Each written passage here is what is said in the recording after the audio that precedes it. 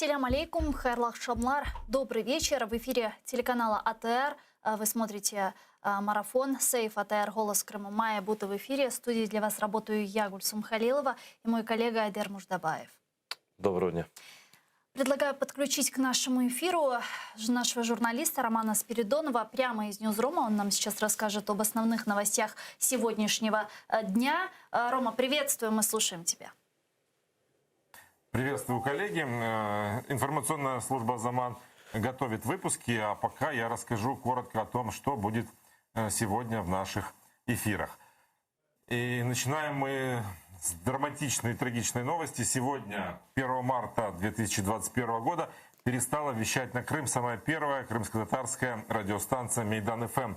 Радиостанция не смогла погасить долги завещания перед провайдером услуг. И, как сообщил генеральный директор медиахолдинга АТР, куда входит Мейдан, Ленур Ислямов, это второе отключение радиостанции за всю ее 16-летнюю историю. Первый раз радиостанцию отключили от эфира российские оккупанты в сентябре 2015-го, когда холдинг переехал на материк, и радио Мейдан возобновило вещание. Это было возможно благодаря поддержке как и украинского государства, украинского народа, так и лично лидера крымско-татарского народа Мустафы Джемилева. И, как заявил Ленур Ислямов, сегодня для всего холдинга АТР черный день. Из-за внутреннего распоряжения Министерства реинтеграции временно оккупированных территорий телеканал АТР не может получить финансовую поддержку из госбюджета, и это ставит телеканал и весь холдинг, а это, я напомню, и детский телеканал «Ляле», и радио «Мейдан», и сам телеканал АТР, и наш сайт, ставит нашу работу на грань закрытия. Оккупационный суд оштрафовал еще одного крымского имама за проведение намаза без так называемой лицензии. Имам Белогорской мечети Муртаза Аблязов теперь вынужден заплатить 15 тысяч рублей за проведение пятничного намаза без удостоверения оккупационного думка. Это уже не первое преследование мусульман, не признающих подконтрольное Кремлю Духовное управление мусульман Крыма и Севастополя, так оно сейчас называется. Известно минимум о 5 таких случаях. И вот по информации правозащитников, оккупанты вынесли уже таких постановлений о штрафах на сумму 1 340 000 рублей. Украинские активисты 28 февраля запустили на админгранице Херсонской области в сторону оккупированного Крыма флаг Украины с посланиями для крымчан. Акция посвящена Дню сопротивления оккупации полуострова. До этого флаг находился в Крымском доме в Киеве, и все желающие могли написать на нем пожелания и обращения к крымчанам. Сам флаг размером 20 на 6 метров, его сшила переселенка и волонтер из Краматорска, ее зовут Оксана Муравлева. Флаг запустили в Крым на воздушных шарах с Каланчака, и он отправился с этими пожеланиями в Крым для жителей оккупированного полуострова. СБУ открыла почти 23 тысячи производств за преступления России против Украины во время оккупации Крыма и Донбасса. Производства открыты по фактам преступлений против основ национальной безопасности и обороны, посягательств на территориальную целостность Украины, а также терроризм во время проведения АТО и ООС. И как отмечается в сообщении службы безопасности, более 7 лет документирует противоправные действия России, и многие эти дела уже переданы в международные суды как доказательство российской агрессии. Кроме того, сообщено о подозрении почти 6 тысячам лиц, более 250 из которых граждане Российской Федерации. Ну и приходят новости из оккупированного Крыма. Оккупационный глава полуострова Сергей Аксенов снова признал, что Крым не справится с дефицитом воды без опреснения морской воды. Оказывается, это выяснил Аксенов, что раньше были не глупые геологи, и рыть Северо-Крымский канал было бы не нужно, если бы в Крыму было достаточно подземных источников воды.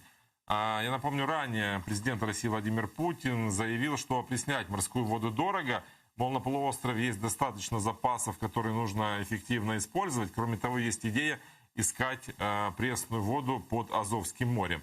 Но Аксенов, вопреки этому, продолжает настаивать на опреснении. Оккупированный Крым уже несколько месяцев живет на режимном водообеспечении. Там почти полностью пересохло большинство водохранилищ. Оккупанты На решение этой проблемы выделили уже десятки миллиардов рублей, но ВОЗ и ныне там.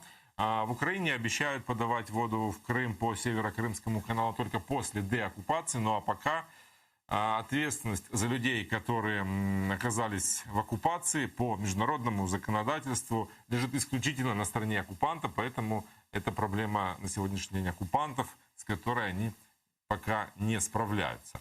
Ну и попытки справиться с ней очень дорого обходятся российскому бюджету. Но это коротко о тех новостях, которые сегодня будут в нашем эфире. Мы еще об этом расскажем подробнее. Смотрите наши выпуски в 19:00 и в 21:00. Коллеги. Спасибо тебе, Рома. Это был наш журналист Роман Спиридонов прямо из Ньюзрума. Не пропустите вечерние выпуски «Замана». И действительно, как отметил наш коллега, Роман, сегодня 1 марта перестала вещать на Крым самая первая крымско-татарская радиостанция Мейдан ФМ. И вот вы видите сейчас микрофон Мейдан ФМ, который мы подняли со студии радиостанции. Такое происходит уже второй раз. Первый раз, это, я помню, было в 2015 году, когда телеканал АТР, детский телеканал «Ляле», радио «Мейдан», первое крымско-татарское радио, оккупационные власти, Российская Федерация, Кремль закрывали и не дали лицензию на вещание. И если тогда, в 2015 году, нам незачем было спрашивать, зачем и почему, потому что и так было понятно, то сегодня я спрашиваю. За что? Ситуацию прокомментировал генеральный директор нашего телеканала и медиахолдинга АТР. Давайте послушаем его. Выглядит так, что вот сегодняшнее руководство Украины допускает такие вещи, которые позволяют выключать 16-летнюю почти радиостанцию крымско-татарскую, которая вещала на Крым. Поэтому это очень печально, скорбно, но будем идти дальше. Мы будем идти дальше уже не первый раз, и мы победим. Мы вернемся в Крым. Крымско-татарский народ не раз доказывал, что мы поднимаемся из пепла, если надо. Следом у нас уязвима это крымско-татарская телекомпания «Ляле», телеканал «Ляле», который вещает на оккупированный Крым, да вообще на весь мир вещает, куда вещает «Спутник». Это 24 часа вещания на крымско-татарском языке под ударом. И дальше следующий под ударом это телеканал АТР. Если мы не сможем пробить финансирование, прям слово вот это пробить, потому что, к сожалению, вот последние 2 года нам приходится через тернии идти к звездам. Как это не печально.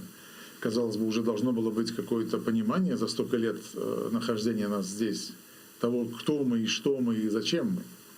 Но это не так. Но у нас есть поддержка украинского народа, у нас поддержка из крымско-татарского народа. Я надеюсь, что нас поддержат. У нас еще пока есть порох в пороховницах в лице того, что мы сможем еще добиться, если потребуется все-таки, если Минтот не услышит и не поймет, насколько все-таки важно не выключать крымско-татарское вещание, то будем добиваться змины до бюджета. Я надеюсь, что тогда отдельно, чтобы нас рассмотрели, если нужны мы или не нужны, включили нас в отдельную строку бюджета. Вот о чем сейчас говорил Минтот, что нас в отдельной строке бюджета нет. И поэтому все эти проблемы у нас. Если нет, то мы уже обратились во все страны письмами в лице посольств, мы обратились в поддержках. У нас есть определенное количество грантов, которые мы подали, заполнили и подали. Мы ждем тоже решения этого.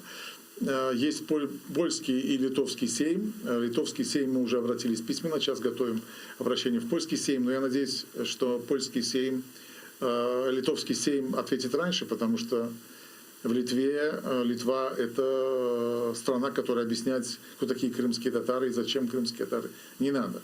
Тем более этот год в Литве вообще год крымских татар, то есть поддержка крымских татар. И я надеюсь, что все-таки они нас услышат. И мы сможем восстановить вещание. Да, история, конечно, феерическая. Вот этот микрофон, он, видите, отключен от штекера вот здесь. Ну, потому что просто не надо. Нет вещания на Крым.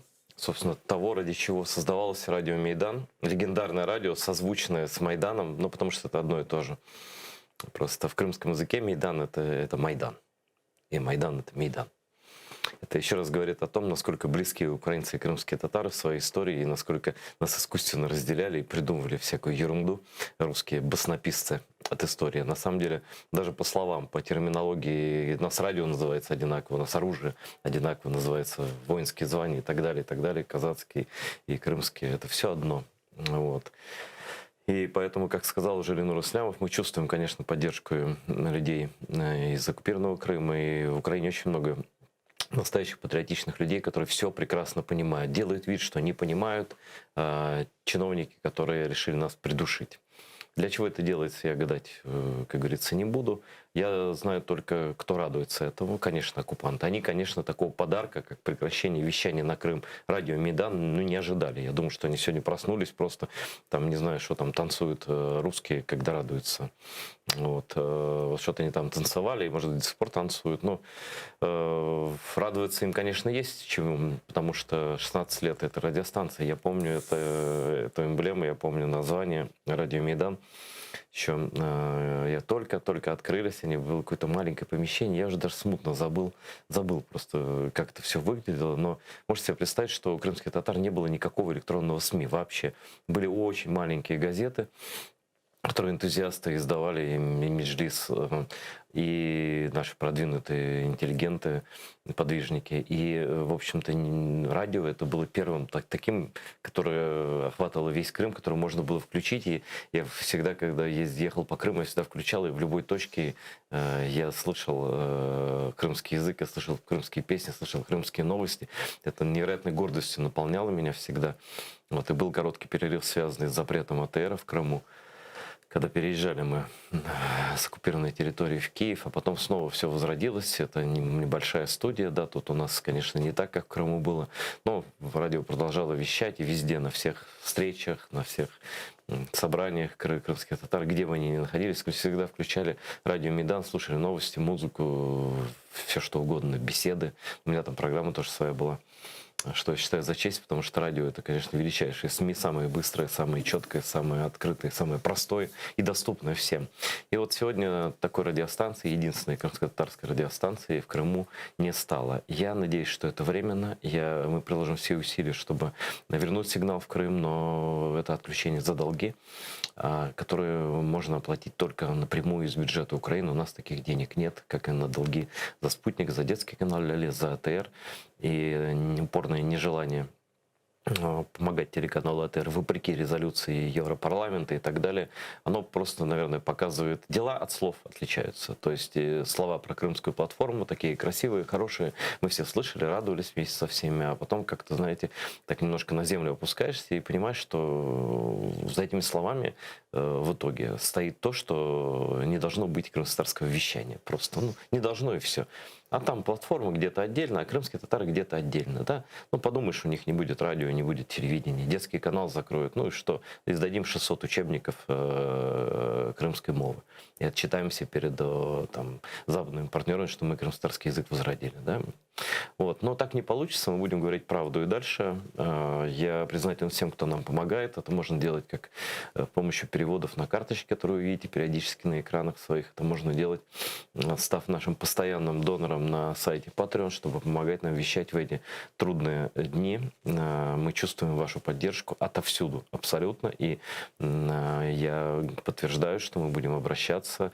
Я уведомил уже об этом и депутатов Верховной Рады некоторых, и ответственных лиц. Мы будем обращаться к Европейскому парламенту в связи с закрытием Мейдана и с ситуацией с АТР, которая не меняется с невыполнением 60-й резолюции об ассоциации ЕС с Украиной, которую Европарламент, собственно, издал по поводу АТР. Вот. Будем обращаться в Сейм Литовской, Польской Республики, Польши и к президенту и парламенту. К литовцам мы уже обратились. Нам деваться некуда. Мы будем просить и наших партнеров, если нас не слышат наши чиновники, о спасении крымско-татарского радио и телевидения как, собственно, языка в широком смысле слова, как голоса крымских татар.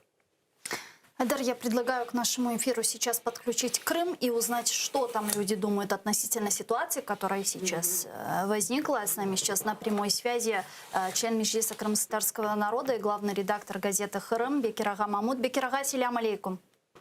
Алейкум салям. Бекир Ага, да, как вы уже услышали, и мой, и Айдера Муждабаева спич сегодня прекратила вещание радиостанции Мейдан ФМ. Что это означает для вас? Что это означает для Крыма? Знаете, так получилось, но поскольку мы родственные СМИ, я присутствовал на самом моменте, вот, скажем так, торжественного открытия редакции «Мейдан». Это было в феврале 2005 года, да, вот уже 16 лет получается. И сама эта церемония открытия прошла очень трогательно. Я помню выступление Рифата Чубарова и тогда первого главного редактора Наджи Фими. И на этой же церемонии присутствовала и выступила старейший наш работник радио, который еще до войны на крымском радио работала. Это Фатиме Апте, супруга нашего писателя-классика Шамиля Алядина. Она тоже очень сказала теплые слова, что-то, конечно, высказала очень сердечные пожелания Мейдану. Бекир Ага, извините, Бекир Ага, я попрошу чуть-чуть опустить камеру, пожалуйста, если можно. Да, вот сейчас мы видим вас лучше. Сагул нас, продолжайте. Поэтому сам этот день был исторический. Знаете, к тому времени в Крыму существовало, ну я не знаю, наверное, 15-16 FM-радиостанций, а нашего национального радио не было. И это было, ну, как-то дико даже просто. Как это так? Да, вот наше национальное сообщество, коренной народ этой земли, тоже не с помощью государства, а вот так вот в порядке частной инициативы вынужден решать эту свою медийную проблему. Я очень любил ходить, знаете, первое время редакция располагалась, извините, я чуть-чуть, да, потом перейду ближе, конечно, к семейной ситуации. Прямо вот в Крыму, в Симферополе, вот эта знаменитая почти метровая вышка, и Мейдан располагался прям в непосредственной близости от этой лестницы, которая поднималась к Мейдану, можно было перешагнуть на детали этой антенны, и мне казалось, можно было влезть наверх. И мы даже сочувствовали, говорили, наверное, надо быстрее уходить, потому что непосредственной близости от этой антенны жить. Короче, у меня самые теплые воспоминания с началом работы Мейдана, тем, как он набирал силы, обороты, популярность. Мне показалось, в какой-то момент он вообще все остальные СМИ в Крыму.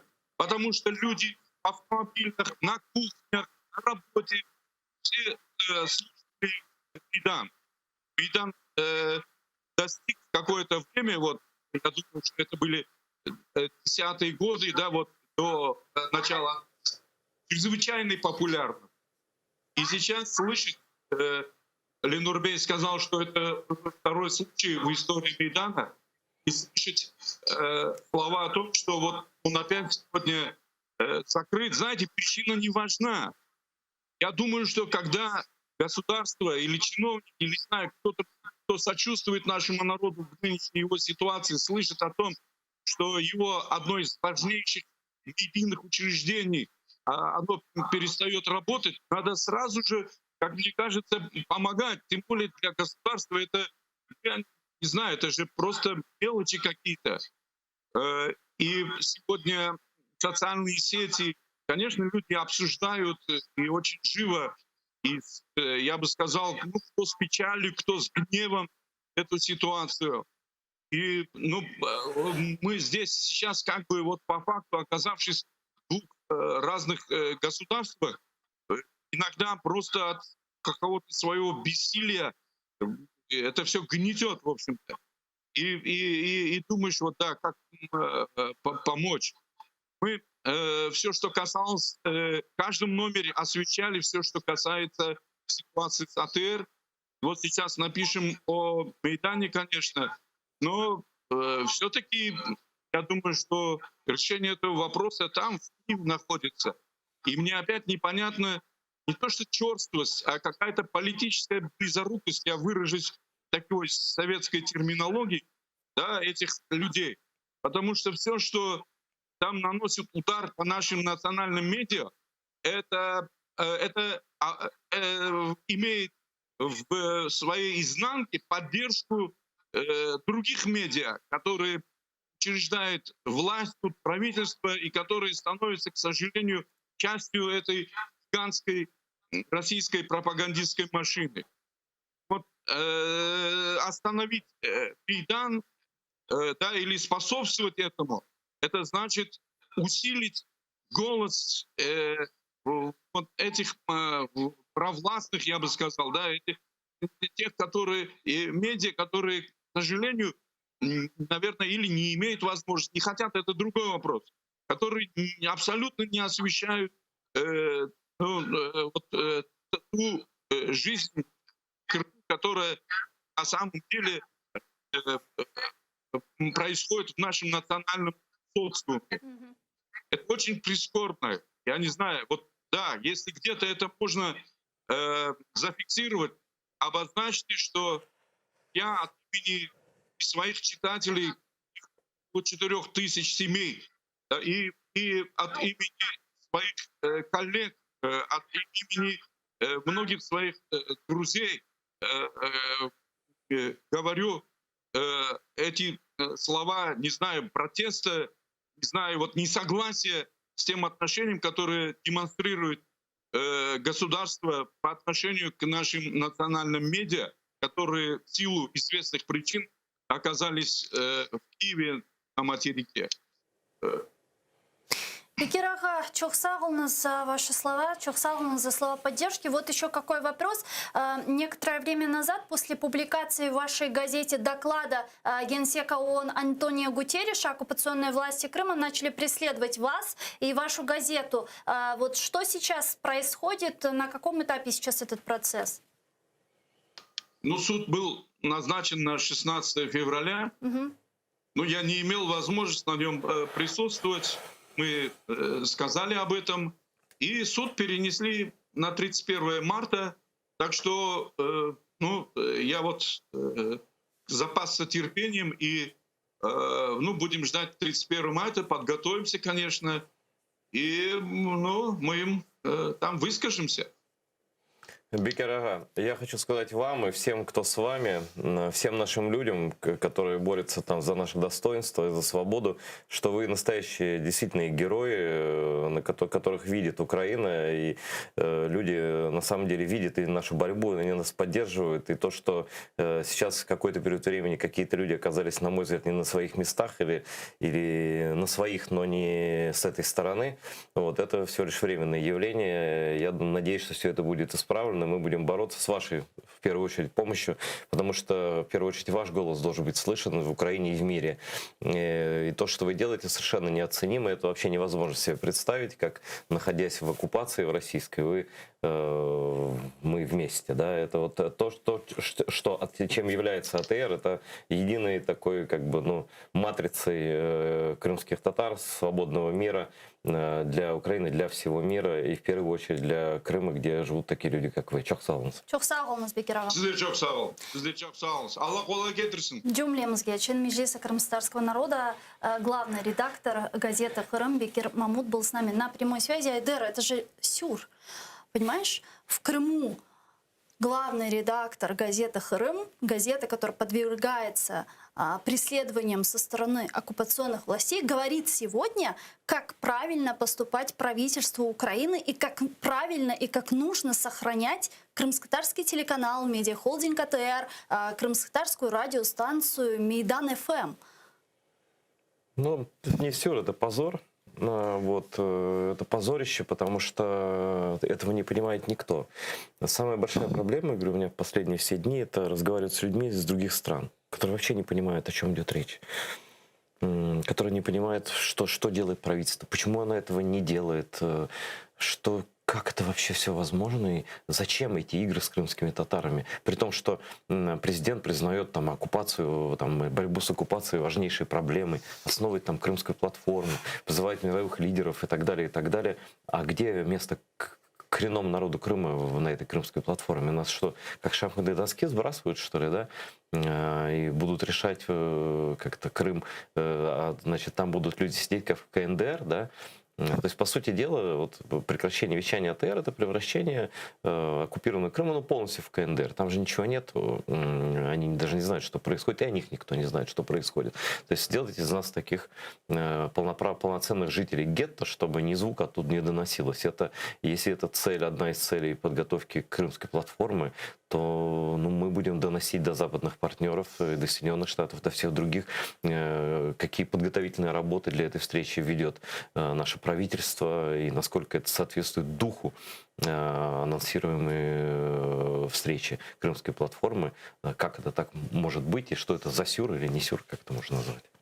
Ну, а я хочу сказать спасибо всем тем, кто нас поддерживает. Вот один из наших зрителей отправил на карту телеканала АТР в помощь 20 евро. Спасибо вам большое. Я так понимаю, что наши литовские друзья большое. уже не в первый раз нас поддерживают. Спасибо вам большое. А с нами сейчас на прямой связи, как нам подсказывают редактора, Константин Матвієнко, політичний оглядач, громадський діяч, публіцист. Пане Константине, вітаємо вас.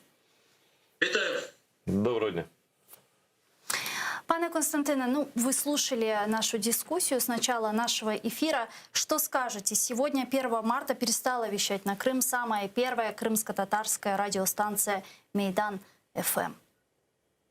Я наскільки розумію, ця проблема є передусім фінансовою, і справді джерелом покриття цих видатків може бути державний бюджет України. Отже, у цієї проблеми, очевидно, є, як колись казали, прізвище і ім'я. Тобто, хто в уряді несе відповідальність за те, що ці кошти не були передбачені, хто, відповідно, несе відповідальність за те, що перестало промовляти радіо і під загрозою АТР. Просто треба, як на мене, називати прізвище. Хто конкретно, чи це міністр культури і інформації, чи це котрийсь з віце-прем'єрів. Тобто, очевидно, треба мати відповідь на це питання. Хоча в кінцевому рахунку відповідальність на прем'єр-міністра, який відповідає за весь уряд. Так, я погоджуюсь з вами. Тобто, зрештою, це відповідальність пана Шмигаля тут безумовно. І коли там ми з західними колегами спілкуємося, вони кажуть, а що голова уряду, він має якусь думку щодо цього? Ну, поки що ми не чули жодної думки з вуст пана Шмигаля. Тим часом, ось сьогодні, з понеділка, радіо «Мейдан ФМ», найстаріше і найкрутіше, я б сказав, кримсько-татарське ЗМІ, яке є частиною невід'ємної каналу АТР, припинили мовлення на Крим. Ну, через те, що просто провайдер сказав, ну, я більше не хочу вас транслювати туди. Немає нічого особистого, тільки бізнес і все. Очевидно, що у провайдера теж немає коштів на те, щоб транслювати. Отже, це має справді, як було сказано в вашому ефірі вже сьогодні, що це має, бо це невеликі кошти для державного бюджету України. Отже, держбюджет це мав би покрити і не створювати цієї проблеми. Кому это все выгодно? Ну, передусім, знову таки відповідь звучала в вашому ефірі. Передусім, це вигідно окупантам. Ви сказали, що невідомо, що тепер росіяни будуть танцювати через те, що припинилося мовлення. Крім того, я думаю, що і внутрішні сили в Україні, тобто ті сили, які орієнтовані тим чи іншим чином на Російську Федерацію, на режим Путіна, так само, я думаю, виступають за те, щоб такого мовлення не було. Скажите, пожалуйста, как вы видите, что должны делать, не знаю, общественные организации украинские? Ведь нам же не должно быть все равно друг до друга, да? Нас уже поддержали многие, но вот знаете, как об стенку горох, честно говоря. Хотя и канадцы Украины, и Пен-клуб, и много уважаемых людей и так далее, но наша особенность, видимо, нынешней власти такая, что они, в общем, совершенно занимаются таким игнором. Ну, просто, знаете, меня спрашивают там западные дипломаты, вплоть до министра, говорят, а что, никакой реакции не было? Что? Я говорю, нет. Они публично обещают, что мы все проблемы решим, вообще никаких проблем, это все и технические какие-то вещи, все решим, ничего не решается. И такое полное молчание, я даже не знаю, с чем это сравнить, да? Вот поведение такое, их нет здесь, да? То есть нас нет или их нет. Розумієте, це очевидний прокол влади. Тобто те, що припинилося мовлення, це просто, крім усього іншого, там технічні питання, фінансові питання, це ще і політична помилка влади. І владі цю політичну помилку, очевидно, дуже важко визнавати. Ви запитали, що мають робити громадські організації. Ну, в Україні величезний досвід і волонтерського, і добровольчого руху, і є різні способи, яким чином доносити до влади позицію громадськості. Ми кожен день бачимо, як свою позицію доносять ті, хто допомагають фізичним особам-підприємцям, чи ті, хто зараз задіяні в той чи інший спосіб в справі Стерненка, чи в справі, яка зараз розглядається щодо вбивства Шеремета. Тобто в Україні є цілі інструментарії того, яким чином запропонувати владі ефективний і інтенсивний діалог на предмет вирішення подібних питань.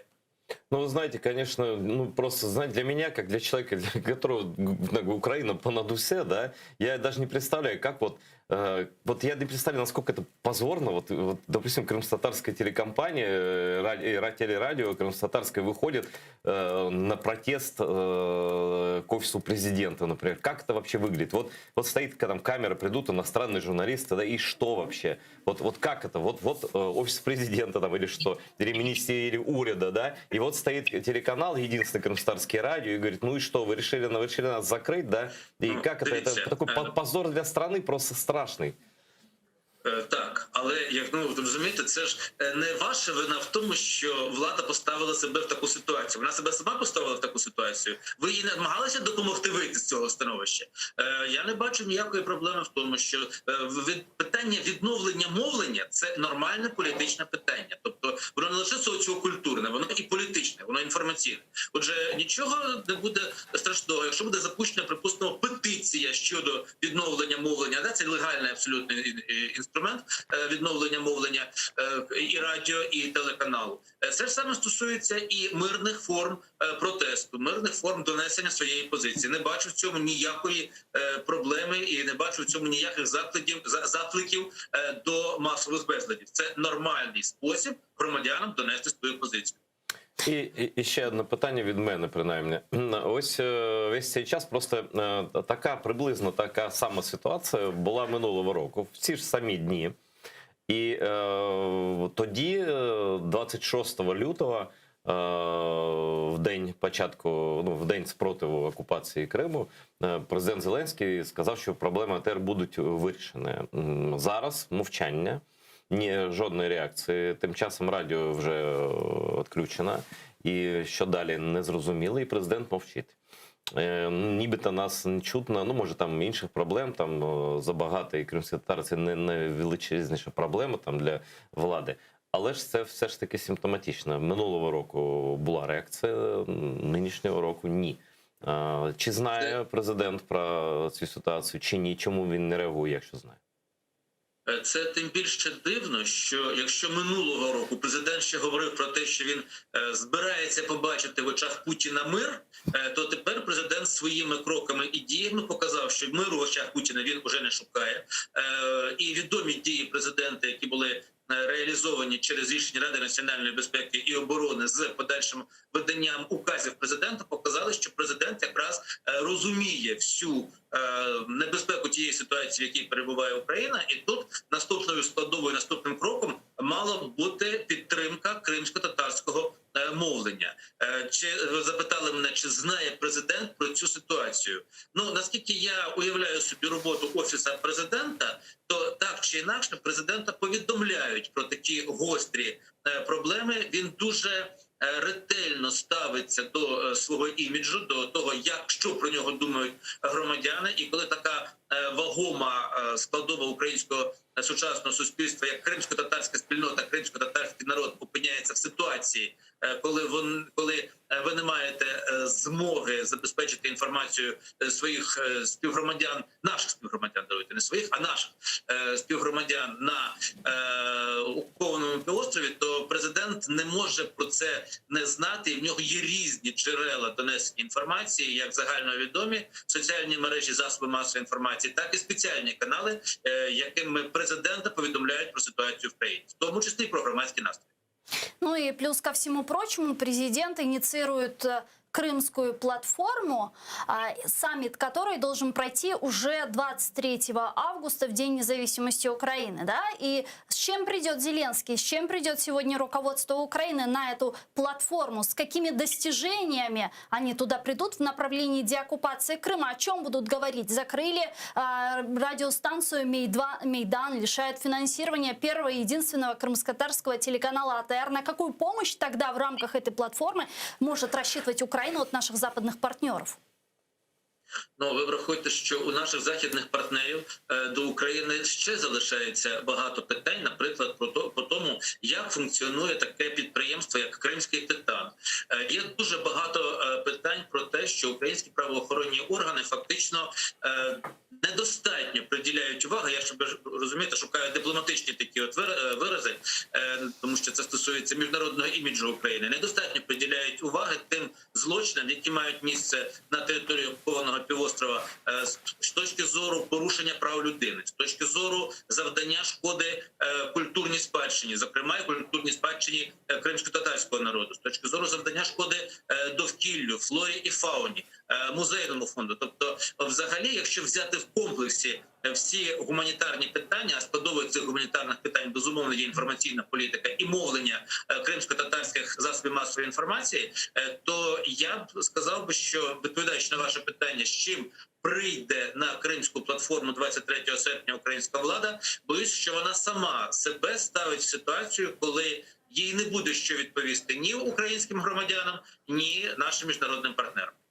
Дякуємо дуже, пане Константине. Дякуємо. Чохсах у нас Константин Матвієнко, політичний оглядач, громадський діяч, публіцист, був з нами на прямому зв'язку. Айдар, все же я хотела сегодня в рамках нашего эфира еще обсудить ряд насущных вопросов, Да, в том конечно, числе ситуацию с водой на территории оккупированного полуострова. Там в Крымском оккупационном министерстве с ЖКХ обновили данные наполняемости водохранилищ полуострова, 2 из которых истощены, пройдя отметку «мертвый объем». Так, по данным ведомства, на 26 февраля 2021 года полностью истощены запасы Симферопольского и Загорского водохранилищ. Глава оккупационного предприятия «Вода Крыма» Владимир Баженов сообщил, что 1 марта планируется запуск второго водовода Веселая Дзержинского, из-за чего в 3 районах Симферополя резко ухудшится качество воды. Об этом он сказал на оперативном штабе по проблемам водоснабжения Крыма. Давайте послушаем его. К сожалению, притоки совсем не балуют. Например, за истекшие сутки мы получили меньше 400 тысяч кубов воды. При этом за февраль месяц уже могу доложить точные цифры. С поверхностных водоисточников в город было поднято 1 миллион 247 тысяч кубов, а из скважинных 2 миллиона. А вот оккупационный глава Крыма Сергей Аксенов убежден, что гарантировать стабильное водоснабжение на полуострове можно только построив опреснитель морской воды. Об этом он сказал сегодня на заседании этого же оперативного штаба. Давайте его послушаем. Выход с точки зрения гарантированного водоснабжения Республики Крым, стопроцентная гарантия – это только опреснение. Другого пути нет. В Советском Союзе были не так глупы геологи. Северокрымский канал не было бы необходимости здесь рыть, если бы здесь были подземные источники воды. Обращения поступают, в том числе из Ялтинского региона, по поводу того, что опреснение – это вредно. Вреда точно никакого нет, прямых противопоказаний нет. Другое дело – подготовка этой воды.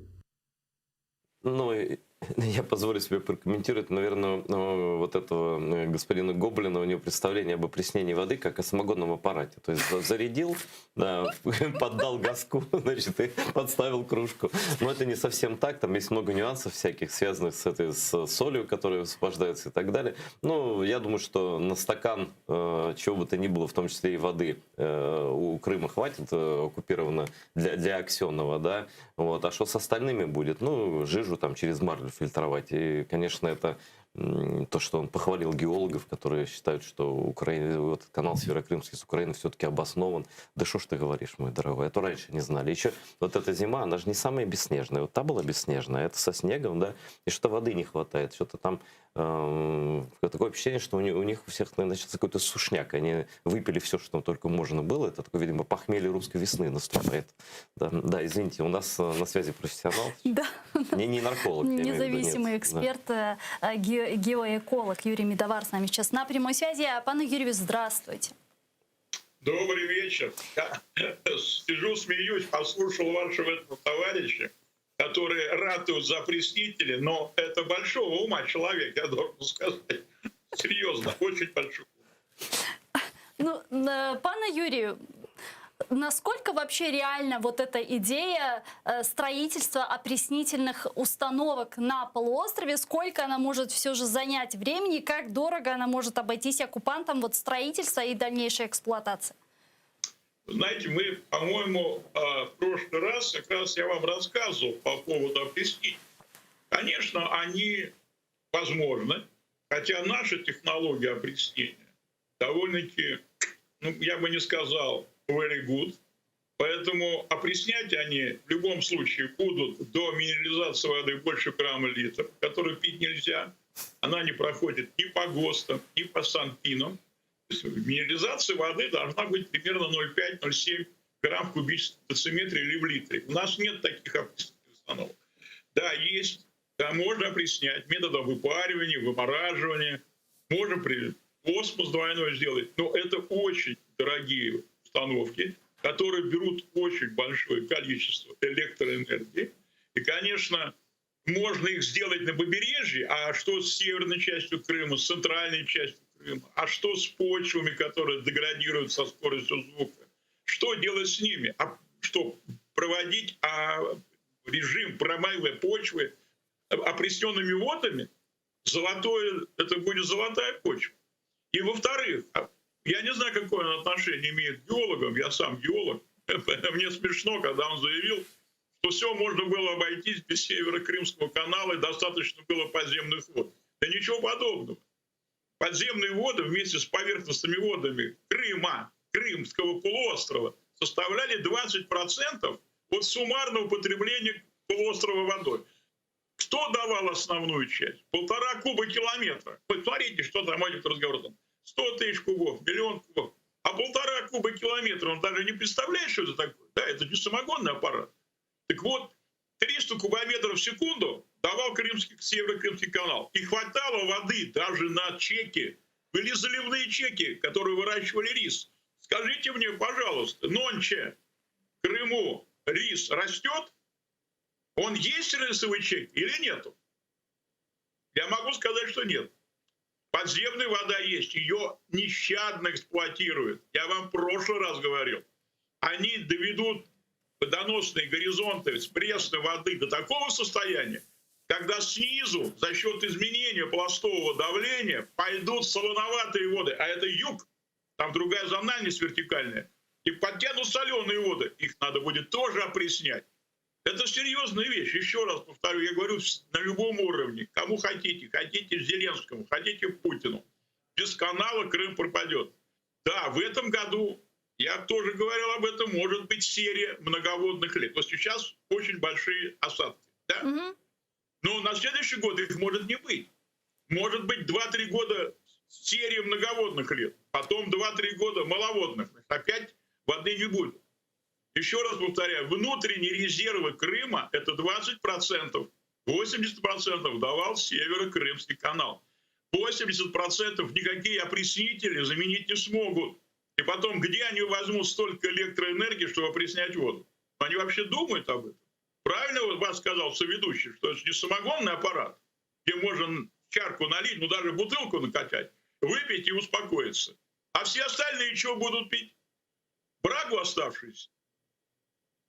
Скажите, пожалуйста, а вот начиная с... Ведь канал перекрыли в 2014 году. Это было в мае, по-моему, 2014 года. И какое-то время вроде бы там как-то они весело, бодренько там отчитывали, что все у них нормально, они без этой воды обходятся. Потом одна зима, вторая, третья, четвертая, сейчас уже 7-я зима, да, прошла. И вот и сейчас ситуация вот хуже, чем во все остальные годы, значительно, да. Это имеет место, какой-то накопленный эффект вот этого высасывания воды, это имеет место, влияет, вернее, такое увеличение нагрузки людской, военной, промышленной на Крым. Какие факторы привели к такому вот безвыходной ситуации, о которой вы говорите? Ну, правильно, когда был канал, были наполнены водохранилища, был создан запас. Ну, вот, представляете, как транзит газа через Украину. Они наполнили хранилище, потом перекрыли газ. В какое-то время газ есть в хранилищах, его можно использовать. Тут то же самое. Они эксплуатировали водоносные горизонты, да? Но достаточно разумно. То есть они не понижали уровень, воронки депрессии не развивались так, как они развиваются сейчас, за счет того, что воды больше взять неоткуда. То есть они срабатывают основные водоносные горизонты. Дальше. За счет того, что нет поливного земледелия, у нас идет испарение, примерно есть критическая глубина, откуда идет испарение, это 4 метра для юга. Вот. Падает уровень грунтовых вод. Они садятся за счет того, что при распределении давления и грунтовые воды стали питать те напорные, загрязняя, кстати. Значит, соответственно, происходит засоление почв. Почва превращается в солончаки. Промывного режима нет. Где его взять? Вот же брали его из канала, а канал сухой. Поэтому, эксплуатируя нещадно подземные воды, они же не понимают, что надо считать. Надо подумать, что будет дальше. Если вот сейчас хорошо, за счет осадков зимних они наполнят. А если будет серия маловодных лет, а уже накопления от того канала, который был, нету, где они будут брать воду? Значит, они будут бурить параллельно скважины в тот же водоносный горизонт, чтобы повысить расход, повысить дебет. Но у вас есть одна скважина, она была с одним определенным расходом. Но расход стал падать. Мы бурим 5 скважин, в каждой скважине расход падает, но суммарно увеличится. Это самообман. То есть они уничтожают подземную воду. Ну, давайте подождем. Обратите внимание, что уже закрыли проблему Азовского моря. Помните, мы говорили, что там Путин, ему доложили, что нашли там подземное море. Ну да, все, закончился, да, Азовское море закончилось. Все нормально, там с водой все хорошо, никто ее добывать не будет. Вот в чем дело. Поэтому, еще раз повторяю, конечно, спасение Крыма – это вот такой объем воды. 1,5 кубокилометра. Вы представляете Иваньковское водохранилище в России? Первое, старейшее водохранилище в России, у нее объем 1,22 миллиона. 1,22 кубокилометра. То есть Крымский, Северо-Крымский канал давал объем больше, чем у водохранилища, которое создано как водоснабжение города Москвы, как Московское море. Это вот то водохранилище, которое может снабжать всю столицу России, да? Угу. Ну да, конечно. Ну, величина потрясающая. Ну, а тут еще больше. Ну, я вам еще раз хочу напомнить. Вот, я и говорил, что такое 300 кубов в секунду. Это 5 железнодорожных цистерн, ну, представляете, да, 60 кубов. Вот таких 5 цистерн выпускают воду каждую секунду. Вот каждую секунду 5 цистерн льет воды. Вы можете представить, могут опреснители сделать, чтобы в каждую секунду было 5 железнодорожных цистерн опресненной воды? Ну, как вы думаете? Ну, нет, конечно. Даже в 10 раз меньше не могут, конечно. Ну и плюс для этих опреснительных установок, насколько я понимаю, требуется зарубежное оборудование, не так ли? Учитывая последний скандал с Сименсом, вряд ли приходится рассчитывать на то, что все же западные компании будут предоставлять такие услуги. Давайте я вам, как помните знаменитую фразу Мимино, я один вещь скажу, только ты не обижайся, да? Во-первых, лучшие в мире опреснительные установки не в Европе, не в Сименсе, а в Израиле. Они сделали ноу-хау и опресняют воду из Средиземного моря до питьевой кондиции. То есть, понимаете, у них минерализация примерно в 0,7 граммов в кубическом дециметре. Такого больше нет нигде. В СССР были опреснители, да, вы помните, был этот Мангышлак, вот туда, Краснокаменск, со стороны Туркмении. И там были опреснительные установки. Но Пить воду нельзя было. Я помню, привозили танкерами воду из Баку и разбавляли, чтобы она доходила до питьевой кондиции. Мы не можем опреснить ее меньше грамма в литр. Вы понимаете, да? Это Ну да, серьезно. конечно, понятно, да. А кто будет? А вот Израиль, что я боюсь, что он нам не отдаст это ноу-хау, это золотой дом. А вот, Они знаете, держат я еще... в себе. Вот еще что я хотела спросить. Время от времени Аксенов акцентирует внимание на необходимости строительства опреснительных установок. Хотя при этом сам Путин и Хаснуллин говорят о том, что они скептически вообще относятся к этой идее. Почему все же, по-вашему, Аксенов так активно педалирует этот вопрос? Вы же можете на этот вопрос ответить сами. Вы понимаете, сколько это стоит? И если он пропедалирует опреснители, значит, пойдут дополнительные деньги. Это не рубль и не два. Это миллиарды.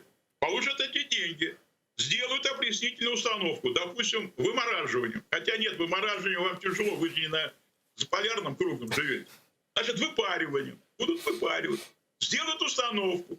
Помните, кто там? Сечин привез Путину бутылочку с нефтью. А Авак привезет ему бутылочку с опресненной водой. Подарит Путину. Так и будет. Но это колоссальные деньги, между прочим. С чего мы начали? Самогонный аппарат такой огромный можно построить, змеевик такой большой, да? Это может, кстати, даже быть объектом современного искусства. А сверху Авакова посадить, пускай гонит. Это музей современного искусства. Аксенов сидит наверху, да? Значит, там, конечно, мне кажется, верх этого аппарата должен быть памятник Путину. Вот, значит, это святое. Нет, я пишу, пускай Путин меня простит, я считаю, что вместо Путина мавзолей. Вы что, это такой общественный деятель, таких в России не было. Я считаю, что только мавзолей. Не, только мавзолей. А вы точно геолог, а не философ? Нет, я геолог, но в свое время сдавал кандидатский минимум марксистско-ленинской философии. И очень любил читать философские работы Ленина. Правда, их нету, но я их находил. Я считаю, что это прекрасно. А вы знаете, меня жизнь сводила периодически с геологами такой старой закваски, наверное, еще на поколение раньше, чем вы, они такие все философски настроенные люди. Видимо, вот как-то геология, она в основном же в бывшем СССР была такая суровая, северная, и эти люди такие привычные ко всему, они к жизни относятся по-другому, чем такие, знаете, потому что они полгода в год в экспедиции, вылезая из палатки, вы понимаете, да, все с бородой, с гитарой, с ружьем, чтобы медведь там его не задрал. Да, конечно, экспедиция, а там философия. А что делать? Вот маленький коллектив, который полгода находится в каком-то месте, допустим, в Восточной Сибири. А как быть? Будешь философ. Это точно. А скажите, я просто когда был за Уралом, также вопрос такой чисто лирический, я очень много встречал там людей из Украины, да, которые туда переехали, газопроводы строить еще в советское времена, геологов тоже, да. Это действительно, что Западная Сибирь вообще, по крайней мере западная, она освоена, это, вообще говоря, Украиной во многом? Нет. Когда был СССР, вы знаете, я даже когда занимался переброской северных рек на юг, вы помните, была проблема века. Так это вы занимались? Мне кажется, это Лужков занимался этой проблемой. Не, это мы занимались. Ага. Еще в 80-е годы. Так я встречал в Вологде, это Вологда, север, да, болгар, они строили газопровод «Дружба». И украинцы были, и болгары были, все были. Тогда же, кстати, никто и не знал, кто-то украинец, там, татарин, русский или белорус. Вообще никто не заморачивался. Серьезно. И они все вместе построили, да. К сожалению, они строили, а теперь вот что получилось. Дякуємо вам. Спасибо большое. Очень интересно. Спасибо за ваше включение. Спасибо. Давайте, Юрий главное, Медовар, берегите себя. независимый Спасибо. эксперт, геолог, был с нами на прямой связи. Я хочу перейти к следующим новостям. Президент США Джозеф Байден заявил, что его страна никогда не признает аннексию украинского полуострова Крыма России, и США вместе с Украиной будет противостоять агрессивным действиям РФ. Вот что он сказал.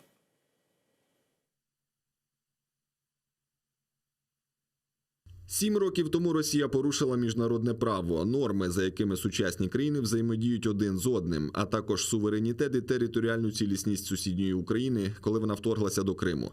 Сполучені Штати продовжують підтримувати Україну і її союзників, і партнерів, як із самого початку цього конфлікту. У цю похмуру річницю ми підтверджуємо просту істину. Крим – це Україна. Сполучені Штати не визнають і ніколи не визнають анексію півострова Росією, і ми будемо разом з Україною протистояти агресивним діям Росії.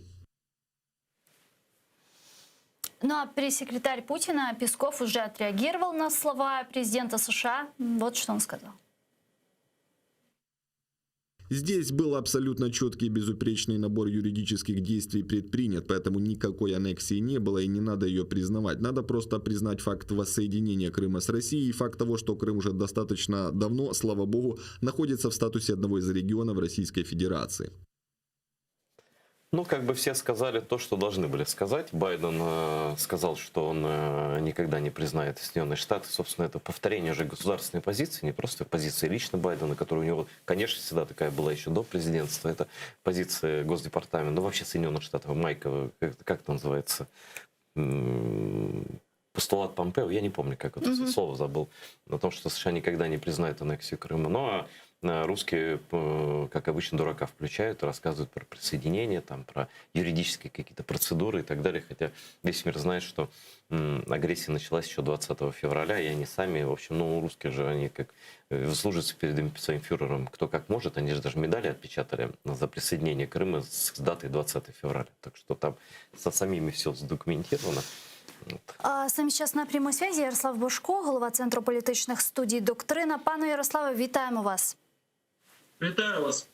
Пане Ярославе, ну вот эти заявления Джозефа Байдена, это вот такой ритуальный процесс высказывания своей позиции, недовольства, высказывания поддержки, или же все-таки с приходом его администрации вот это каким-то образом приведет уже к практическим действиям, практической реализации вот этой поддержки, о которой говорили выше? Ну, знаете, позиция Соединенных Штатов по Крыму, она не зависит от персоналей. И была аналогичная, на самом деле, попытка российской стороны через ряд украинских лояльных к России политиков продвинуть в свое время нужный России план по Крыму еще при Трампе через такого себе Артеменко и генерал-лейтенанта Флинна, заподозренного в шпионаже в интересах Российской Федерации. Оно не удалось тогда.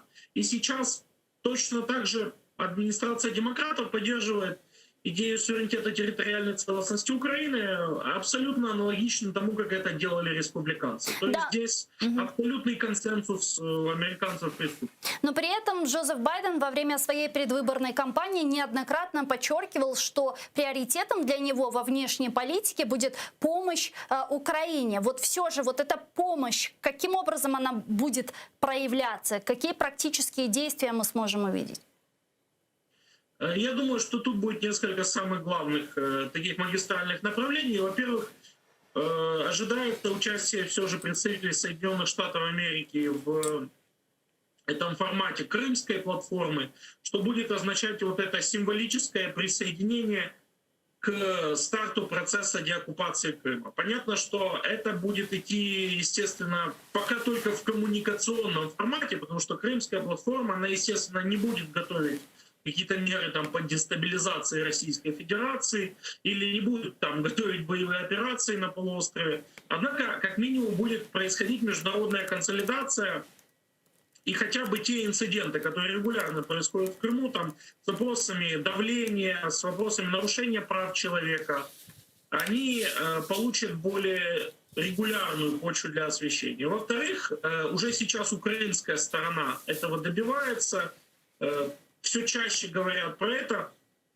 и будет шанс поставить этот вопрос, когда в Киеве появится посол, о том, чтобы США рано или поздно включились еще и в переговорный формат по Донбассу. Вот это два приоритетных направления, которых можно будет ожидать от демократической администрации, опять же, если Украина со своей стороны все сделает так, как планировалось. Ярослав, у меня такой вопрос, на который у меня нет даже версии ответа. Я поэтому хотел бы от вас услышать Почему президент Байден уже даже поговорил с Путиным, да, это был не дружеский разговор, но он состоялся. И до сих пор нет информации о разговоре с президентом Украины. Что мешает, что это за дипломатические игры какие-то, что они хотят дать понять этим. Ну, потому что такое случайно не может быть, наверное, это уже довольно долго, с момента инаугурации больше 1,5 месяца прошло. Знаете, я тут обращу ваше внимание на ту ситуацию, из-за которой в вихрь импичмента, точнее попытки его туда, попытки импичмента попал Дональд Трамп. Он как раз касался эпизода, в котором якобы президент Зеленский по телефону обсуждал с президентом Трампом вопросы сбора компромата и открытия дела против Байдена. Конечно, в завуалированной форме. Потом это все вылилось в скандал большой, независимо от того, что действительно подразумевали стороны. Однако такая черная тень недоверия, подкрепленная потом и историей с пленками Деркача, и участием в ней члена правящей фракции на тот момент Дубинского, она, безусловно, очень ударила по авторитету президента Зеленского в глазах демократической партии и посеяла определенную токсичность. Плюс ко всему, проблема также и в том, что в Киеве до сих пор нет посла США, нету человека, который может выступать высокого уровня коммуникатора между США и Украиной. И получается так, что, по сути, даже готовить какую-то почву для этого звонка, по сути, какие-то предварительные данные было некому. Поэтому мы ожидаем, скажем, потепления уже на уровне там, госсекретаря Блинкена, там, Виктории Нуланд. Но по поводу звонка самого Байдена Зеленскому, как мне кажется, для него еще нужно провести очень большую подготовительную работу и восстановить доверие. Но помните, на прошлой неделе в офисе президента заявляли, что уже готовят телефонные разговоры президента Украины с президентом Америки Джозефом Байденом. Вот давайте попробуем представить, о чем они будут говорить. Ну, во-первых, они будут говорить, безусловно, про политику реформ, про антикоррупционные вопросы, про вопросы демонополизации украинской экономики, то есть серьезного удара по олигархам. Это отчасти те пункты, о которых писал недавно свою статью Курт Уолкер, бывший спецпредставитель США по Украине. Он там описал ряд важных пунктов. Безусловно, там основных магистральных два направления. Вопросы национальной безопасности и обороны.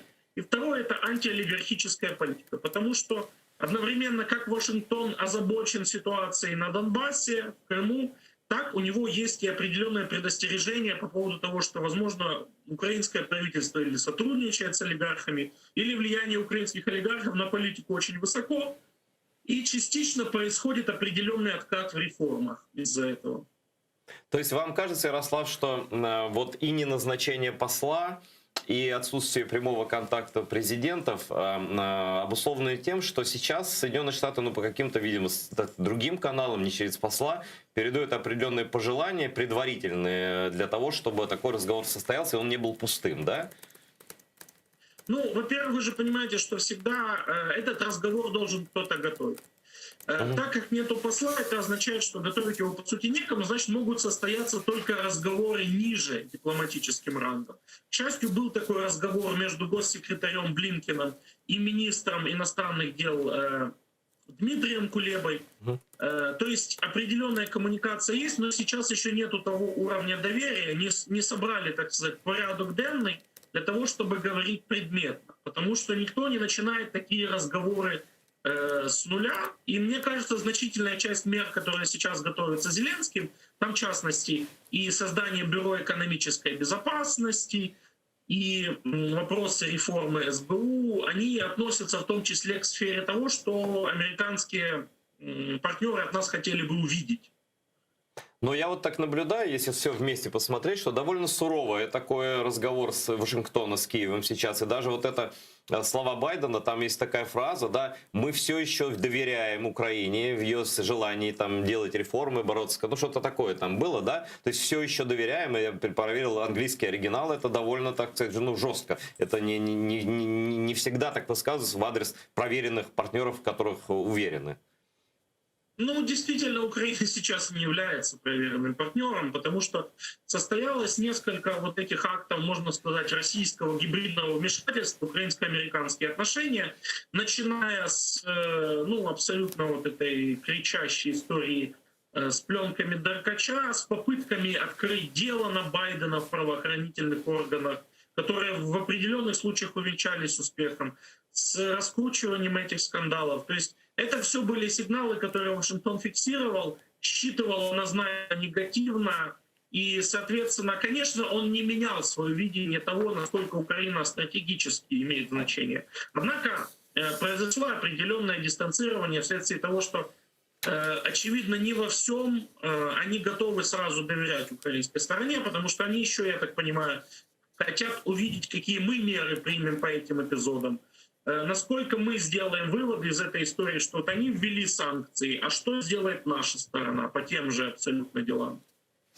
Спасибо вам большое. Спасибо. Дуже дякуємо, пане Ярославе. Ярослав Божко був з нами на прямому зв'язку, голова Центру политических студий «Доктрина». Тем временем послы стран Европейского Союза утвердили решение о введении санкций против российских граждан, причастных к аресту и осуждению оппозиционера Алексея Навального. Об этом написал на своей странице Twitter журналист Рикард Джосвик. Вот что он написал. Давайте послушаем вместе. Посли ЄС дали зелене світло першому в історії списку за новим режимом санкцій ЄС щодо захисту прав людини. Ймовірно, у ньому 4 особи з Росії відповідальні за ув'язнення Навального. Він буде опублікований в офіційному журналі ЄС завтра. Напомню, что ожидается, что под санкции попадут глава Следственного комитета РФ Александр Бастыркин, генеральный прокурор Игорь Краснов, глава Росгвардии Виктор Золотов и глава Федеральной службы исполнения наказания Александр Калашников. С нами сейчас на прямой связи российский политический деятель Леонид Гозман. Пане Леониду, витаем вас. Здравствуйте. Витаем. Приветствую. Алло? Да, я слушаю. Да. Скажите, вот насколько те санкции, озвученные выше, они все же эффективны и существенны?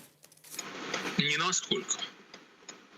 Не насколько. У нас есть такое выражение, говорят, мы все думали, он злодей, а он Чижика съел. Они Чижика съели. Значит, санкции по поводу людей, которые, так и так вообще не имеют никаких перспектив на Западе, они ничего не меняют. Санкции повлияли бы в том случае, если бы это было, я не знаю, путинские олигархи, понимаете, путинское правительство в полном составе, администрация президента в полном составе и так далее. Тогда бы это повлияло, а так это не влияет. Вот. Потому что на самом деле, и причем, конечно, Евросоюз делает какую-то странную ошибку, потому что они говорят, что они принимают решения по тем людям, которые непосредственно ответственны за что-то. Окей, они непосредственно, а опосредованно. Понимаете, большая часть таких решений, как посадка Навального и все прочее, они же принимаются не на бумаге, они принимаются на словах. И понятно, кто их принимал. Поэтому, конечно, это не санкции, а так. Леонид, приветствую. Айдар Муждабаев. Я хотел бы сказать просто, что я согласен абсолютно. Айдар, вообще... чуть громче говорите. Да, я абсолютно согласен, что персональные санкции против людей, которые просто как роботы подчиняются Путину, можно их хоть заочно к расчленению приговаривать, и это ничего вообще не изменит, потому что у них рядом шеф и царь, бог и фюрер. Да, и конечно. А говорит ли вот такая реакция, то есть когда все сводит к персональным санкциям, для меня все понятно. Это очередное, давайте протянем ноги, руки помощи России, не помощи, а понимание, попробуем еще раз поговорить. Значит ли это, что дело с отравлением Навального и с его увязнением, заключением в тюрьме сошло на таких тормозах на уровне озабоченности со стороны Запада, а серьезных санкций таких экономических не будет? Значит, я не знаю, будут ли экономические санкции. Дело в том, что, знаете, допустим, президент Франции, канцлер Германии, президент США отвечают за собственные страны. И они не могут ради восстановления справедливости у нас ставить под удар собственные интересы, интересы собственных граждан. Это демократические страны, и, в общем, граждане им такого мандата не давали, понимаете? В России безобразие, где-то в Африке тоже безобразие. И чего? И, в общем, свои интересы ближе. Вот. Но я думаю, что на самом деле последствия очень серьезные. Дело в том, что посадка Навального и вообще все это безобразие, которое вокруг него творится, еще раз показывает, что Российская Федерация не инфант-террибл мировой политики, с которым надо как-то договариваться, а серьезная угроза. К угрозе относится как к угрозе, а именно военная подготовка. Она будет, и она уже проводится достаточно серьезно, понимаете? А значит, гонка вооружений. А гонки вооружений не выдержал Советский Союз, который был сильнее в 20 раз, чем Российская Федерация. Нет, последствия будут. Возможно, не такие, как нам бы хотелось. Леонид, а что вот касается Северного потока? У меня, например, есть ощущение такое, да, что, в принципе, Навальный для чего нужен Путину? Ну, по большому счету, он ему в России не нужен, да, и, наверное, он был готов его обменять, но на кого-то или на что-то. Вот у меня есть две версии. Либо он хочет доторговаться там до Северного потока и под эти договоренности все-таки до запуска этого проекта отпустить Навального, да, там, ну, как он сделал с Ходорковским. Либо найти там персонажа, ну, условно, уровня Бута, такого близкого к власти российского человека, не обязательно его, но в принципе, да, и сделать историю с ним, как историю с Владимиром Буковским когда-то, которого на Карвалана обменяли. Вот насколько вероятен такой торг подковерной со стороны Кремля, и какова дальше будет судьба Навального, на ваш взгляд? Ну, смотрите, а вы говорите, поменять Навального. Во-первых, Навальный не хочет, чтобы его меняли. А это никто не спрашивал у Буковского мнения, посадили в самолет и отвезли, и все. Понимаете, что дело? Посадили, отвезли. У нас тогда в Советском Союзе, в нашей общей с вами замечательной стране, была такая мера воздействия, как лишение гражданства. Сейчас в России такого нету. Ну хорошо, вывезут Навального там куда-нибудь, я не знаю, в Буркина-Фасо, да? А он оттуда вернется и будет говорить: я гражданин России, пустите обратно, да? То есть скандал останется. То есть это, может быть, и можно сделать, если там через какое-то время заключения по этому приговору. По-другому, я думаю, что ему еще что-нибудь дадут. Навальный устанет, сломается, не дай бог, и захочет уехать. Тогда да. А сейчас нет, сейчас это невозможно, мне кажется. Кроме того, скажите, Айдар, а вы что, правда думаете, что тем людям, которые на Западе принимают серьезные решения, им так важно, чтобы Навальный был на свободе? Ну, собственно, опять же, не гражданин, он чужой человек. Но он страдает и страдает. Они ему сочувствуют, наверное. Но это не значит, что они пойдут на какие-то жертвы ради него. Поэтому я что-то не очень понимаю, как тут можно обменять.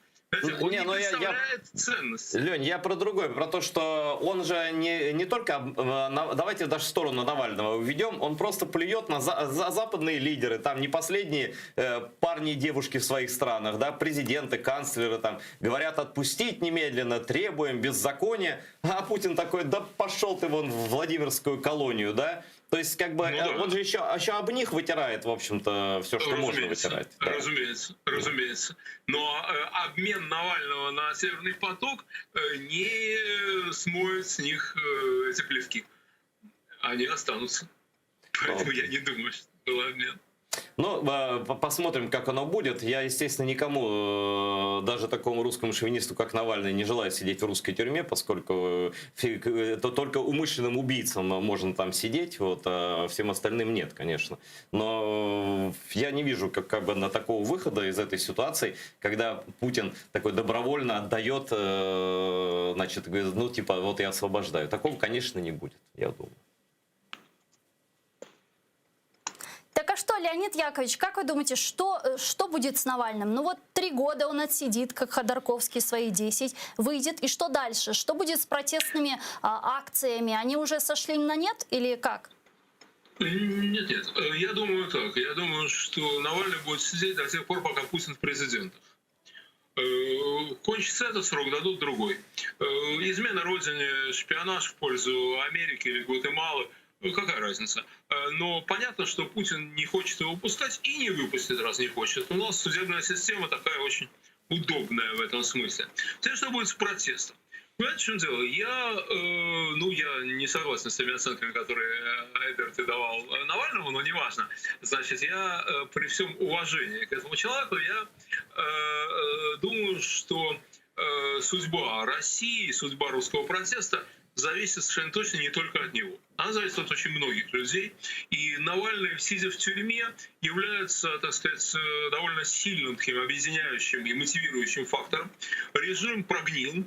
И то, что у нас сейчас, вот знаете, вот то, что на дворце Путина обнаружилась плесень, да, это такая символическая очень вещь. Плесень покрыла всю систему.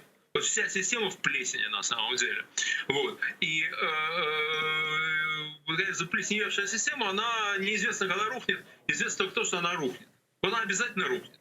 Я за 3 дня до начала революции на площади Тахрир в Каире говорил с 3 каирскими историками и спрашивал, долго ли будет сидеть Мубарак. Из Каира ребята приехали. Они сказали, он будет сидеть, пока не помрет. А когда помрет, будет его сын. Вот. А через 3 дня революция, Тахрир, Мубарака не стало. Так что у нас будет на самом деле то же самое. И очень важная вещь, которую надо понимать. У нас противостояние не политическое, у нас противостояние моральное на самом деле. Так как, между прочим, было у нас же в Москве в 91-м, как было в Киеве во время оранжевой революции, во время революции достоинства, как было во многих странах мира. Это не левые против правых, это нормальные, приличные люди против воров, лжецов, жуликов и так далее. И Поэтому убийц, этот процесс Леонид, очень- и убийц. И убийц, конечно, и убийц, скажите, несомненно. а вот отравление и арест Алексея Навального стало уже тем триггером, которое может привести к разрушению этого режима? Или же должно еще что-то произойти, хотя я не совсем представляю, что еще может произойти? Вы знаете, в моральном плане уже, я думаю, все. То есть они, конечно, потеряли города, они потеряли молодежь, они потеряли образованных людей и так далее. Но режим рухнет не в тот момент, когда... то есть, критическая масса против него – это необходимое, но недостаточное условие. Мы видим это сейчас по Республике Беларусь, где люди героически совершенно дерутся со своим фюрером, а он, негодяй, как сидел, так и сидит. Да? Поэтому у нас тоже, мне кажется, критическая масса уже сформировалась людей, которые против него, против системы.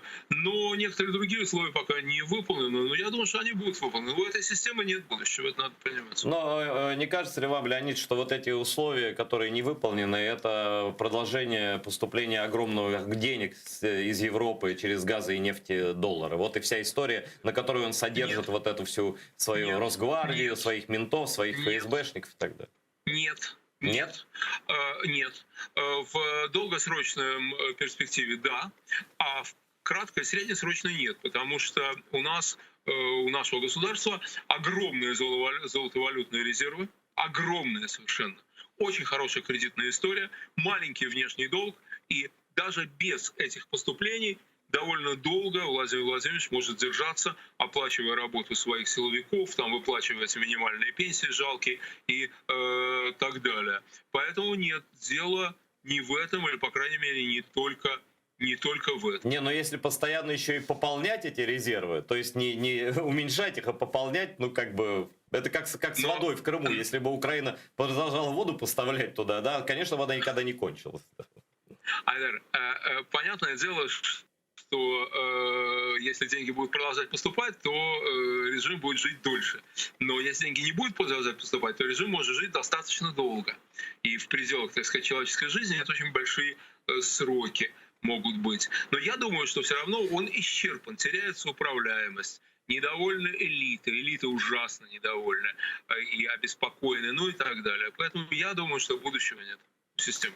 Спасибо вам большое. Спасибо, Дуже дякую, Леонид Яковлевич. Леонид спасибо. Гозман, российский политический деятель, был с нами на прямой связи. Но мы с вами не прощаемся, мы говорим всего лишь до свидания. Буквально через несколько секунд информационная программа «Заман» продолжает эфир телеканала АТР. А далее мы вернемся в эту студию и продолжим наш марафон. Не переключайтесь, Корушкенди.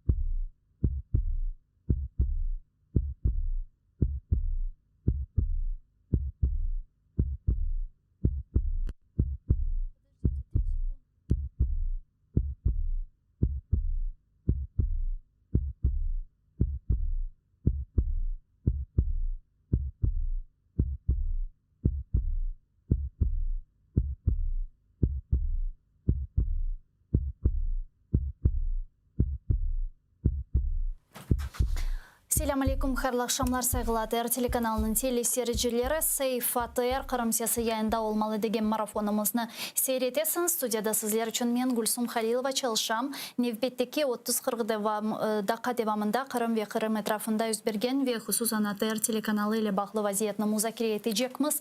Мусафирлерімізні тақзим етмезден evvel шымды яйынымызға бізім менің меслектешім Роман Спиридоновны бағламаға істейм. Біздерге сонки хаберлер ақында біраз бойлы дайджест yapacak. Роман, селям алейкум, біз dinleyemiz seni, buyur. Алейкум селям, Гульсум. Сегодня в наших выпусках мы будем говорить вот о каких событиях. И начнем, конечно же, с самого главного для нас и не очень приятного события. И такое вот начало весны для нас оказалось не очень приятным. Сегодня перестала вещать на Крым самая первая крымско-татарская радиостанция Мейдан ФМ. Радиостанция не смогла погасить долги за вещание провайдеру услуг, как сообщил генеральный директор медиахолдинга АТР, куда входит и Мейдан ФМ Ленур Ислямов. Это второе отключение радиостанции за всю ее 16-летнюю историю. Первый раз радиостанцию отключили от эфира оккупанты во время оккупации, российские оккупанты во время оккупации полуострова в сентябре 2015 года. Когда холдинг переехал на материк, Мейдан ФМ возобновил вещание благодаря поддержке как и украинского правительства, так и гражданского общества, и при поддержке национального лидера крымских татар Мустафы Джемилева. И вот, как заявил Ленур Ислямов, сегодня для всего холдинга АТР черный день. Я напомню, что из-за внутреннего распоряжения Министерства реинтеграции временно оккупированных территорий телеканал АТР не может получить финансовую поддержку из госбюджета, и это ставит его на грань закрытия. Оккупационный суд оштрафовал еще одного крымского имама за проведение намаза без лицензии. Имам Белогорской мечети Муртаза Аблязов теперь вынужден заплатить 15 тысяч рублей штрафа за проведение пятничного намаза без так называемого без лицензии, без удостоверения оккупационного духовного управления мусульман Крыма и Севастополя. Это уже не первое преследование мусульман на полуострове подобного рода, которые не признают подконтрольное Кремлю ДУМК. По информации правозащитников, оккупанты, известно как минимум о 5 таких случаях. И вот по информации правозащитников, оккупанты вынесли уже этих штрафов на 1 340 000 рублей. Украинские активисты 28 февраля на админгранице с Херсонской областью запустили в сторону оккупированного Крыма флаг Украины с посланием для жителей полуострова. До этого флаг находился в Крымском доме в Киеве, на нем все желающие смогли оставить свои пожелания на флаге для жителей Крыма. Сам флаг размером 20 на 6 метров сшила переселенка и волонтер из Краматорска Оксана Муравлева. А флаг запустили в Крым на воздушных шарах с Каланчака. А мы покажем, как это было в наших выпусках «Заман». Оккупационный глава Крыма Сергей Аксенов снова признал, что Крым не справится с дефицитом воды без опреснения морской воды. Оказывается, выяснил Аксенов, что геологи раньше были не глупые, и если бы не нужно было прорыть Северокрымский канал, если бы в Крыму было достаточно грунтовых вод. Но, как оказалось, их там очень мало, этих подземных источников воды, и Аксенов настаивает на опреснении морской, несмотря на то, что ранее президент России Владимир Путин говорил, что этих источников достаточно, нужно только экономно расходовать воду или поискать ее на дне Азовского моря, точнее под Азовским морем. Но вот Аксенов настаивает, что нужно ее опреснять. Я напомню, там уже несколько месяцев полуостров живет в режиме жесткого потребления воды. Все существующие водохранилища почти полностью пересохли. А ведь именно оккупанты несут ответственность за людей, которые оказались под оккупацией. И оккупанты решили отменить большую часть коронавирусных ограничений на полуострове. Теперь можно проводить корпоративы и банкеты на территории гостиниц.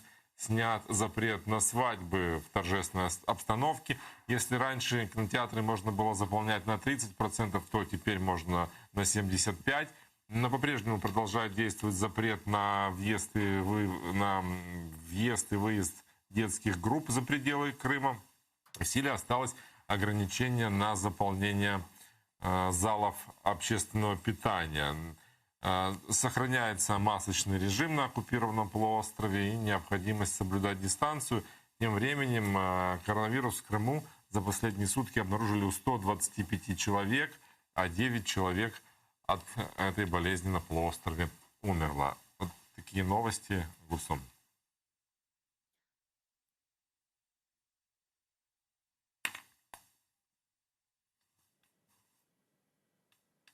Çok sağ ol Роман. Bu bizim muhbirimiz Роман Спиридонов edi.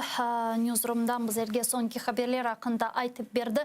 İşte bizim de keçken yayınımızda aytkanımız gibi saygılı dostlar, bugün biz böyle mahsus şekilde işte Meydan Radyosu'nun bardağını bu masaya yerleştirdik. Sonra Meydan Radyosu'nun stüdyasından barıp radyomuzun mikrofonunu mında getirdik. Şimdi görgenizge göre bu mikrofon çalışmaydı. Tunev'in bu mikrofondan bizim muhbirlerimiz, alıp barıcılarımız sizlerge böyle hitap eteydi. O haberleri hakkında tarif eteydiler. Programmalar bu mikrofondan seslendirildi. Fakat bugün endi ATR telekanalının ATR Media Holding'inde yüz bergen mali problemler hükümet tarafından bizge mali destek kesilgeni sebebinden Meydan Radyosu'nun yayınlanışı da ne yazık ki bugün sona erdi. Ama biz umut etemiz ki mutlaka ve mutlaka Meydan Radyosu'nun sesi gayrıdan tıklenir ve anda bulungan bizim muhbirlerimiz, alıp barıcılarımız sizlerge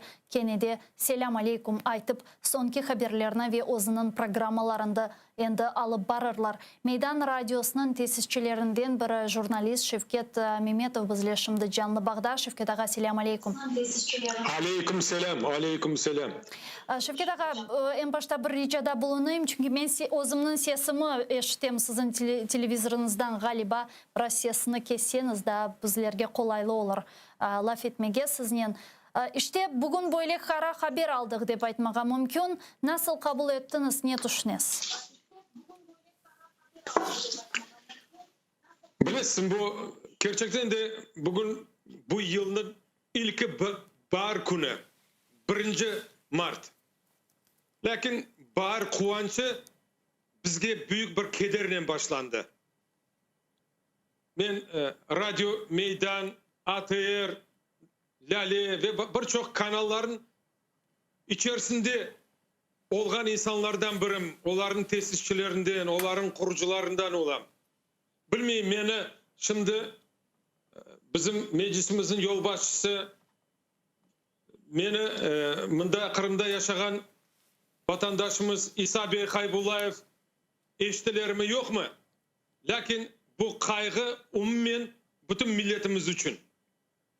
Bilirsin, bundan bir 17 senesi, 17 yıl evvelsi Ayşe Abde Seyit Murat ve bizim Meydan Radyosu'ndaki efirimizde olganda aytkan edi. Men çet memleketlerge ketken son Голос Amerika, BBC, Nemetskaya Valna gibi kanallarda Kırım'ını duydurmağa, Kırım'ını serbestlikке, Kırım Tatarlarının davasını aytmağa bütün dünyaya tanıtaydım. Endi artık meydan açıldı. Endi sizin tanıtmaya gereği yok. Endi özünüz bar sesten yangıranız dep aytkan edi. Bu Ayşe Abde Seyit Muratovanın sanki dersin bizge olgan aytkan yollanması oldu. Yazık. Serbest Ukrayna bizlerini eşitmey. Bizlerini eşitmek için bizlerini dinlemey. Çok yazık. Hem parlamentoda olgan bizim vatandaşlarımız, hem bundan evvelki sabık prezidentin fırkasında olgan insanlarımız siyasi bir yöneliş tarzında çıkış yapmayıp parlamentte bu bütün deputatlarını böyle bir adaletli çıkışka çağırmayıp işte buna susup bakarlar. Şimdi aytırlar mı Şevket Kırım'dan akıl öğreti dep. Men aytma isteyim, mesele akılda değil. Mesele yapılacak işlerde. kanalda çalışkan insanlar. Onlar gerçekten de o kanalın yolbaşısıyla beraber en fedakar insanlar. Evlerin, ellerin, vatanını, kardeşlerin, tuğanların her şeyini taşlap kettiler. Ne eken bir tane Kırım Tatar tilinde ana tilimizde yangıragan radyoga devlet emniyet vermedi. Bu maskaralık devlet için. Biz için değil, tek Ukrayna için. Çünkü yekane Kırım Tatar radyosunu kapatmak demek onlar bizni eşitmiyorlar. Sağırlık kulaklarını bastı. Çok yazık. Şimdi buna hem Ballar kanalı var, Lale, hem ATR televizyon kanalı var. İşte sizler hepiniz telaş içinde yaşaysınız. Çok yazık. Ama bilesiz, çok doğru, mına biz telaş içinde yaşayımız ama daha çok mında bulunup yani çalışıp biz Kırım için rahatsızlanamız. Siz için rahatsızlanamız. Anda bulungan vatandaşlarımız için rahatsızlanamız. Çünkü mında olan bitkenlerini sizlerge tarif etmek ve Kırım'da yüz bergenlerini bugün dünyaya tarif etmek bizim birinci vazifelerimizden biri. Ve siz aytasınız da işte oturup Şevket akıl öğrete dep aytacaklar dep, yok Şevket ağa, ya kim daha aytacak? Siz Kırım'da bulunasınız. Siz herkesten daha yaxşı bilesiz. Bugün Meydan FM'nin çalışması, ATR telekanalının çalışması Kırım için ne kadar mühim olganını, anda bulungan insanlar bunu aytmasa, mında bunu kim eşitir? Demek tek aytmakta değil, harekette, yapmakta, birçok şeylerini yapmak gerek, anlaysınız mı? Benimce bir tane bu kanalın yolbaşısı yapkan hareketler fazla yeterli değil. Bakın bizim yolbaşçılarımız da prezidentke kirmek gerekler. Onun ofisinin kapısını açmak gerekler. Bazı yerge bakın baskı yapmak gerekler. Bizim liderimiz var. Bütün dünya tanıgan liderimiz var. O liderini alıp kirmek gerek. Onun beraber lakırdı etmek gerek. Lakin bundan beklep ana kanalını yaptılar, ana radyonu yaptılar. Bu maskaralık, bunu aytmak gerek mi? Ama geçken sene hatırlasanız 26 fevral günü yani Kırım işgaline karşılık gününde Zelenskiy böyle bir çıkışta bulunup işte ATR telekanalının problemleri çözüleceğini vaat etken edi. Fakat bu sene ne içindir herkes susa. Yani hakikaten ne premier ministerden yani ne başnazirden ne demek bu Reznikov'den ne prezidentin ofisinden ne özü prezidentten hiçbir reaksiya yoktur. Yani nasıl düşünüyorsunuz ne sebepten böyle ola? Ben bilmeyeyim şimdi son vaktları bu Ukrayna'da da çeşitli kanallar kapatıldı. İşte onlara verilecek paralarını, onlara yapılacak maddi desteklerini daha ziyade medyalara vermek yolları açıldı. Onlar elbette büccetten para almaydılar. Lakin herhalde onlar uydudan alıcı vericiler var, periodikçiler var. İşte onların çalıştırmak için bugün her şey. Yani onların hepsini yapmak gerek. Lakin birçok şeylerini onlar bu bizim komşu memleketinin Kırım şimdi bulungan memleketin sımarışını becergen gibi çalışalar, anlaysınız mı? Çünkü bunda çalışkan radyolar, televizyonlar, işte siz anlaysınız hepsi nasıl retorikası, nasıl çalışkanlarını. İşte sizde de anda okçular başkaca aks sedanın seslerini. Zaten eğer bakacak olsak Radyo Meydan'ın işte akıbetine ve takdirine sonki sefer 2015 senesi zaten kapatılgan edi. Kimler tarafından özünüz bilemiz, hepimiz bilemiz ve ne sebepten olganı da malum. Fakat şimdi kapatılganı bu hakikaten de büyük böyle maskaralık ve rezalet dep aytmağa mümkün. Son derece maskaralık. Onun için bizim yolbaşçılarımız biraz faaliyetini göstermek gerekler. Son bir, buna siz aytasınız, halkara teşkilatlar, Avrupa Kenesi, işte son Latviya, Litva, Estonya, işte aytmak isteyeyim ki bütün cemaatçılıkını uyandırmak gerek. Onlar sadece bu televizyon kanal değil, menimce bunda matbuat vasıtaları var, gazetalar var. İşte başka der. Mesela ben aytmak istemiyordum. Lakin Kırım gazetesi çok perişan bir vaziyette. Ağır durumları, ağır çalışma şaraitleri, ağır yapkan işleri hepsi fedakar bizim kalemdeş arkadaşlarımız. Onlar cesur ve cesaretlikten çalışıyorlar. Ya biz onlarga nasıl maddi yardım gösterebiliriz? Ukrayna'dan biz bir şey beklemek gerekmiz ama Ukrayna niçindir böyle bir gaflet uykusunda. Zaten Kırım gazetasını alacak olsak, yani işgal edilen Kırım'da bulunup da çalışmak Kırım gazetası için çok zor. Ve zaten onların şimdi karşılaşkan problemlerinin nedenlerini, yani sebeplerini anlamak mümkün. Fakat biz müstakil Ukrayna'nın kıtasında bulunamız ve bunda aksine, yani bizlerge daha çok destek yapılmalı. Sadece bizlerge değil de işgal edilen teritoriyalarga çalışkan bütün medyalarga destek alıp barılmalı. Bizden soramalı, ne için mesela az yapıldı bu programmalar, ne için daha loyihalar yok, yapınız, daha çok bunun için şaraitler ve imkanlar yaratılmalı. Biz ise bunda şimdi işgal edilen Kırım'da bulunan medyalarımızın ağır vaziyeti ve kıtada bulunan medyalarımızın ağır vaziyeti hakkında laf etemiz. Bu aslında bir-birine uymaması gerek olan şeyler. Fakat ne yazık ki öyle şaraitlerge kaldık ki hem Kırım'da hem Ukrayna kıtasında vaziyet aynı olup kala. Şevket Ağa, şunu sormağa isteyim. İşte Meydan Radyosu'nu hatırlayacak olsak, ne yazık ki bugün onun sesi işitilmiyor. Fakat ben umut etem ki bu vaxtınca bir problemdir, vaxtınca bir vaziyettir. Kennedy, geliniz beraberlikte hatırlayık. Nasıl eti başlatkan ediniz Radyo Meydan'ın çalışmalarını? En başta muhaririyetinizde ne kadar insanlar çalışaydı? Hangi bir programmalarını işke kirsetken ediniz? Yani geliniz biraz hatırlayık bu günlerini. Eşitmeyim. Keyfim de yok, istegim de yok. Çünkü siz bugün sustunuz ve şimdi kuanmağa ve bu sevinçten paylaşmağa acet yok. Çünkü meydan biz için yaşay ve meydanını çalıştırgan, meydanda çalışkan insanlar, onlar men sayganıma göre 27-28 kişi son olup şey oldu. Lakin aytmak isteyeyim ki onlar hepsi sadık, milletperver, vatansever insanlar. O zanaatını sevgen, sadıklıkla hizmet etken insanlar. Lakin men eşitmedim Ukrayna Jurnalistler Birliği'nin müracaatını. Men eşitmedim Ukrayna'da Milli Televizyon Radyo Kurumu'nun keneşini eşitmedim.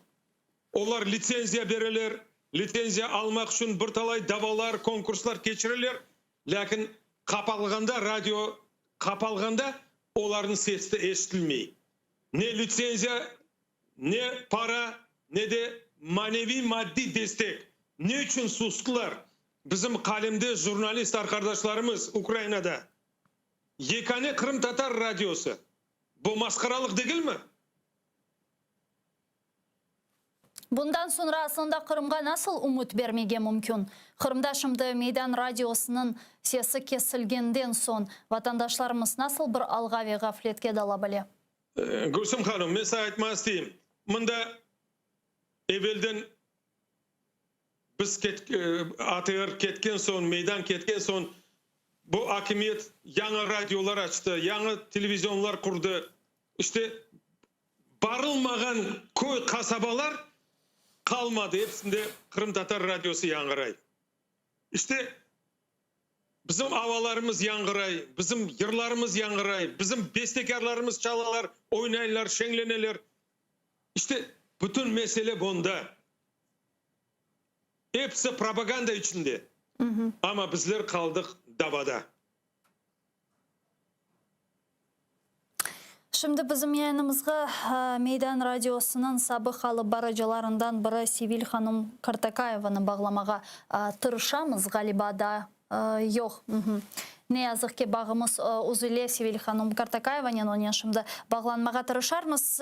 Şevket Ağa. Ben aytmak isteyeyim. Naciye Femin'e bağlanabiliriz, Ridvan Halilov'dan bağlanabiliriz. İşte birçok insanlar var. Tamila Hanım Abdüveliyeva'nın bağlanabiliriz. Sizde anda Mustafa Ahmetov diyen arkadaşımız var. İşte onlarla arkadaşlar var. Evet, zaten bu insanlar meydan radyosunda böyle en sadık, en baştan çalışkan insanlardan biri ediler ve hakikaten bugünkü bu yüz bergen problema hakkında, bu yüz bergen vaziyet hakkında laf etmege bile biles mında kıtada bulunup bu meseleni açıklamaga laf etmege ve bu şekilde işte laf etmege men bile utanam. Endi Ukrayna hükümetinin ne kadar yani böyle utanç ve bir rezalet içerisinde bulunganını aytmaga endi mence lafta yetmeydi. Sizin fikriniz yani ne yetişme, ne için buna Kırım Tatarlarga, Kırım Tatar medyasına böyle işte böyle bakalar, ne yetişme, bizim küçümüz mü yetişme, nasıl düşünüyorsunuz? Bizim böyle vez dep aytalar mı? O mu yeterli değil? Yani neden sebep bizlerge karşı böyle münasebetler şimdi yüz veriyor? Menimce hepsi siyasi güçke bağlı. İşte Kırım Tatar halkını Ukrayna tanıyor mu, tanımay mı? Bundan evvelki prezident pek çok işandırılar bergen edi. Hem konstitutsiyaga, hem muhtariyetke nispeten dengişmelikler kirsetüğüne bizim bir sabık meclis vekilimiz var anda. O da o kanaldan çıkmay, son vaktları çok çıka o kanalga. İşte bazı burçluların bekim tek televizyonda, radyoda anlatmak değil de deputatlarga anlatmak gerek. Rey bergende, müracaat okuganda onlarga anlatmak gerek. Bizim yolbaşımız, liderimiz Rustem Bey'ini ayttı. Rustem Bey'e oşanda onlar ne yigitler, kızlar var dedi. İşte onların celp etmek gerek. Nasıl şekilde? Beyanat etsinler, çıkışlar yapsınlar. Ukrayna parlamentinde çıkarlar da. Aryev çıka bizim jurnalistimiz, Gancharenko çıka, hepsi çıkarlar da, aytalar da. Yani için bizim insanlar çıkmay. Siz eşittiniz mi onların çıksın? Edem Ağa Dudakov yayınımızga bağlandı. Kurultay delegesi Kırım Tatar Milli Hareket iştirakçilerinden biri. Edem Ağa, selam aleyküm. Aleyküm selam. Edem Ağa, bugün böyle ağır bir kun bizler için, böyle kara bir kun. Sizin de malum bilgenizge göre Meydan Radyosu bugün özünün yayınlarını toxtatmağa mecbur kaldı. ATR Media Holding ile bağlı mali böyle problemler çözülmegeni sebebinden bugün ATR işte Meydan Radyosu'nun providerlerine gerek olgan ücretini төлеп olamadı ve bu sebepten Meydan Radyosu'nun sesi bugün kesildi. Bu siz için, Kırım için ne demektir? İşte bir usulü desek olacak. Kırım'ın sesi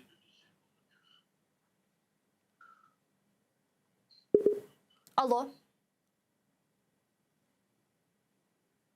Üzüldü ne yazık ki bağımız. Edem Dudakov ile bağlanmağa tırışacaqmız. Kurultay delegesi bizle canlı bağda telefonen etdi. Saygılı dostlar, siz de bizim yayınımızga hoşlap bilesiniz.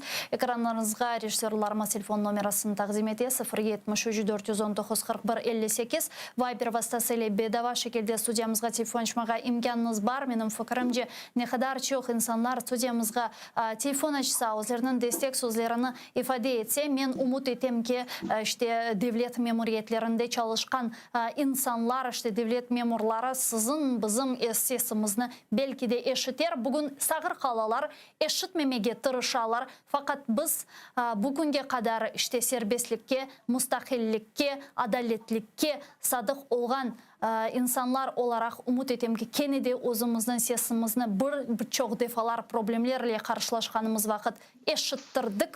Yine de eşittirermiz. Değil mi Şevket Ağa? Evet, bizler her vakit hem milli hareket olsun, hem de bizim halkımızın takdiri her vakit yıllar, senelerce vatan hasretini yaşadık. Vatanga kaytmak, vatanda Kırım Tatar halkını, milletimizin, devletçiligimizin tıklemek, işte biz için bu kuruşun daha bir basamağı olsa gerek. En esası halkımız baş egmedi, başını koterip yürüyor. Evet, daha çoktan çok hareketler yapmak gerek.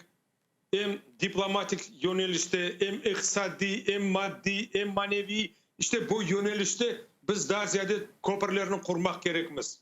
Devletler arası, milletler arası, Türk dünyasını işte bizim kardeşlerimiz pek çok. İşte onların da desteği, onların da yardımı, onların da kol tutuğu bizler için çok kıymetlidir.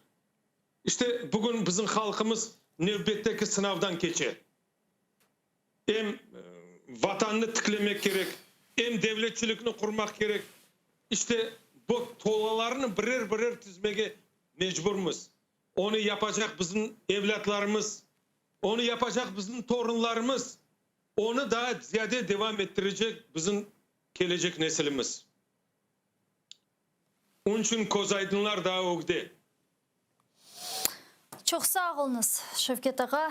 Bizle bağlanıp suallarımızga cevap bergeniz için umut etemiz ki hakikaten böyle kıymetli fikirleriniz ve aytkanlarınız için umut etemiz ki hakikaten de bu gibi problemlerden de beraberlikte çıkarmız. Kene de anlımız ak, yüzümüz açık ve men umut etem kene de bu problemler çözelir. Jurnalist ve Meydan Radyosu'nun tesisçilerinden biri Şevket Mehmetov bizle canlı bağdaydı. Büyük teşekkürler. Edem Ağa Dudakov galiba bizle şimdi bağlanmalı. Keliniz onu selamlayık. Edem Ağa, selam aleyküm. İştesiniz mi şimdi? Aleykümselam, işte. Edem Ağa, sualimni da bir kere tekrarlayayım. Bugün malum olğanı ki bu Meydan Radyosu'nun sesi ne yazık ki mali problemler sebebinden kesildi. Bu şahsen siz için ve Kırım için ne demektir? Айтайын да, gene bir bağımız Kiev'nin Ozlu'ya. Ben bilmeyeyim olar aslı nesiyle. Ben bilesem olara ne Kırım gerek, ne bir şey gerek. Revolüsiya dostoyunstva deyler ama bir betleri kalmadı şimdi. Aytmaya da kulgulu bir şey. Ben bilesem mındaki şimdi gazetler, mındaki televizyonlar bayağı bir kuvanır. Onun için aytmaya isteyeyim, eğer kuvandırmaya isteseler, maskadalarına ittiler. Çünkü mındakiler pek kuvanalar. Televizyonda aytıp duralar. Ya da yer yakında kapılacak deyip. Demek bu devletin siyaseti budur. Ne yapacağımızı ben doğrusu aytkanda bilmiyorum çünkü şimdi böyle tarih boyunca oldu bizim devletimiz bu Kiev. Lakin ne etmek isteyeyim? Aslı bir çünkü insanlarımızı yok ettiler. Bu anlamak kıyın. Pek Yazıklar olsun, yazıklar olsun. Ben bilesem onlar bir şey anlamayırlar. Pek kovanmasınlar dep aytmağa isteyim. Çünkü ne olsa olsun biz kene de boysunmayacakmız ve işimizni devam ettirecekmiz. Bugün Meydan Radyosu'nun sesi kesilebilir. Fakat bizim ATR'nın Kırım Tatarlarının sesini hiç kimse kesip olamaz. Bundan eminlik ile şimdi aytam. Edem Ağa, Meydan Radyosu'nun aslında Kırım'ın hangi bölgelerinde işte eşitiliydi, siz şahsen dinleyediniz mi Meydan Radyosu'nu ve şunu sormak isteyim. Yani Kırım Tatar halkımız için bu radyonun yayınlanışı, çalışması, ilk Kırım Tatar Radyosu'nun yayınlanışı ne kadar mühim? Elbette bu Cankoy taraflara, o taraflarda işlerdi. Bize Bahçesaray'da kıyın idi işitmek. Ben internet vasıtasıyla koyardım. Koyganım sebeple evde milli radyomuz olsun diye, ballar içsin, torunlarım içsin diye. Bilsinler diye bu meselede. Evet, yolda yürüyünce belki gibi tutmaya kıyın idi Radyo Meydan. Ama bu simbolik bir bağ merkezinin, Kırım'ın merkezi, işte bu Ukrayna'nın merkezinin bir bağ idi. Biz o aramızda bir anda liderlerimizin bağıydı. Bana buna yazıp, ben aytmayayım ki bu simbolik tarafından olsa bile buna para verip toktatmayıp gerekir. Ama ben bilesem bunların fikirleri aslı anlat da olmayayım ama korkunçlu bir niyet demiş şimdi. Ne olacak bu devletin aslı biz kayıtıp olacak mı yok mu? Bu hükümetten kayıtıp olmak. Ve şunu da soracak edim, men de mağa sizden laf etmege istegenim da bir mesele var. İşte geçenlere alıngan malumatlarga göre işte Han Sarayı'nın bu sözde restavrasyası işleri gayradan tıklenilecek eken ve bununla bağlı işte yana böyle çalışma gruppalarını ve şirketlerini celp etkenler bu sözde restovrasyon işlerine. Yani şimdi hangi bir seviyede başlatıldı mı bu sözde hareketler ya da yok da? Tenderleri geçirdiler. İşte kurulacak şirketleri de anık oldu. O ötken seferler etken biz olmayacak şirketler aslında Rusya'da böyle balaban iş yapmayan şirketlerdir onlar.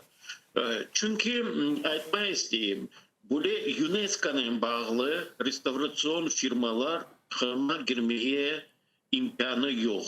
Korkaylar UNESCO'nun bağı sanksiyaga düşürler diye. Onun için böyle olmayacak söyleri geliyorlar ve o olmayacak söylerine bir şeyler yapmaya istiyorlar. Ama ne olur, neticesi ne olacak? Ben korkayım ki bu büyük Han Cami gibi olacak gibi olsa, demek Han Sarayımızı aslı bu milli mirası deyip görmezsek. Bana bunlardan korkayım. Onun için ya ihtimali büyük mü? Yani milli... sesi, Atayır'ın da sesi, meydanın da sesi, bu Han Saray'ın sesi desin olacak. Ne kadar büyük ihtimali var edemağa bu işte bizim milli mirasımızın böyle gayip olması ve endi UNESCO'ga kirişinin aslında imkansız olması? Onu işlerini başlamayınca bir sebep anlap olmak ne yapacakları onda. Çünkü projeleri şimdi birisi görsetmiyor. Bu Büyük Han Camii restorasyon işlerini bakanda proje açık idi. Biz onları gördük ve evvelden kuruluş başlamadan kerametini değiştirmediler ama biz aytırdık bu kerametleri değiştirecekler, bunu yapacaklar diye bayağı bir şamata kotergendik. Şimdi ise bilmiyoruz. Onun için böyle nasıl aytayım 100% anlap olmayık nasıl olacak. İşte ne yapacaklar. Ama ne olacağın neticesine onu projeleri bakmak gerek. Şimdi yapmaya başlasalar ona göre biz anlayacağımız ne olacağını. Çünkü Menayet Hanım gibi Büyük Han Camii'de kerametini değiştirdiler. İspanya gelme keramet o bizim milli mirasımız değil. Anda bütün bu balkaları değiştirdiler, koydular bu USB balkaları. Onlar bizim milli mirasımız değil. Aslında bu 17. 18.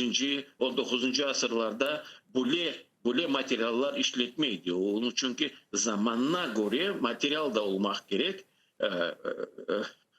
Çünkü bunu değiller restorasyonlar yapan işleri bu bir butafor işler bir klub yapan gibi işte onu da yapıp çıktılar. Ama şimdi ne olacak? Bunlar nasıl yapacak? Nasıl proje ne yapacaklar? Kimya gelecekler. Gene gelip ama da bir kesik anlamında gelen gastarbeiterleri alıp o evvelki şirketler gibi kuracak olsa işimiz elbette pek acınıklı olacak. Çok sağ olun Sedemağa. Bizle bağlanıp suallarımızga cevap vergeniz için ve destek sözlerinizni ifade etgeniz için Edem Dudakov Kurultay delegesi ve Kırım Tatar Milli Hareket iştirakçısı bizle canlı bağda edi.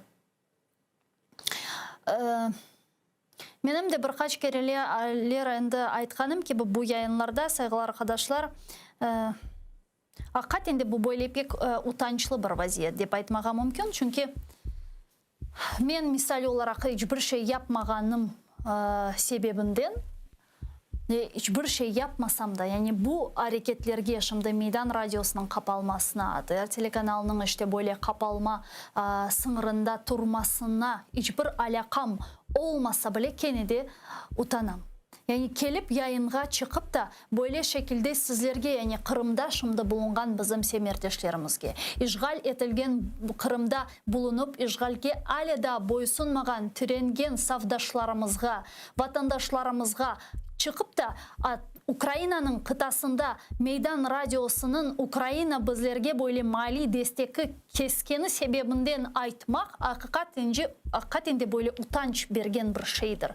АТР телеканалының бойлы қапалма сыңырында болынғаныны айтмақ ве бұллары яйынларда бойлы музакире етмек. Қырымдан ватандашларымыз телефон açıp da Украина үкіметінің бұл меселеде не yapmak керек olғанını аңлатмасы бұл ақиқатенде утанч бері бір шейдір. İmkansız bir şeydir. Men umut etem ki bugün Meydan Radyosu'nun sesi kesilebilir. Bugün Meydan Radyosu sizlerde Kırım'da, Xerson vilayetinde yangıramay bilir. Ama ATR telekanalının sesi mutlaka çalışacak. ATR telekanalı mutlaka çalışacak ve Kennedy Kırım'ın sesini Ukrayna kıtasının sesini ise işgal etilgen Kırım'a yansıtacaktır. Biz mında айтқанымыз ке бірçok керелер енді Kırım қайтармақ үшін келдік. Biz mında Kırım yönelişinde çalışmak için keldik. Güzel yaşayış için kelmedik. Bir dairelerde yaşamak için, arabalarda yürümek için olarının düşüngeni gibi mında kelmedik. Ve onların bizlerini bugün bir şekilde anlamağını bu bizim problemimiz hakikatinde değil. ATR telekanalının kapatılığı, Meydan Radyosu'nun şimdi sesinin kesililiği bu Ukrayna'nın bütünlüğü problemidir. Ukrayna hükümetinin problemidir ve bu problemini çözmesi gerek olan aslında Ukrayna hakimiyeti ve hükümetidir saygılı arkadaşlar. Fakat ne yazık ki bugün bizlerge böyle münasebet alıp barıla. Men pek umut etem ki bu alıngan bizlerge karşı yapılan münasebetler sadece anlaşmamazlıklardan ibarettir. Çünkü 2015 senesi bizlerge karşı yapkan bu Rus işgalcilerinin hareketlerine bugün Ukrayna hükümetinin yapkanına inanmağa pek istemeyim. Kenede bizim bir işançlarımız var ve men pek umut etem ki hakikatinde bu yüz bergen problemler sadece anlaşmazlıklardan peyda oldu ve umut etem ki bu meseleler çözülür. Şunu da eminlik ile aytam saygılı arkadaşlar, biz çalışamız ve çalışmağa devam etemiz. Umutlarınızı joymanız ve biz mında olğanca, sizanda olğanca, boysunmağanca elbet bizim küreşimiz güzel şekilde yekünlenir ve biz beraberlikte serbest Kırım'da toplaşır ve güzel günlerini kaydeterimiz. Birkaç dakikadan sonra sizlerine Zaman informasyon programması karşılay, seyretiniz sonki haberlerini, sonra biz bu studiyaga kaydıp sonki ve en aktual haberlerini müzakere edeceğimiz. Görüşkence.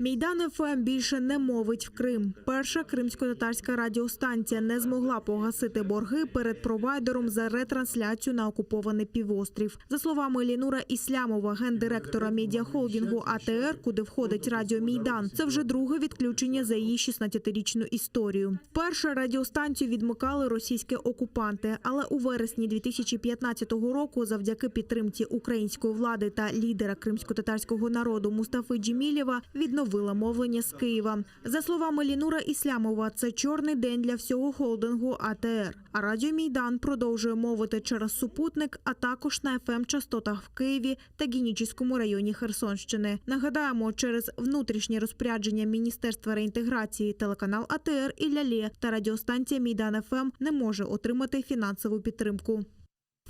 Выглядит так, что вот сегодняшнее руководство Украины допускает такие вещи, которые позволяют выключать 16-летнюю почти радиостанцию крымско-татарскую, которая вещала на Крым. Поэтому это очень печально, скорбно, но будем идти дальше. Мы будем идти дальше уже не первый раз, и мы победим. Мы вернемся в Крым. Крымско-татарский народ не раз доказывал, что мы поднимаемся из пепла, если надо.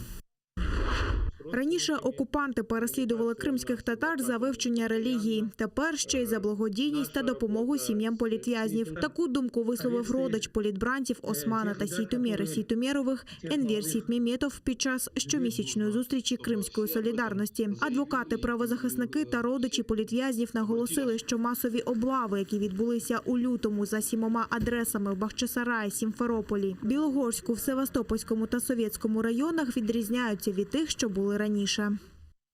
Людям дают большие сроки за то, что они раньше читали книги, приходили в мечеть, изучать свою религию. За это их сажали. Теперь уже стали сажать, арестовывать за то, что они помогают, за то, что они не доносят. Это абсурд. Еще что примечательно, эти обыски проходили в 4 утра.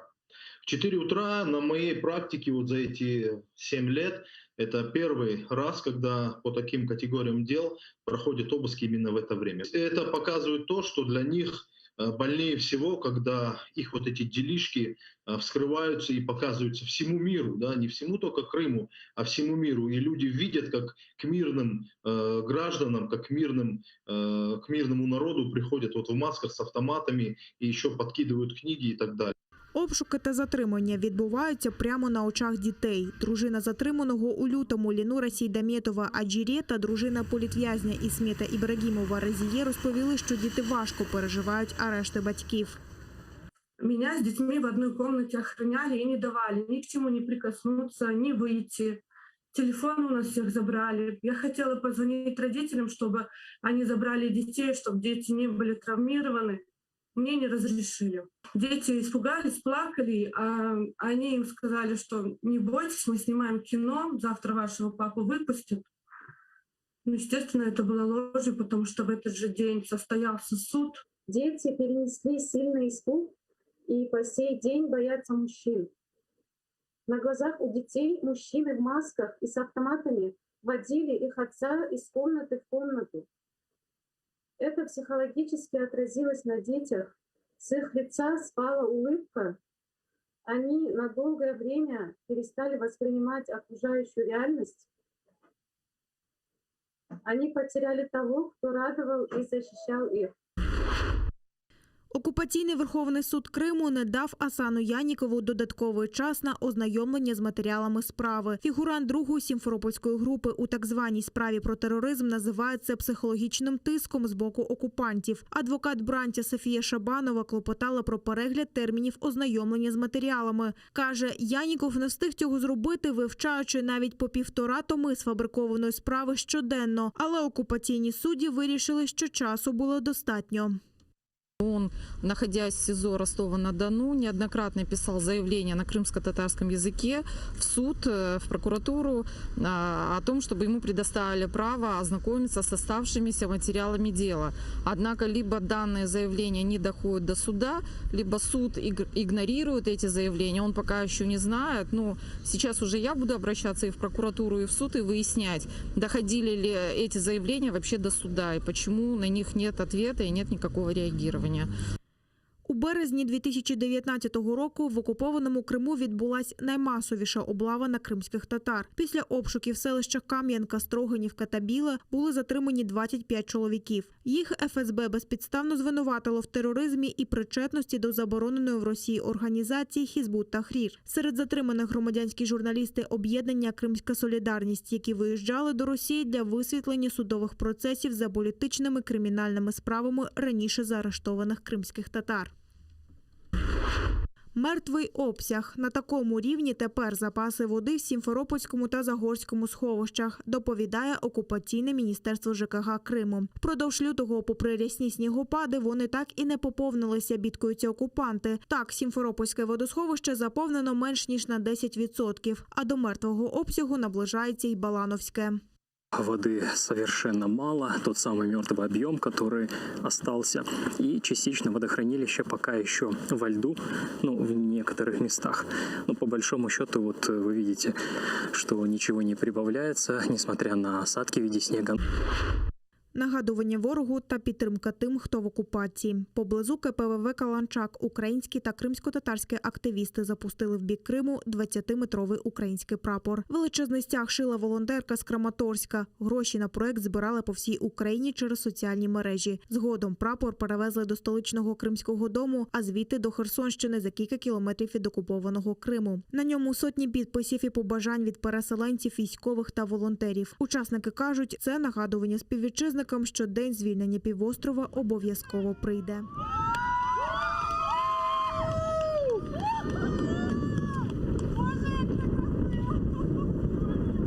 День деокупації Криму, він скоро буде.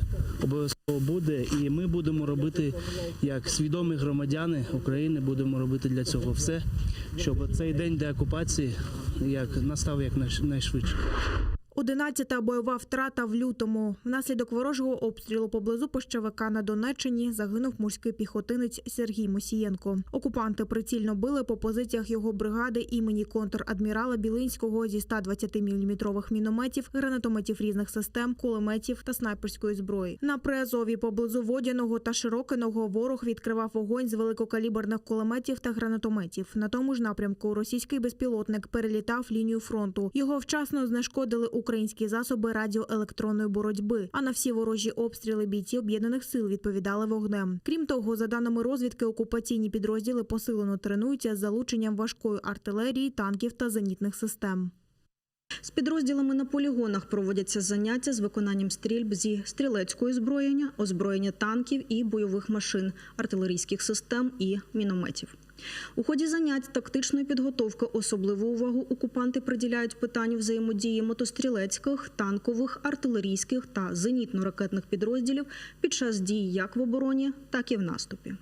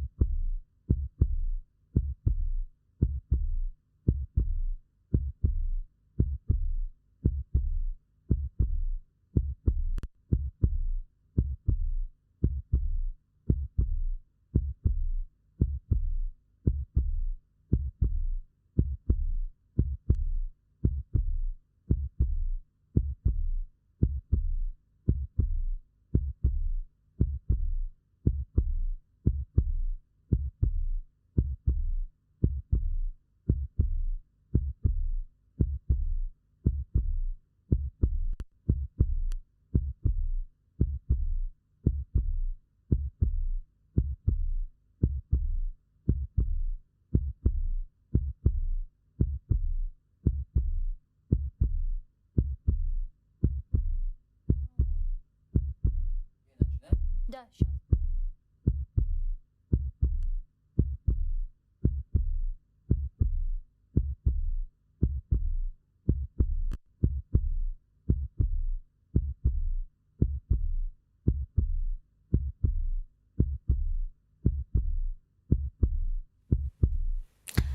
Селям алейкум, хайрлах шамлар, добрый вечер. В эфире телеканала АТР вы смотрите марафон «Сейф АТР», «Голос Крыма». Мая будет в эфире. В студии для вас работаю я, Гульсум Халилова. Сегодня, 1 марта, перестала вещать на Крым самая первая крымско-татарская радиостанция «Мейдан ФМ». Давайте послушаем, как ситуацию прокомментировал гендиректор нашего телеканала и медиахолдинга Ленур Ислямов, и начнем наш эфир. Выглядит так, что вот сегодняшнее руководство Украины допускает такие вещи, которые позволяют выключать 16-летнюю почти радиостанцию крымско-татарскую, которая вещала на Крым. Поэтому это очень печально, скорбно, но будем идти дальше. Мы будем идти дальше уже не первый раз, и мы победим. Мы вернемся в Крым. Крымско-татарский народ не раз доказывал, что мы поднимаемся из пепла, если надо. Следом у нас уязвима это крымско-татарская телекомпания «Ляле», телеканал «Ляле», который вещает на оккупированный Крым, да вообще на весь мир вещает, куда вещает «Спутник». Это 24 часа вещания на крымско-татарском языке под ударом. И дальше следующий под ударом это телеканал АТР. Если мы не сможем пробить финансирование, прям слово вот это пробить, потому что, к сожалению, вот последние 2 года нам приходится через тернии идти к звездам. Как это не печально. Казалось бы, уже должно было быть какое-то понимание за столько лет нахождения нас здесь, того, кто мы и что мы и зачем мы. Но это не так. Но у нас есть поддержка украинского народа, у нас поддержка из крымско-татарского народа, я надеюсь, что нас поддержат. У нас еще пока есть порох в пороховницах в лице того, что мы сможем еще добиться, если потребуется все-таки, если Минтот не услышит и не поймет, насколько все-таки важно не выключать крымско-татарское вещание, то будем добиваться змины до бюджета. Я надеюсь, что тогда отдельно, чтобы нас рассмотрели, если нужны мы или не нужны, включили нас в отдельную строку бюджета. Вот о чем сейчас говорил Минтот, что у нас в отдельной строке бюджета нет. И поэтому все эти проблемы у нас. Если нет, то мы уже обратились во все страны письмами в лице посольств, мы обратились в поддержках. У нас есть определенное количество грантов, которые мы подали, заполнили и подали. Мы ждем тоже решения этого. Есть польский и литовский сейм. Литовский сейм мы уже обратились письменно, сейчас готовим обращение в польский сейм. Но я надеюсь, что литовский сейм ответит раньше, потому что в Литва – это страна, которая объяснять, кто такие крымские татары и зачем крымские татары, не надо. Тем более этот год в Литве вообще год крымских татар, то есть поддержка крымских татар. И я надеюсь, что все-таки они нас услышат. И мы сможем восстановить вещание. С нами сейчас на прямой связи Юрій Подорожній, політолог. Пане Юрію, вітаю вас. Вітаю, якщо можна сьогодні вітатись. Доброго вечора. Я вас не дуже гарно чую, на жаль. Давайте ще раз спробуємо. Алло. Доброго вечера. Да, доброго вечера. Да, зараз дуже гарно вас чую.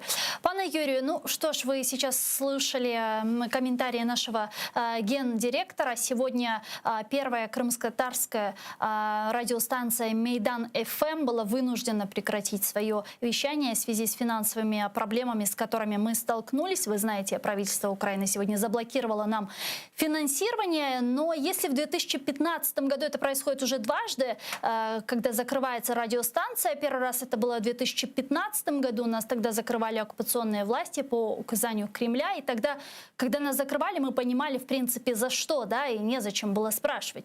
То сейчас мне интересно, почему, как думаете? Ви знаєте, все це нагадує сюрреалізм. Дійсно можна проводити паралелі, що цей засіб масової інформації, радіостанція, закривали з одного боку в 2015 році російськими окупантами, а з іншого боку українським урядом. І от сьогодні ми повинні розуміти, що саме голос кримських татар для Криму, він надзвичайно важливий. Якщо ми тут в Україні ще мріємо про те, щоб повернути Крим, то сьогодні кримські татари роблять надзвичайно важливу справу, що українці не дороблюють. Давайте порівняємо хоча б те, що сьогодні є АТР, є інші засоби масової інформації кримські на Крим. І що українці зробили з телеканалу, який називається «Дом», про який не чути, не видно, який фінансується, який начебто мав бути на меті, щоб на окупованих територіях фактично українське слово поширювалось. І сьогодні, крім сюрреалізму, крім такого, знаєте, шоку від того, що наш проукраїнський, в першу чергу, проукраїнський кримсько-татарський канал, він сьогодні зазнає такого тиску від держави. Крім того, мені просто соромно було, знаєте, роблять погані речі інші, а соромно тобі, коли генеральний директор говорить, що він, я маю на увазі АТР, змушений звертатись з листами до іноземних країн, щоб пояснити українському уряду, тому що я по-іншому не розумію, навіщо звертатись. Не за грошима ж звертаються врешті-решт люди до цих урядів, а щоб, очевидно, ці уряди пояснили українському уряду, що необхідно цю боротьбу, цю інформаційну війну, яку ведуть сьогодні засоби масової інформації, продовжувати на території Крима. Бо якщо не буде підсилення такого інформаційного, як радіо, як телебачення для кримських татар, які всією душею і досі залишаються, скажімо, такою опозицією для окупаційної влади, просто нема слова, одні емоції з цього приводу. І, звісно, якщо там в минулому році, ми пам'ятаємо, ці гойдалки були з фінансуванням, все вже думали, можливо, дійсно, уряд був слабкий, надзвичайно слабкий прем'єр-міністр, можливо, дійсно якісь технічні питання, але це вже стає системою. На жаль, при всіх заявах президента, влади про те, що ми піднімаємо питання Криму на міжнародній арені, що ми не повинні забувати. Тут про Кримську платформу ми щойно говоримо. І, знаєте, як підсумок проведення Кримської платформи, є сьогодні закриття каналу, а верніше можливість його фінансування з боку уряду, з боку держави. Давайте попробуем с вами смоделировать, да, вот 23 августа, День независимости, в Киеве проходит саммит Крымской платформы, и с чем приходит туда руководство нашей страны? О чем говорит нашим западным партнерам? Здравствуйте, господин президент. Здравствуйте. А у нас тут закрылся первый крымско-татарский телеканал, а у нас тут закрылась первая крымско-татарская радиостанция Мейдан ФМ. Да? И когда у нас будут спрашивать, а какие у вас есть достижения за последние 7 лет в направлении деоккупации полуострова, что мы им скажем? И на какую помощь от наших западных партнеров сегодня можем мы рассчитывать, когда перекрывается голос Крыма? Ви трішки неправильно акценти ставите. Не закрився канал чи радіостанція, а ми закрили телеканал і радіостанцію. Тому що внаслідок дій уряду, внаслідок дій української влади сьогодні такий важливий елемент інформаційної війни фактично вибивається на догоду нашому ворогу, на догоду агресору, на догоду окупанту.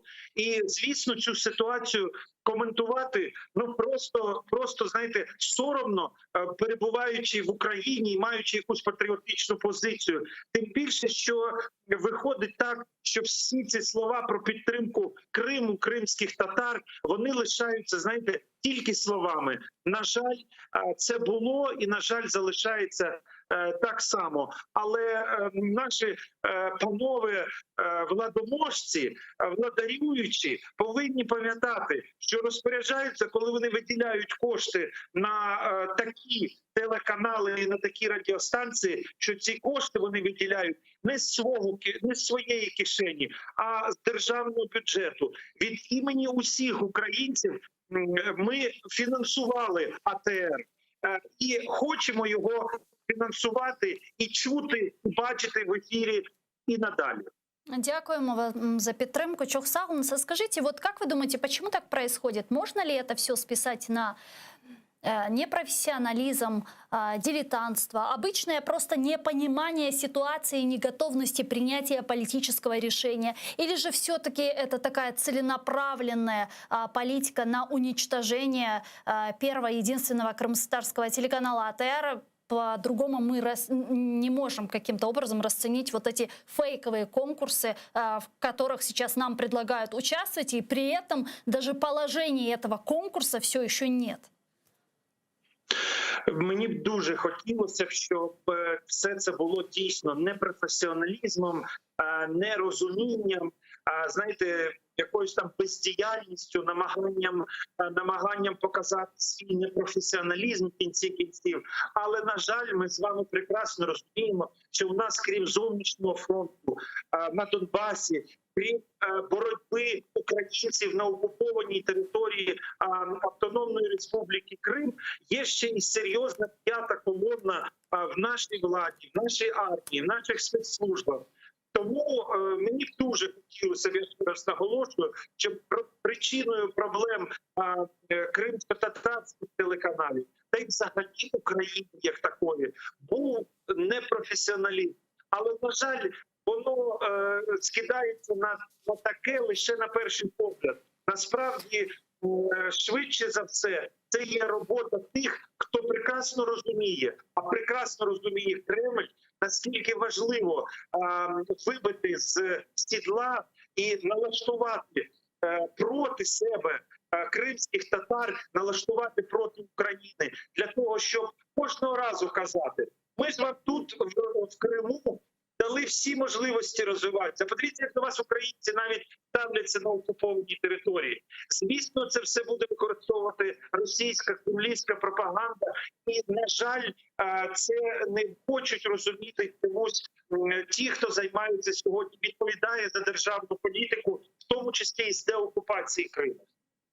Скажите, а как, по-вашему, можно разрешить эту ситуацию? Это вопрос, есть желание или нет желания? Вот можно ли все же какой-то механизм разработать на законодательном уровне, в том числе, который бы гарантировал беспрепятственную финансовую помощь Первому крымско-татарскому? Ну, і теж це не треба називати фінансовою допомогою, тому що взагалі мені здається, що це, якщо в державному бюджеті говорити і брати, це повинно звучати як підтримка каналів в інформаційній війні. Я не знаю, можливо, я зараз емоційно якось формулюю ці назви, але тим не менше це ні в якому разі не допомога. В будь-якому разі, якщо ми з вами говоримо про те, щоб таких випадків вже не було, я думаю, що необхідно прийняти якийсь окремий закон, який буде стосуватися взагалі ситуації в Криму, який буде стосуватися підтримки кримсько-татарського народу. Відповідно, в ньому можна прописати статті, які будуть говорити про те, наскільки необхідно фінансувати власне засоби масової інформації, які працюють на окупований Крим. Пане Юрию, давайте с вами еще обсудим, предлагаю обсудить насущные вопросы Крыма. Вот там в Крымском оккупационном министерстве ЖКХ обновили данные наполняемости водохранилищ полуострова, 2 из которых истощены, пройдя отметку «мертвый объем». Так, по данным ведомства, полностью истощены запасы Симферопольского и Загорского водохранилищ. Глава оккупационного предприятия «Вода Крыма» Владимир Баженов сообщил сегодня, что планируется запуск второго водовода Веселое-Дзержинского, из-за чего в 3 районах Симферополя, в Комсомольском и Москальце, резко ухудшится качество воды. Об этом он сказал сегодня на оперативном штабе по проблемам водоснабжения Крыма. Давайте его послушаем. К сожалению, притоки совсем не балуют. Например, за истекшие сутки мы получили меньше 400 тысяч кубов воды. При этом за февраль месяц уже могу доложить точные цифры. С поверхностных водоисточников в город было поднято 1 миллион 247 тысяч кубов, а из скважинных 2 миллиона. Также оккупационный глава Крыма Сергей Аксенов убежден, что гарантировать стабильное водоснабжение на полуострове можно только построив опреснитель морской воды. Об этом он сказал сегодня на этом же заседании. Давайте послушаем его цитату. Выход с точки зрения гарантированного водоснабжения Республики Крым, стопроцентная гарантия – это только опреснение. Другого пути нет. В Советском Союзе были не так глупы геологи. Северокрымский канал не было бы необходимости здесь рыть, если бы здесь были подземные источники воды. Обращения поступают, в том числе из Ялтинского региона, по поводу того, что опреснение – это вредно. Вреда точно никакого нет, прямых противопоказаний нет. Другое дело – подготовка этой воды.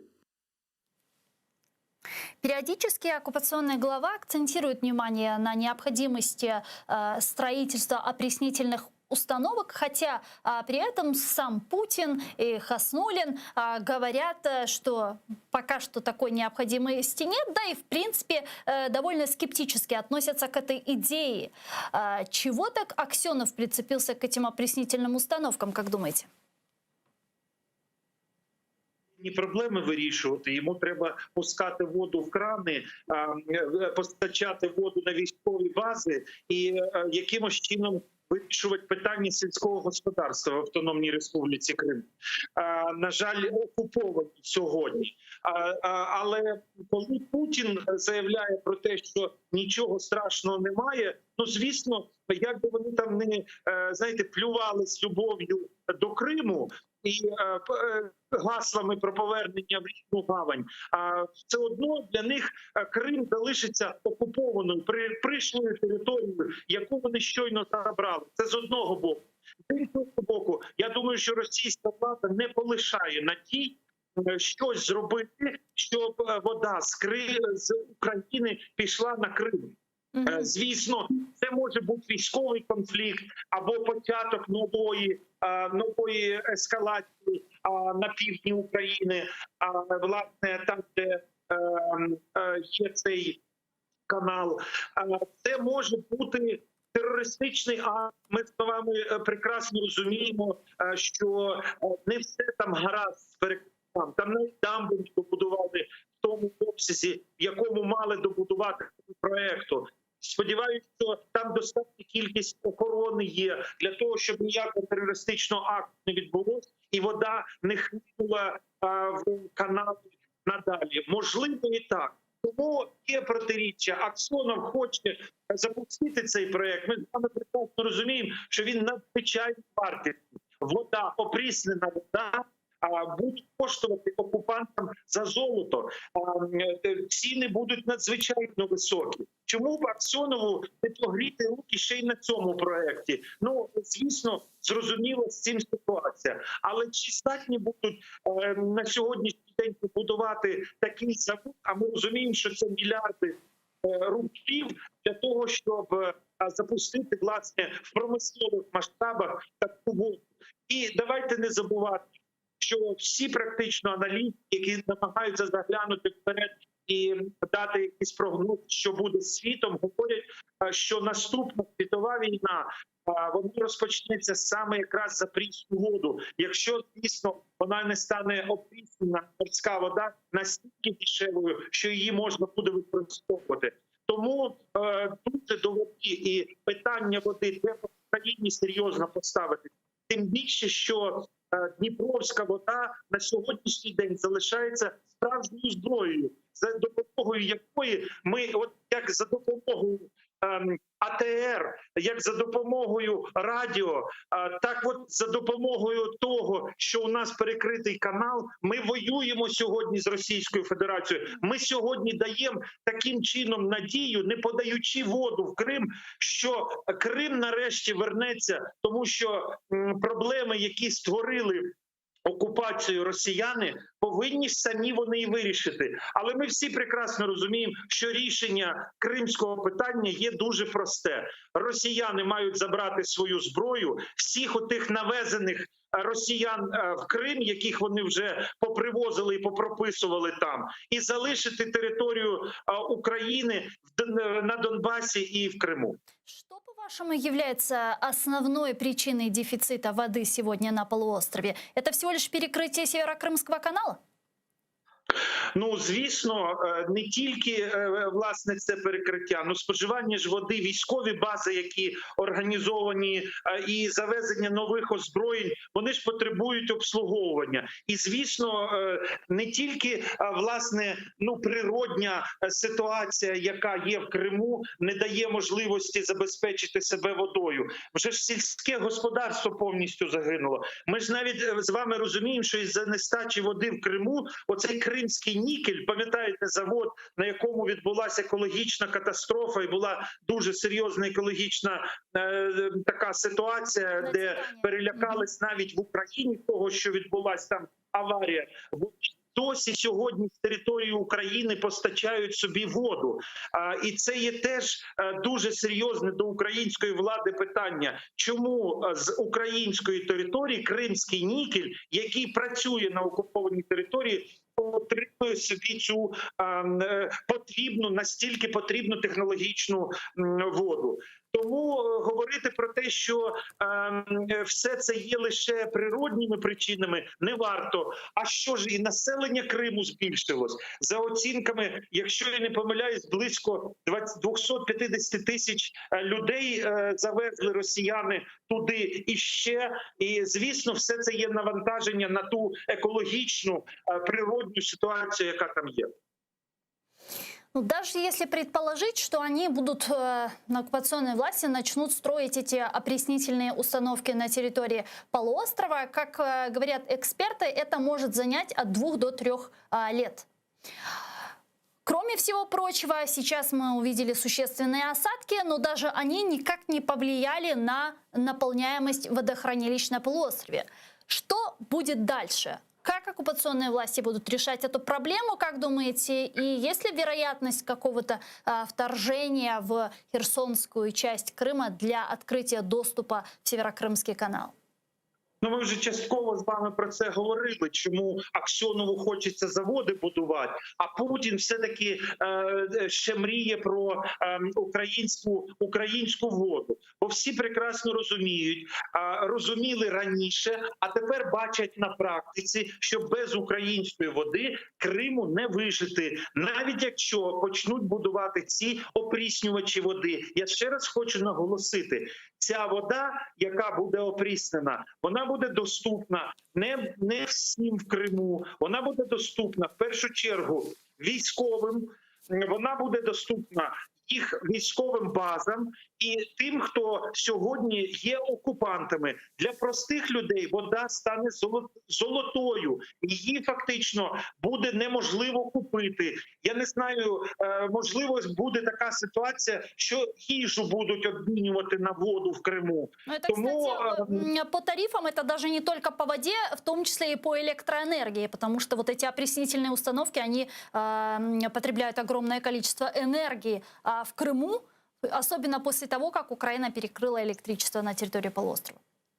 Звісно, і знаєте, я ще хотів би сказати, що власне незрозуміло ж, ніхто ще верніше в світі в таких масштабах промислових опріснювачі води не встановлював. Є, звісно, вони працюють ці опріснювачі в Ізраїлі, але наскільки якісними вони будуть, наскільки ця вода буде безпечною, це теж велике питання, тому що можна буде це зрозуміти лише на практиці. Ми ж з вами розуміємо, що найдорожче в цьому всьому буде не власне там завод і там якісь корупційні навантаження на власне цю роботу, а в першу чергу фільтрування. А я думаю, що, знаєте, за тою радянською традицією, коли почнуть економити на фільтруванні, то і людей почнуть труїти, а відповідно скоротиться і тривалість життя і так далі, і тому подібне. Тому, коли росіяни говорять про будівництво цих заводів, вони все ж таки чухають потилиці. Я думаю, що розробляють плани, яким чином цю воду отримати. Ми ж з вами навесні, пам'ятаєте, мали цілу інформаційну кампанію про російських каналів, які щодня намагались думку про те, що необхідно подавати воду в Крим з України, впроваджувати. Пам'ятаєте, які мотиви нам озвучувались? В першу чергу тим такі, що там же живуть наші люди, і ми повинні воду туди подати. Але, на жаль, Чи на щастя, на жаль, для цих проросійських каналів і п'ятої колони, і на щастя для українців, ці ідеї не були сприйняті. Дякуємо дуже, пане Юрію. Чохсаголос, дякуємо за підтримку. Юрій Подорожній, політолог, був з нами на прямому зв'язку. А я перехожу к следующим новостям. Президент США Джозеф Байден заявил, что его страна никогда не признает аннексию украинского полуострова Крыма. Россия и США вместе с Украиной будут противостоять агрессивным действиям РФ. Вот что он сказал. Предлагаю послушать его цитату. 7 років тому Росія порушила міжнародне право, норми, за якими сучасні країни взаємодіють один з одним, а також суверенітет і територіальну цілісність сусідньої України, коли вона вторглася до Криму. Сполучені Штати продовжують підтримувати Україну і її союзників, і партнерів, як із самого початку цього конфлікту. У цю похмуру річницю ми підтверджуємо просту істину. Крим – це Україна. Сполучені Штати не визнають і ніколи не визнають анексію півострова Росією, і ми будемо разом з Україною протистояти агресивним діям Росії. Пресс-секретарь Путина Песков отреагировал на слова Джо Байдена о том, что США никогда не признают аннексию полуострова. Вот что он сказал, предлагаю послушать. Здесь был абсолютно четкий и безупречный набор юридических действий предпринят, поэтому никакой аннексии не было и не надо ее признавать. Надо просто признать факт воссоединения Крыма с Россией и факт того, что Крым уже достаточно давно, слава богу, находится в статусе одного из регионов Российской Федерации. Есть веские основания ожидать, что президент США примет участие в международном саммите Крымской платформы, проведение которого запланировано на 23 августа в Киеве. Об этом сообщил лидер крымско-татарского народа Мустафа Джемилев. Давайте послушаем вместе его цитату. Президент підписав указ про створення Кримської платформи. Ми покладаємо на це великі надії. Багато країн світу, в тому числі країни Ради Європи, США, вже висловили згоду. Хоча я точно не можу сказати, чи будуть вони представлені 23 серпня цього року на саміті. Але є дуже великі підстави сподіватися на те, що в тому числі і Джо Байден 23 числа буде тут. У всякому разі, над цією темою ми будемо дуже ретельно працювати. З нами зараз на прямому зв'язку Юрій Рашкін, депутат окружних зборів округу РОК у штаті Вісконсин. Пане Юрію, вітаю вас. Здравствуйте. Большое спасибо за приглашение. Спасибо вам, что подключились к нам в эфир. Скажите, вот последнее заявление Джо Байдена о том, что его страна никогда не признает аннексию полуострова и будет противостоять агрессии России. Это вот очередное такое высказывание недовольства и высказывание поддержки территориальной целостности Украины? Или же все-таки за этим последуют какие-то реальные действия, шаги? Я думаю, что надо учитывать, что, во-первых, мы выходим из ситуации, когда последние 4 года у нас в Соединенных Штатах был президент, который был не в состоянии сказать что-либо критичное в адрес Владимира Путина. И, наконец, у нас появился человек, который, в общем-то, как он и сказал, Джо Байден, Америка вернулась. К сожалению, нас 4 года не было, потому что от этой ситуации в мире не улучшается, когда Америка покидает мировую сцену. Но вот сейчас мы вернулись, и мы параллельно проводим анализ ущерба, который произошел за последние 4 года, и думаем о том, что надо делать в будущем. Начинается все со слов, и иногда слов даже бывает достаточно, потому что мы уже видим, как Украина теперь закрыла пророссийские определенные телевизионные станции, и это дело делается в других странах на постсоветском пространстве, в Прибалтике, что говорит о определенном количестве бесстрашия, потому что до этого не делалось. Поэтому иногда даже такая, мне кажется, поддержка, просто вот мы с вами из Вашингтона, имеет уже какое-то влияние и значение. С другой стороны, надо понимать, что президент Байден всегда был, мало того, что хорошо относился к Украине, он был более серьезно и более открыто относился к Украине с точки зрения предоставления военной помощи, чем президент Барак Обама, который, наоборот, хотел, вот, так сказать, та гуманитарная помощь, которая и вообще не военная не помощь, которая попала в Украину, это больше идея президента Обамы, чем вот теперь президента Байдена. Потому что в 2016 году... это эпоха перезагрузки. То есть при Байдене это исключено. Да, во-первых, это исключено, потому что у нас теперь президент, который знает, и у него люди вокруг него, которые знают и понимают, что с Владимиром Путиным по-другому нельзя, он только силу понимает. Поэтому уже в 2016 году Байден хотел послать войска, и он написал в своей книге, что Барак Обама ему сказал: ну, Джо, мы же не будем посылать 82-ю воздушную дивизию в Украину. То есть президент Байден, наоборот, к этому больше открыт, чем мы до этого видели. И с точки зрения американца я отношусь к этому чуть ли не настороженно, потому что у нас теперь человек во власти, который очень, я бы сказал, эмоционален. Ну, к счастью, у него хороший компас, и он поддерживает хорошие идеи. Но я думаю, что мы сейчас уже... Было написано в статьях, которые говорили о будущем политике Байдена, что он хочет помочь с вооружением в Украине, а также надо останавливать Владимира Путина, чтобы не было больше военных акций, о которых сейчас ходят, так сказать, слухи. Каким образом, как вы думаете, вот как будет действовать Джозеф Байден? Вот сегодня появилось такое информационное сообщение. CNN сообщает, что администрация президента готовится ввести санкции против России в связи с отравлением и преследованием оппозиционера Алексея Навального. Уже на этой неделе американские санкции будут синхронизированы с европейскими, но европейские санкции, они направлены только лишь там на 4 человека, да, это персональные санкции. Вот мы сегодня включали к нам в эфир с России политического деятеля Леонида Гозмана, который сказал, что в принципе вот эти персональные санкции, они не будут иметь какого-то эффекта. Что думаете?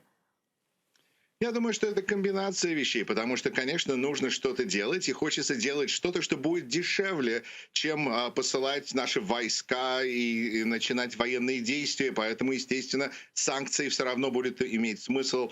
Но санкции работают вместе с чем-то. Многое зависит от того, что люди в Украине сделают. Многое зависит от того, что люди в России будут делать. Потому что мы уже видим то, что Россия меньше занимается сейчас соседями, потому что у них свои собственные проблемы, которыми им надо заниматься, потому что у них народ начинает роптать, потому что страна уходит в какую-то бездну потихоньку. Поэтому какие будут санкции сейчас? Пресс-секретарь Джен Псаки Белого дома сказала, что у нас, так сказать, большой репертуар, чего мы можем использовать, и санкции — это только часть этого. Некоторые ретрибуции, которые могут произойти, мы с вами можем даже не услышать. Если Владимир Путин вдруг проверяет свой банковский счет и видит, что у него там $0, мы с вами об этом не узнаем, но для него это может быть большим сюрпризом. Ну вот помните, в 2017 году Конгресс США, если я не ошибаюсь, принял закон о введении санкций против России, да, и против ближайшего окружения Путина, против опричников Путина, если так можно сказать. И вот этот закон президент Трамп тогда не подписывал, и его администрация его блокировала. Это очень мощные санкции, там миллионы долларов. Все же, как вы думаете, осмелится ли Джозеф Байден подписать этот закон и, наконец-то, имплементировать его? Я думаю, что, опять же, мы просто понимаем, надо понимать, что у нас был 4 года президент, который, несмотря на то, что обе палаты Конгресса были настроены на то, чтобы защитить нашу страну от последствий российского вмешательства даже в наши выборы в 2016 году. Президент, который у нас был 4 года, президент Трамп тормозил и спускал на тормозах, и бросал пыль в глаза, и делал все возможное, чтобы Россия не пострадала. Поэтому мы только сейчас, наконец, увидим результаты тех действий Сената и Конгресса, которые были приняты несколько лет назад. Но тут важную роль играет все-таки, мне кажется, российская и украинская диаспора, и вообще, так сказать, участие в жизни Запада. Потому что если Запад будет что-то делать, то хорошо бы, чтобы люди, которые, скажем, живут в этих странах или общаются с этими политиками, потому что они живут за пределами этих стран, влияли и говорили о том, какие нужны действия. Например, список Магнитского или сейчас возможный список Навального. Это участие нас всех в этом процессе. До этого у нас был президент, который только слушал Владимира Путина. Теперь Джозеф Байден будет слушать намного больше. Он будет слушать профессионалов, которые будут общаться с людьми, которые живут в этих странах. Процесс намного более здоровый. Если это сразу решит все проблемы, это нереально. Но мы, по крайней мере, Америка вернулась. Это меня очень ободряет, и я надеюсь, это ободряет ваших зрителей и слушателей. Вот что я хотела еще у вас спросить. Как вы думаете, почему все еще не состоялся телефонный разговор нашего президента Владимира Зеленского с президентом США Джо Байденом. Хотя в офисе президента у нас сообщали, что такой телефонный разговор должен состояться в ближайшее время, однако все еще его нет. Даже уже агрессор, да, Путин поговорил с Байденом по телефону, а вот у нас пока что такого телефонного разговора нет. Почему? Знаете, я не сижу в Белом доме, но я считаю, что всем надо заниматься своими делами. Мы знаем, что администрация Байдена настроена очень хорошо к Украине, которой при этом надо заниматься своей собственной коррупцией и улучшать собственную ситуацию, потому что кто хочет помогать людям, которые не помогают сами себе. С другой стороны, интересный вариант тот, что, например, Америка, скорее всего, один из способов контроля российской агрессии — это перестать говорить один на один с Россией и включать больше партнеров. То есть теперь байденовская администрация начнет рассматривать Россию типа как мы рассматривали Северную Корею, когда мы не будем с ними встречаться один на один, потому что это для них такой пиарный пропагандистский плюс. То есть вот так теперь мы рассматриваем Россию. В том смысле, если президент Байден позвонил или не позвонил Владимиру Зеленскому, я очень рад, что, по крайней мере, какие-то правильные действия происходят, и это приведет к конкретным результатам, как, например, блокировка этих пророссийских пропагандистских каналов. Вот это важные действия. А то, если президента поговорили сейчас или через неделю, разберутся. Давайте вот еще какой вопрос с вами обсудим. Наверняка «Северный поток-2» для администрации Джо Байдена не останется в периферии. Вот сегодня появилось такое информационное сообщение. Германия может столкнуться с требованием компенсации, если откажется от завершения строительства газопровода «Северный поток-2». Такое мнение высказала министр охраны окружающей среды и ядерной безопасности ФРГ. Давайте ее послушаем. Посли ЄС дали зелене світло першому в історії списку за новим режимом санкцій ЄС щодо захисту прав людини. Ймовірно, у ньому 4 особи з Росії відповідальні за ув'язнення Навального. Він буде опублікований в офіційному журналі ЄС завтра.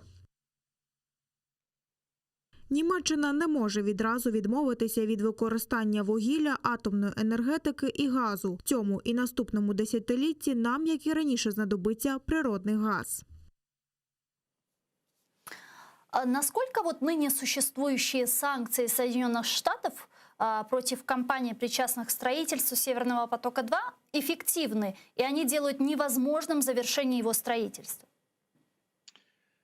Надо просто учитывать, что Байден сказал уже несколько лет, что он против этого, что это плохая сделка, что он против нее. И мне кажется, это услышали, например, в Берлине, потому что они понимают, что теперь 4 года у них будет в Вашингтоне человек, который вот к этой идее относится очень плохо. Но, с другой стороны, это человек, с которым надо иметь хорошие отношения, потому что, во-первых, это президент Соединенных Штатов, а во-вторых, это представитель демократии, не обязательно в этом порядке. Потому что мы видим, что демократии, в принципе, находят общий язык, а диктатуры, так сказать, находят друг с другом общий язык. Поэтому тут была интересная статья в «Шпигеле», написанная главой Мюнхенской конференции по безопасности, где обсуждалось, что же теперь делать Германии в этой ситуации. И решили, что, так сказать, предложение, которое сделал человек, который глава этой Мюнхенской конференции, Ищингел как-то, что нужно перебросить как бы мяч на поле России. Пусть они с этим разбираются, пусть они улучшают свою ситуацию с правами человека. Вот когда они смогут это показать, тогда это будут какие-то улучшения. Ну или вот, наоборот, кстати, было сказано, что... Да. Многие эксперты говорят о том, что Джо Байден в этом вопросе, в отличие от Трампа, будет немного гибким и не захочет вступать в такую конфронтацию с Германией. Может ли быть такое? Все может быть, но гибкость — это намного более качество, которое мы связываем с политиком, который 50 лет занимается политикой, чем прямолинейность, которую мы видим у человека, который не понимает, что происходит.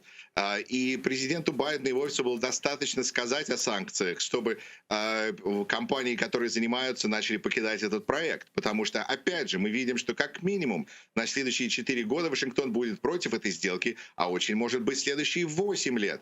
Поэтому какой смысл в такой работе, когда видно, что это, так сказать, важный участник, не участника, на мировой сцене будет против, а тут даже и санкции иногда не нужны, одного слова достаточно. Давайте подключим к нашей дискуссии сейчас Игоря Эйтмана, российского публициста и социолога. Он с нами сейчас на прямой связи. Пане Игорю, здравствуйте. Здравствуйте.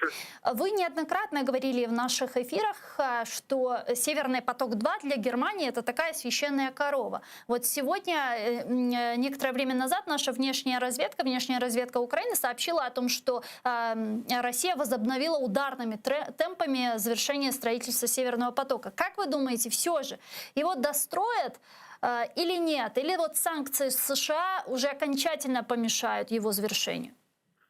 Ну, в общем-то, уже сейчас видно, что санкции США и некоторые другие процессы, которые происходят в Евросоюзе, они уже как вот выхолостили этот проект. Совершенно очевидно, что он не будет и не сможет быть даже рядом настолько таким масштабным, таким как бы принципиальным для России, каким он планировался. В принципе, Германия, несмотря на то, что Меркель и руководство немецкое не хочет категорически этот проект просто убирать наголо, да, окончательно, она, в общем-то, особо не, как я понимаю, не стремится его, может, как-то сделать масштабным и серьезным, да. По большому счету, что происходит? Происходит как бы пускание этого проекта, что называется, на тормозах. Постоянно, раз за разом, крупные фирмы, крупные участники этого проекта отказываются в нем участвовать. И, собственно, как бы реализация его становится все более проблематичной. Потому что помимо просто технической укладки, там множество других юридических и правовых, экономических аспектов нужно завершить, чтобы и задействовать, в том числе, третьи лица, третьи компании, для того, чтобы это все заработало в полной мере. И вот так вот этого уже сейчас практически очевидно не будет. Этот проект, если будет реализован, то в таком совершенно рахитическом виде, неизвестно, когда заработает реально. Украина является стратегическим партнером Европы в энергетическом плане, да, и в Украине огромные естественные хранилища газа. Вот скажите, зачем все-таки Европе нужна прямая труба с точки А с точки Б без опции хранения того же газа, купленного у «Газпрома»? Я думаю, во-первых, этот проект он задумывался довольно давно, то есть очень давно, еще когда до 2014 года, еще когда не было вот этой агрессии против российской, когда еще Россия не воспринималась в Европе как такой агрессор и угроза. За это время, да, тогда это еще как бы считалось, что нужно как бы не держать яйца в одной корзине, чем больше будет как бы разных вариантов транспортировки газа российского, тем для Германии и для Европы в целом, а Германия здесь как сам, да, выступает из других европейских стран, это будет как бы удобно. Потом, значит, произошли известные события, но немцы, они, в общем-то, что называется, довольно консервативные. Они уже как бы начали этот проект, многие вложились в это, и материально, и вложились своим именем, как бы, и как-то его зарубать, что называется, на корню, они никак не решали. Но в связи с американскими санкциями, а также в связи с тем, что и немецкое руководство, несмотря на все свои вербальные заявления, сейчас, я думаю, достаточно скептически относятся к этому проекту, но в связи со всем этим, как я уже сказал, этот проект постепенно сдувается. И вот от него продолжает участие в нем продолжает отказываться различные компании, в том числе и немецкие. Спасибо вам большое, Игорь. Игорь Эйдман, российский публицист и социолог, был с нами на прямой связи. Пане Юрию, завершая нашу дискуссию, резюмируя, все же, как вы думаете, вот каков ваш прогноз? Северный поток достроит или же все-таки он превратится в такую индустриальную руину на дне Балтийского моря? Ну, мало того, что его могут, так сказать, не достроить, его могут еще не засертифицировать, поскольку, я понимаю, там тоже с этим проблемы, поэтому это не тот проект, который, видимо, сейчас надо уже серьезно воспринимать как что-то, что может негативно повлиять на ситуацию в Украине, потому что этот проект, по крайней мере, на следующие 4, возможно, следующие 8 лет закончен. И надо просто слушать то, что говорит президент Байден, потому что он говорит важные вещи, которые он при этом у нас на телевидении потерял работу практически. Человек, который 4 года работал много, то, что он проверял факты того, что говорил президент, потому что так много было лжи. А теперь этот человек остался практически без работы. Поэтому слушайте президента, который в мюнхенской речи сказал, как важна для нас Украина, как жизненно важна Украина для Европы, и что мы здесь поддержать Украину. И это не единственная страна, которую он так сказал именно, кроме там Китая, России и Ирана. Поэтому это, мне кажется, очень хороший сигнал. И теперь надо просто продолжать делать правильные вещи. И, надеюсь, у нас, наконец, будут правильные результаты. Поживем, увидим. Спасибо большое, пане Юрію. Юрій Спасибо. Рашкін был с нами на прямой связи, депутат окружных сборов округа Рок в штате Висконсин. Ну что ж, я с вами не прощаюсь, мы вам говорим всего лишь до свидания. Буквально через несколько секунд смотрите информационную программу «Заман». Самые актуальные новости сейчас, а после этого эфир телеканала АТР продолжает программа «Прайм» с Айдаром Муждабаевым. Не пропустите, Коршукевич.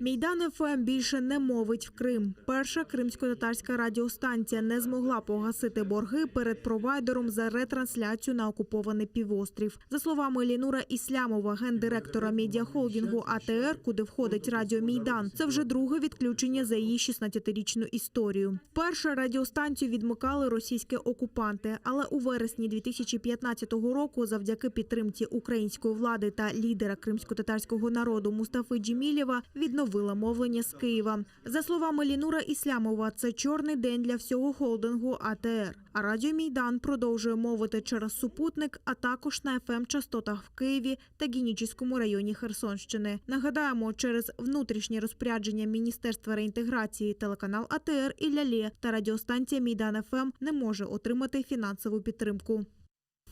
Выглядит так, что вот сегодняшнее руководство Украины допускает такие вещи, которые позволяют выключать 16-летнюю почти радиостанцию крымско-татарскую, которая вещала на Крым. Поэтому это очень печально, скорбно, но будем идти дальше. Мы будем идти дальше уже не первый раз, и мы победим. Мы вернемся в Крым. Крымско-татарский народ не раз доказывал, что мы поднимаемся из пепла, если надо. Раніше окупанти переслідували кримських татар за вивчення релігії. Тепер ще й за благодійність та допомогу сім'ям політв'язнів. Таку думку висловив родич політбранців Османа та Сейтумєра Сейтумєрових Енвер Сейтмеметов під час щомісячної зустрічі Кримської солідарності. Адвокати-правозахисники та родичі політв'язнів наголосили, що масові облави, які відбулися у лютому за 7 адресами в Бахчисараї, Сімферополі, Білогорську, в Севастопольському та Совєтському районах, відрізняються від тих, що були раніше. Людям дают большие сроки за то, что они раньше читали книги, приходили в мечеть, изучать свою религию. За это их сажали. Теперь уже стали сажать, арестовывать за то, что они помогают, за то, что они не доносят.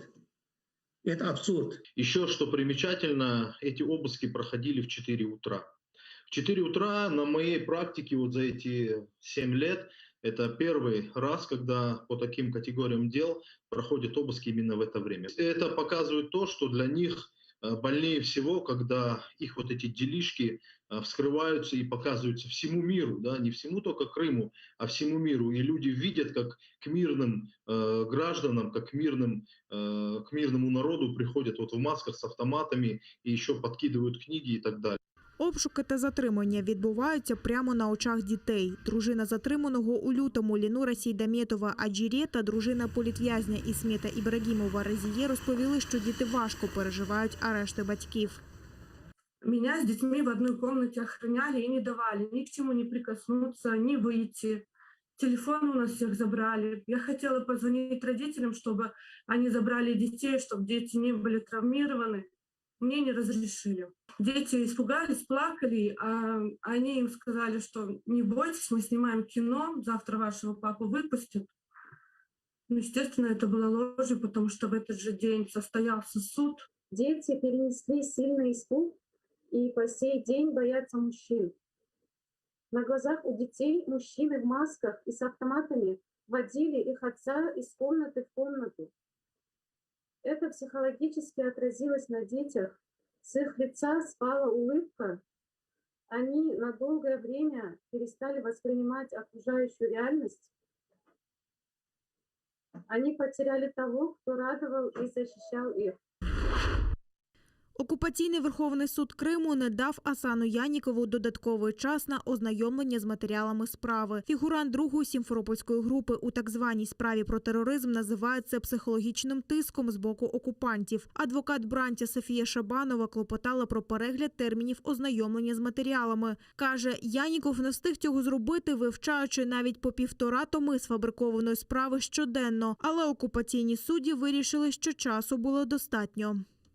Он, находясь в СИЗО Ростова-на-Дону, неоднократно писал заявление на крымско-татарском языке в суд, в прокуратуру о том, чтобы ему предоставили право ознакомиться с оставшимися материалами дела. Однако либо данные заявления не доходят до суда, либо суд игнорирует эти заявления. Он пока еще не знает. Но сейчас уже я буду обращаться и в прокуратуру, и в суд, и выяснять, доходили ли эти заявления вообще до суда, и почему на них нет ответа и нет никакого реагирования. У березні 2019 року в окупованому Криму відбулась наймасовіша облава на кримських татар. Після обшуків в селищах Кам'янка, Строгинівка та Біле були затримані 25 чоловіків. Їх ФСБ безпідставно звинуватило в тероризмі і причетності до забороненої в Росії організації Хізбут Тахрір. Серед затриманих громадянські журналісти об'єднання «Кримська солідарність», які виїжджали до Росії для висвітлення судових процесів за політичними кримінальними справами раніше заарештованих кримських татар. Мертвий обсяг. На такому рівні тепер запаси води в Сімферопольському та Загорському сховищах, доповідає окупаційне міністерство ЖКГ Криму. Впродовж лютого, попри рясні снігопади, вони так і не поповнилися, бідкаються окупанти. Так, Сімферопольське водосховище заповнено менш ніж на 10%, а до мертвого обсягу наближається й Балановське. Воды совершенно мало, тот самый мертвый объем, который остался. И частично водохранилище пока еще во льду, в некоторых местах.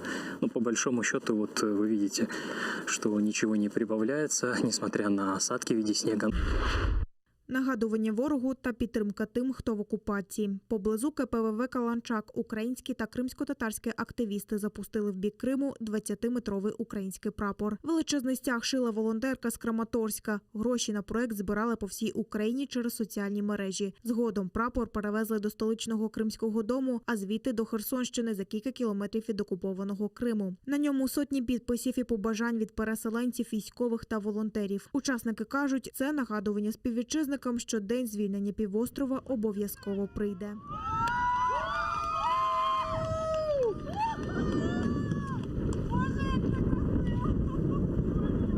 День деокупації Криму, він скоро буде. Обов'язково буде. І ми будемо робити, як свідомі громадяни України, будемо робити для цього все, щоб цей день деокупації настав якнайшвидше. 11-та бойова втрата в лютому. Внаслідок ворожого обстрілу поблизу Пощавика на Донеччині загинув морський піхотинець Сергій Мосієнко. Окупанти прицільно били по позиціях його бригади імені контр-адмірала Білинського зі 120-мм мінометів, гранатометів різних систем, кулеметів та снайперської зброї. На Приазові поблизу Водяного та Широкиного ворог відкривав вогонь з великокаліберних кулеметів та гранатометів. На тому ж напрямку російський безпілотник перелітав лінію фронту. Його вчасно знешкодили українські українські засоби радіоелектронної боротьби, а на всі ворожі обстріли бійці Об'єднаних сил відповідали вогнем. Крім того, за даними розвідки, окупаційні підрозділи посилено тренуються з залученням важкої артилерії, танків та зенітних систем. З підрозділами на полігонах проводяться заняття з виконанням стрільб зі стрілецького озброєння, озброєння танків і бойових машин, артилерійських систем і мінометів. У ході занять тактичної підготовки особливу увагу окупанти приділяють питанню взаємодії мотострілецьких, танкових, артилерійських та зенітно-ракетних підрозділів під час дій як в обороні, так і в наступі.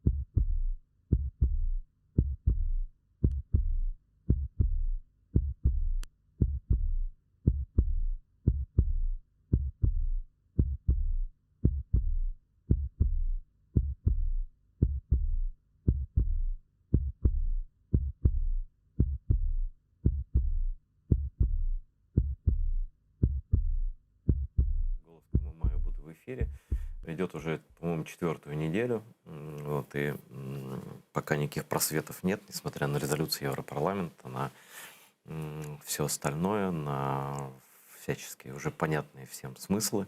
Но нет, никакого продвижения нет. Хуже того, сегодня, как вы уже знаете, но кто-то не сначала смотрит, прекратила свое вещание на Крым впервые, после оккупации. Радиокомпания «Мейдан», первая и самая единственная крупная радиокомпания крымских татар, первые электронные СМИ крымско-татарского народа вообще. Самая популярная, которая звучала во всех уголках Крыма всегда, несмотря ни на что, и возобновила вещание из Киева в 2015 году, после того, как АТР выгнали из Крыма. Это часть нашего холдинга, если кто не знает. Да. Но вот долги провайдеру такие, что он отказался нас дальше вещать на Крым. Очередное достижение в деле возвращения Крыма. Могу не поздравить всех причастных. Вот. Но сегодня у меня в гостях Илья Пономарев, человек, который единственный не голосовал за присоединение Крыма, так называемое, к России. Спасибо тебе еще раз за это. Это было в Госдуме в марте, да? Да, 20 марта. Угу. Как раз сегодня годовщина, 7 лет согласования Совета Федерации, на который разрешил Путину вводить войска в Украину. Да? Вот расскажи, ты в это время присутствовал в органах власти Российской Федерации. Как все это происходило?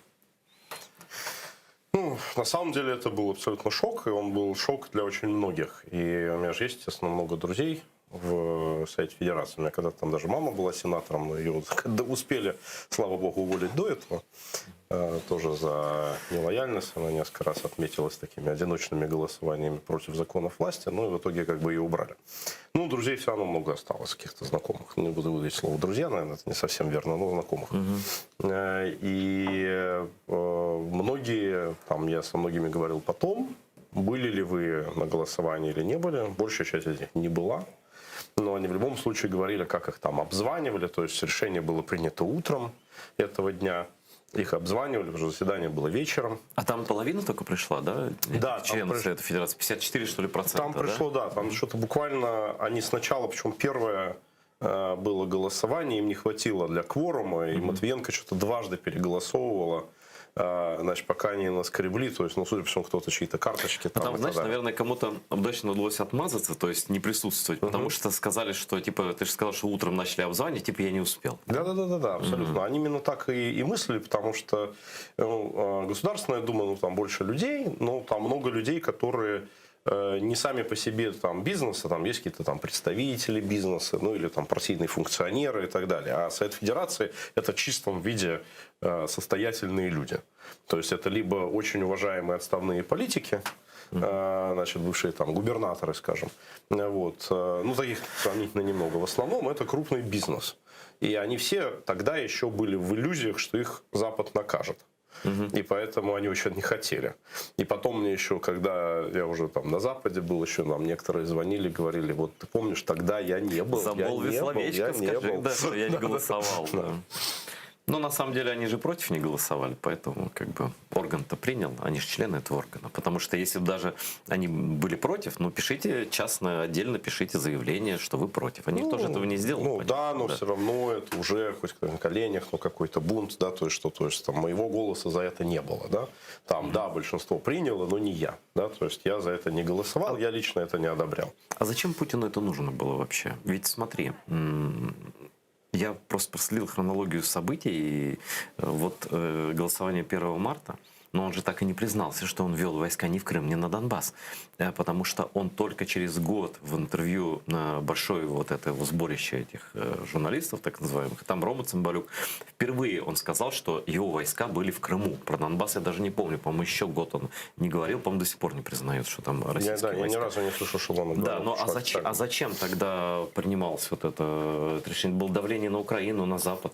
Нет. Я думаю, что вопрос на самом деле носил прежде всего технический характер, потому что мы же понимаем, что войска для аннексии Крыма были направлены, да? Вот эти все зеленые человечки и так далее. Просто он потом сказал, что по межгосударственным соглашениям между Россией и Украиной есть определенная численность, которую Россия имела право держать 25 тысяч, по-моему. Да, на базе Черноморского флота. И эта численность не была выбрана. И поэтому вот те дополнительные, соответственно, части, которые были присланы для аннексии, они вписывались в общую цифру разрешенной численности. Но в любом случае, он же официально не ввел войска в Украину. Не, я понимаю, я просто потому, что, то есть, по-видимому, они были не уверены о том, что хватит этих войск. То есть они страховались на если бы Украина начала бы сопротивляться, кроме того, это было 1 марта, у них тогда еще не было окончательного сценария, как это пройдет. Да? Ну да, это только 3-й день такой демонстративной аннексии. На самом деле 20-е начало, да, но 27-е, 28-е, 28-е. Знаешь, я знаю, это такой холивор в Украине, да, относительно того, когда было принято решение. Да, я считаю, что решение было принято в последний день Олимпиады, то есть то, что оно... Я абсолютно в этом уверен. А почему-то нужно в последний день? Потому что это был день бегства Януковича. То есть я думаю, что в Кремле, в принципе, идея, устроить что-то в Крыму, и именно вот формулировки «что-то устроить в Крыму», она была в качестве заготовки на выборы Януковича, которые должны были произойти там через 1,5 года после всего этого, штатным образом, да, и что они держали это в качестве загашника, если пойдет не по тому сценарию, хотя в России уже были, это я уже могу сказать просто как там депутат, были там задачи поставлены, что там Единая Россия должна была поддерживать переизбрание Януковича, Справедливая Россия должна была страховать Юлию Владимировну, и с ней быть в союзе. Вот. И, там были определенные задачи по Кличку, который, тоже, соответственно, там ходил в Москве в тот момент времени. То есть другая была ситуация. Я сейчас не хочу никого из них там обидеть и как-то реально была другая ситуация. Но просто к тому, что Москва готовилась к определенной, там истории. И Крым был такая карта, которую можно было, ударить по столу, если что-то пойдет не так. Я не думаю, что был готовый план вот такой, аннексии, который был бы хорошо продуман и, кто-то вот его ждал. Я думаю, что он реализовывался с колес, и то, что очень много раз менялся какой-то тактический ход событий во время всего этого дела, да, то есть, потому что они сначала думали с Константиновым и с Грачевым играть в эту историю, потом вот там поняли, что поскольку есть крымские татары, которые... Ты Грача имел в виду, не Грачева? Грача. Да. Грачев-то я говорю, Грача. Вот, потом, они увидели, что есть сопротивление со стороны крымских татар, они поэтому обратились к бандитам Аксенова, да, то есть, вот, чтобы разгонять, митинг, который там был. Это все менялось. Там менялись сроки референдума, как мы знаем, там сначала май, перенесли на март, менялись вопросы референдума. То есть это все говорило о том, что это все идет с колес. Смотри, с колес, но я просто хорошо помню, что еще вот Олимпиада шла или началась, или это первые дни были Олимпиады, 7, 8, 9, может быть даже 7. Я узнал, что Тамбовская бригада ГРУ выдвинулась в Крым.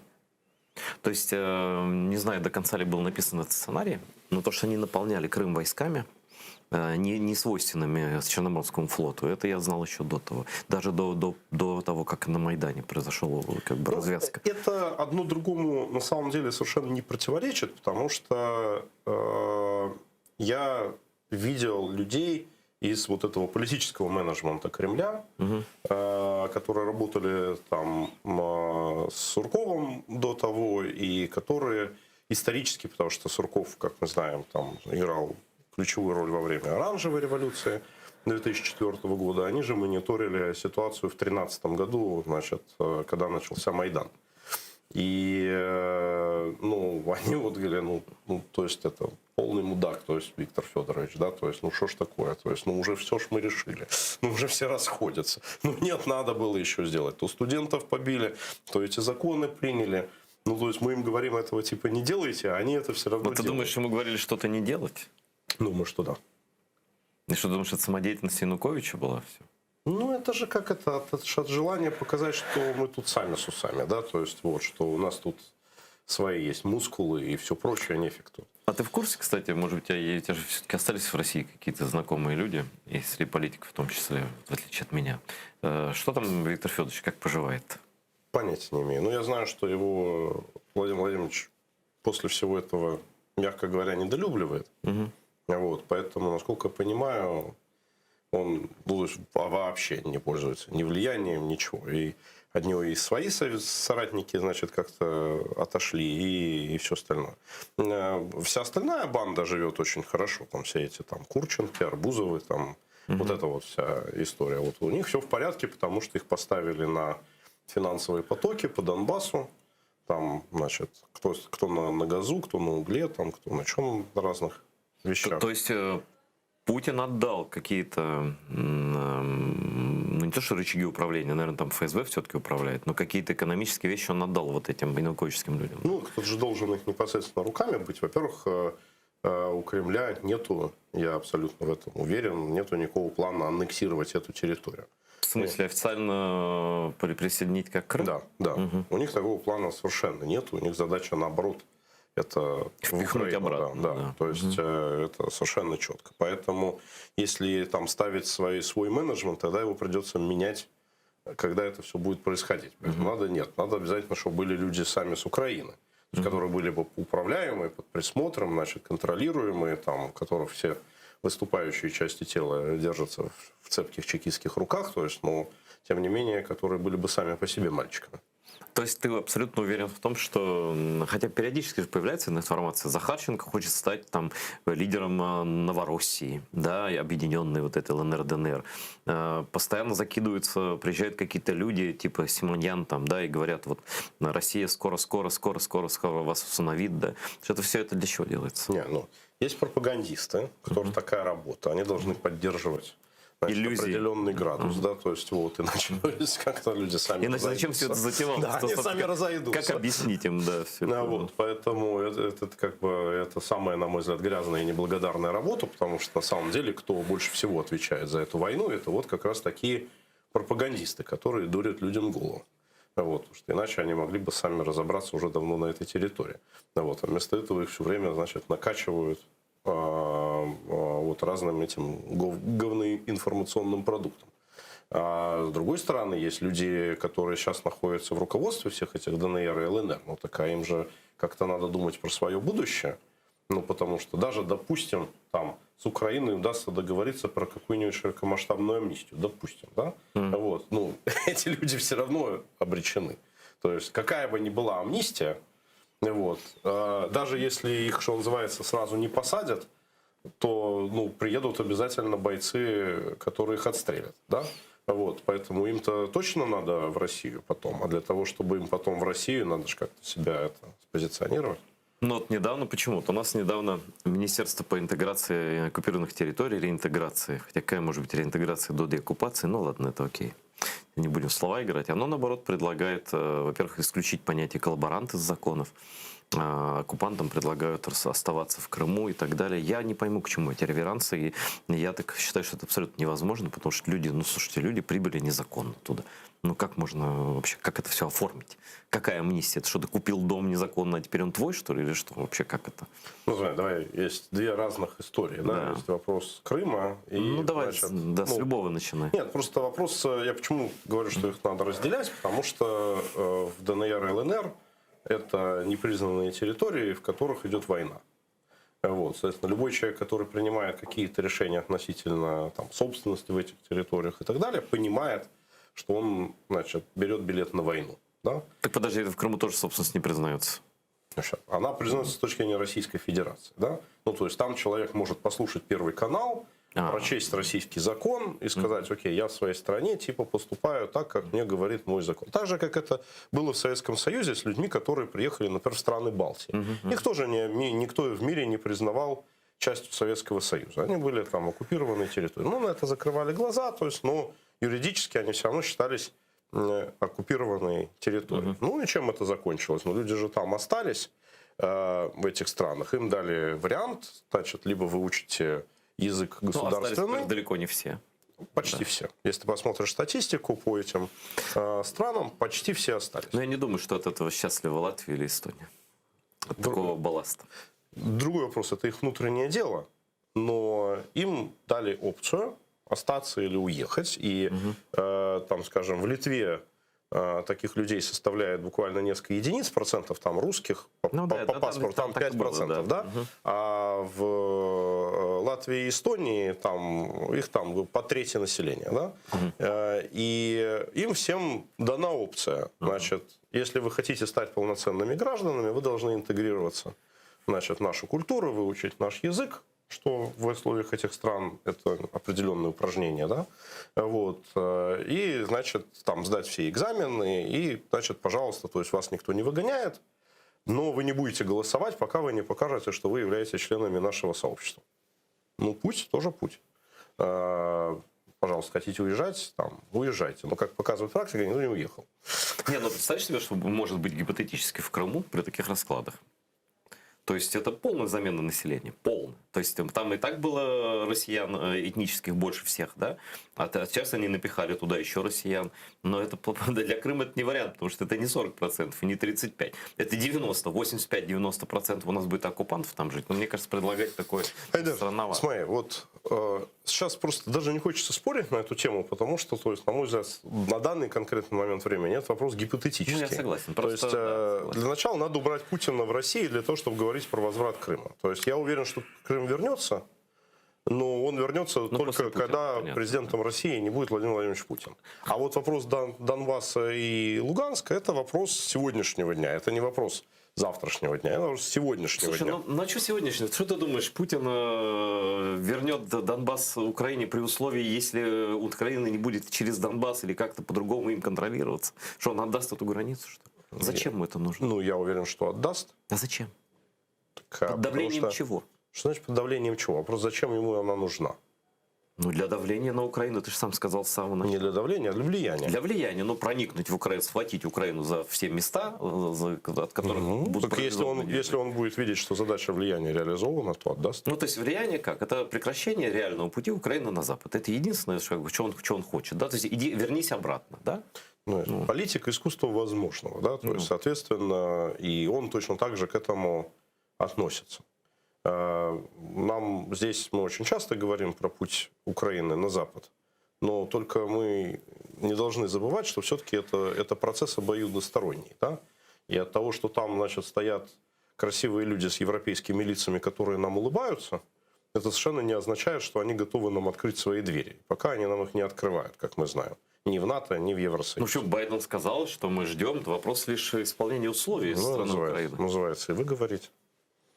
Нет, но надо условия исполнять. Там, если почитать эту резолюцию по ассоциации с ЕС, да, там невыполненных пунктов столько, что... Айдар, во-первых, то, что говорит Байден, вообще не релевантно для этого вопроса, потому что большинство голосов и в НАТО, и уж тем более в Евросоюзе, где вообще нету американского голоса, да, то есть он принадлежит не Байдену. Байден, слушай, Америка традиционно влияет на все западное, да? Я понимаю, но Байден в Белом доме 4 года.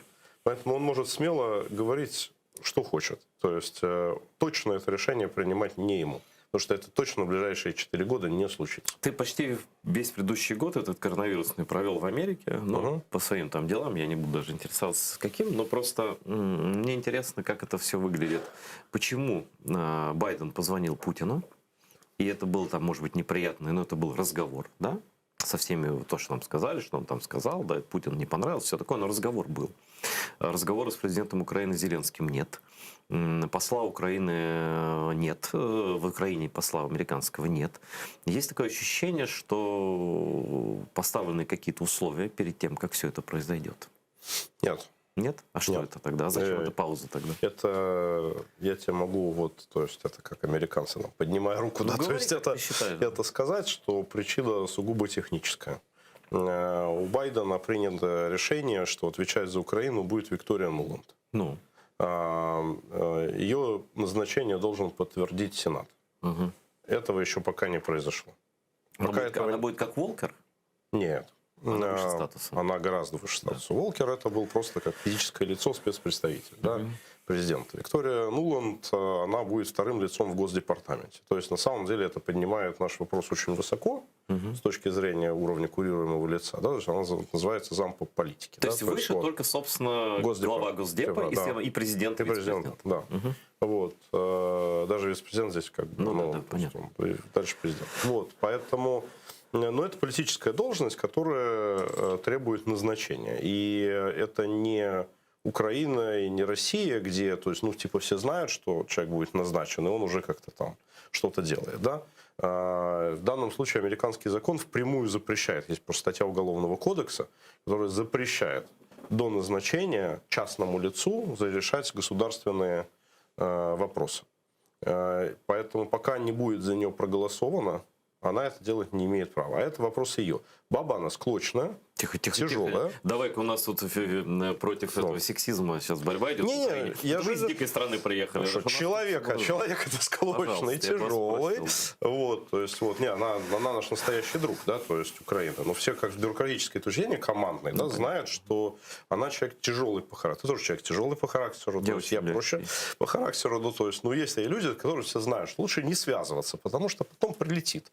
Вот с Нуланд никто связываться не хочет. Раз Байден решил... Что, Байден не хочет с ней связываться? Не, Байден решил, что это ее будет сфера ответственности. И то есть он вообще в это не лезет сейчас? Ну, пока ее нету ответственности. Подожди, почему он не может позвонить Зеленскому-то, объясни? Может. Может, но не звонит. А зачем? Был только один разговор, это Дмитро Кулеба говорил с госсекретарем. Я понимаю, но это, знаешь, это протокол Кулебы был такой, в общем, он протокольный, да, то есть там поздравить, значит, коллегу, то есть вот, значит, друг друга поздравили, обнялись, там, пошли дальше. Тем более, что Украина еще назначает посла. Почти 1,5 месяца прошло уже Байдена, да? Сколько, да? Да, к сожалению, этот вопрос тянется, он затянулся. Все считали, что назначение будет раньше, то есть его ожидали еще в середине февраля, что оно будет, но его до сих пор нет. А еще такая странная фраза, я даже по-английски заглянул в оригинал, хоть это не особо силен, но в принципе она так и звучит, что мы все еще доверяем Украине. Это что за фраза в обращении Байдена? Что это значит, мы все еще доверяем Украине? Но у Байдена есть основания так говорить. Его за эту избирательную кампанию столько раз в Украину лицом ткнули, что, то есть, ему как раз Украина уже, в общем, должна вызывать довольно негативные эмоции. Нет, но вряд ли это будет так, потому что он Украину знает независимость от имен чиновников, да? Он тут был фактически на Майдане. Ты все можешь знать, независимо и так далее. Он хороший дядька. Вот, и действительно он здесь был. То есть, и вообще он специалист по постсоветскому пространству. Он, слава богу, там в Советский Союз ездил там 70-х годов. Громыку еще знал с Брежневым. Да. Вот. То есть он знает, понимает, разбирается. Он специалист по внешней политике и все прочее. Да. Если ему там всю избирательную кампанию, единственное, за что все время прилетало, то есть все остальное это был чистый там наброс говна на вентилятор. Вот единственное конкретное, за что его все время дрючили, так это за Украину. Вот единственное, за что это все время было. Депутат на букву «Д», даже 2 на букву «Д», это непосредственно американские дела? Это они сами решили, и как бы об этом наше руководство и не знало? Нет, наше руководство, я так понимаю, про это знало. Вот. Более того, некоторые из бывших соратников Владимира Александровича в этом активно поучаствовали, не безуспешно. Вот. Не будем называть фамилии, сами потом расскажут. Вот. Но поскольку я вообще считаю, что это была борьба прежде всего с Игорем Валерьевичем, вот, то, в общем, как бы она достигла успеха. А что этим хотела сказать Америка Игорю Валерьевичу? Ну, Америка очень хочет Игоря Валерьевича. Она прям за него подержаться хочет очень сильно. Ты считаешь, у них есть шансы на это? Есть. А как это может выглядеть? Ну, если бы я был Владимиром Александровичем, то Игорь Валерьевич мог бы случайно сесть не на тот самолет там месяца за 2 до следующих выборов президентских. Он же, то есть, один самолет не долетел до границы, а другой самолет может случайно перелететь через границу. Ты понимаешь вообще, что сейчас происходит в украинской политике? Я перестал понимать до конца, потому что, ну, как бы я ничего не знаю секретного, но вот закрытие телеканалов Медведчука, да? Это что, вот, на твой взгляд? Это американское влияние, это требования американцев, это инициатива Зеленского, это что это? Это пакт Левочкина с Зеленским во имя раскола ОПЗЖ и удаления Медведчука с поста реального претендента на следующего премьер-министра. Слушай, ну, на мой взгляд, Медведчук не был реально претендентом, никакого такого консенсуса. Ну, если бы были новые выборы, то он бы стал претендентом номер 1. Ну, слушай, но разве ты не согласен, что это такой определенный плевок в Путина? Конечно. Ну, а как так осмелились наши без американского тыла сами все это сделать? Молодец же. Нет, они правда без Америки это сделали? Вот просто сейчас алиби, да, то есть Америка спит. До назначения Нуланд Америки не существует. Просто такой державы ее просто Владимир нет. Александрович Зеленский решил закрыть 3 канала Медведчука, обнулив его фактическое влияние политическое. Еще и, как мы знаем, наехал по-другому на Игоря Валерьевича с Центрэнерго. Что это значит? Ну, товарищу надоело. Что надоело? Ну, такое положение, рейтинг падает, все, в общем, на самом деле потихонечку перестают считаться, хихикают. Надо вот. Было мускулу показать. Надо как-то, да, поиграть. То есть, ну, по-моему, Владимир Владимирович это оценил. То есть, все, что произошло с товарищем Медведчуком. А как ты он оценил? Ну-ка расскажи, я ничего не знаю. Ну, Владимир Владимирович тот человек, который очень любит, когда силу показывает. Любит в каком смысле? В кавычках? Его это выбешивает? Что? Не, то есть, он уважает. Ну, то есть, в данном случае был сильный ход вот, человека, который, значит, его вот там товарищ, представитель и так далее, который до сих пор вот там говорит, да мы там всех там чего хотим. Вот, его конкретно отымели. Но, а может быть, это смена пророссийских элит здесь? Может быть, это, ну, я не знаю, почему Левочкина мне бэкграунд неизвестен, да? Но, может быть, таким образом Путин намекает, что вот у Медведчука не получилось, но есть другие варианты взаимодействия. Знаешь, ты вообще очень много, когда говоришь и пишешь, мне кажется, ты очень много склонен думать про какие-то хитрые планы. Нет, абсолютно не склонен. Я просто не понимаю некоторых вещей. Вот, и я не нахожу им объяснений. Ну, просто в политике очень много слабоумия и отваги, да? Да, это что, вот. Наверное, значит, в нашей особенности. Точно, просто. Много людей, которые на самом деле редко приходят в сознание. Вот. Очень много людей, которые мыслят очень в короткую, здесь и сейчас. Вот еще раз скажу, вот есть фактор, значит, такого человека, как Левочкин, да, который видит, сейчас вот американцы будут додавливать, значит, его коллегу Фирташа, вот, остается, например, бесхозный телеканал Интер, вот, который на кого будет работать, да, то есть он будет работать вот на эту вот там условно пророссийскую часть. Значит, есть Владимир Александрович, который думает по поводу там 2-го срока, явно, к сожалению.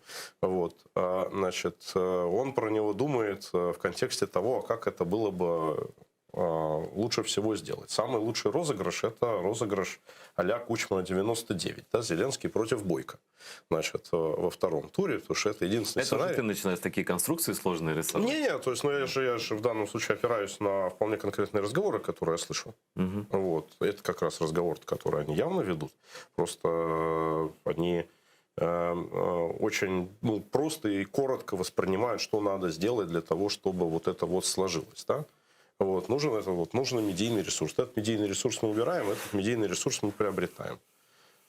в ОПЗЖ тоже идет своя, соответственно, борьба за власть. Там есть два фланга, да, то есть есть один фланг, в котором находится там Медведчук, Рабинович, там Шуфрич, да, с другой стороны есть другой фланг, в котором находится вот, там Бойко, Левочкин, там другие. То есть менее брутальные пророссийские силы. Да. Тогда. Но они вообще не пророссийские, они, так сказать, провосточные, да, то есть вот это вот осколки партии регионов, да, то есть вот, которые антимайдановские, но это не означает, что они там подкремлевские, да. То есть Медведчук это просто, слушай, это прямая пятая колонна. Я понял, но столько денег вложено, и, как я полагаю, они только номинально медведчуковские, я могу такое предположить. Да, на самом деле они не его. Кто?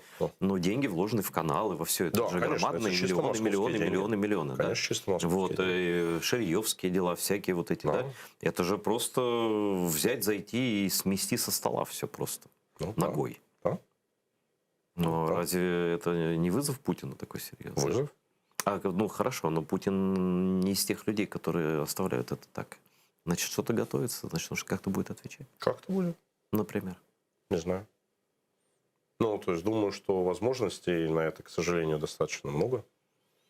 Дальше. Очень не укладывается в эту всю парадигму история с нашим телеканалом совершенно. Потому что я не вижу никакой угрозы Зеленскому от нашего канала. Мы ему не оппозиция, мы с ним за власть не боремся, мы как бы не шел на него там никуда, да, у нас тема своя, Крым и так далее. Почему явно выдуманные условия для того, чтобы мы перестали вещать, и они все понимают прекрасно, люди, которые этим занимаются. И тем не менее, несмотря на европейское там какие-то слова в резолюциях, никто ничего не делает. Не, ну это же бюрократическое слабоумие, да, то есть, которое причем превращается в мыльную оперу. Ну, то есть мы сидели вот, то есть, под этим уже год назад, и то есть говорили то же самое, там это было по-другому, значит, чуть-чуть завернуто, то есть тот же самый эффект, да. Главное, что совершенно очевидно, что этот весь разговор наносит Зеленскому и украинской власти гораздо больше ущерба, чем, то есть даже если бы там эти деньги вообще бы просто бы украли. Пользы никакой не приносит. Вот уж точно никакой пользы не приносит. Тем более деньги в бюджете заложены, они есть уже. Смысл? Вот просто смысл. Ну, смысл опять, это мелкие, мелочные людишки, которые считают, что есть, значит, руководство, в принципе, лидеры крымских татар, которые по какому-то стечению обстоятельств все находятся в партии у Порошенко. Вот. Ну и как-то им еще денег давать. Вот так вот, да. Интересно, да, ну вообще-то... Поэтому они же говорят, они не говорят нет, да, потому что, ну, дело-то благое, как бы все понимают, что дело благое. Ну, как-то обличать, значит, вот этим людям, которые, типа, в оппозиционном лагере жизни, они тоже не хотят. То есть проблема в том, что Мустафа Джемилев находится в партии Петра Порошенко? Ну, я думаю, что это основная. Но, допустим, Рифат Чубаров там не находится, он глава Меджлиса. Ну, я думаю, что проблема, то что вся тусовка, да, там Ахтем Чайгоз, то есть там-то все определенно все, там Рустем Умеров, депутат от «Голоса». Но, и потом крымстарский народ не является членом никакой партии. Неужели это сложно понять? Эльдар, дорогой. Ну, не, я у тебя спрашиваю, ты пришел же не просто так. Нет, я понимаю, ну, то есть я еще раз говорю, я считаю, это глупость. Вот. Это глупость, причем, я бы сказал, преступная глупость, да, то есть, которая наносит стране ущерб. С другой стороны, понимаю, то есть, я говорю, психологию очень многих людей, которые находятся во власти, надо сказать, они в прошлой власти были такие же, но сейчас просто особенно большое количество людей, набранных по объявлению, да, то есть, вот, их горизонт мышления он маленький, то есть, мелочный. Месяц, два, три? Что, вот это будет горизонт мышления? Нет, я не мерил бы это месяцами, да, я просто говорю, что очень трудно встать над позицией личного интереса или карьерного там какое-то, значит, соображения, да, и подумать о государственных интересах страны. Наверное, да, потому что я не думаю, что очень приятно министру иностранных дел Украины или премьер-министру Украины выслушивать от иностранных министров, да, вопросы про АТР, что происходит. Ну, правильно, да? это же разные люди, которые принимают это решение. Те люди, которых это зависит, они не выслушивают это на международных собраниях. Да, это выслушивают, значит, там послы и мидовцы. Они на это не влияют. Но они там доносят это президенту. Да? Я думаю, что президент даже дает команды о том, что, ребят, ну там разберитесь. А ему наверняка говорят, да мы разбираемся. Вот так, да? Ну, то есть... То есть все будет нормально, это как они говорят всегда, все будет нормально, но при этом ничего не делают. Ну, я думаю, что президент вполне искренне так полагает, что так оно и будет. Какие-то нюансы просто? Какие-то нюансы технические, там, где-то сами виноваты, то есть где-то что-то недооформили, ну так сделайте все. То есть ему это так подает? Ну, я сколько за эти 1,5 года видел ситуации, когда президент за счет незнания каких-то мелких технических, чисто вот таких бюрократических моментов, там где-то чуть не, а где-то и да, там пропускал какие-то решения, которые необходимо было принять. Ну, просто, знаешь, конфликтовать и делать конфликт на крымско-татарском вопросе, это очень странно, и это вообще контрпродуктивно. Плюсов это точно нет никаких. Есть одни минусы имиджевые, ведь мы же не собираемся тут помирать. Да, вот у нас радио отключилось, мы хотим восстановить потом, конечно, вещание, но сейчас на Крым не вещает, да, нет денег на это, долги. У нас могут отключить детский телеканал, единственный, который вещает на крымско-татарском языке круглые сутки, да, там вот переведенные нами мультфильмы, фильмы, другого нет источника просто крымско-татарской мовы. Да? Ну и, конечно, телеканал АТР как основной транслятор всего, что происходит в Крыму и обратно. Да? Вот. Все это происходит каждый день, новые новости, что называется. Да? Мы обратились к литовскому парламенту, президенту и правительству. Мы будем обращаться к парламентам, президентам, правительствам других стран.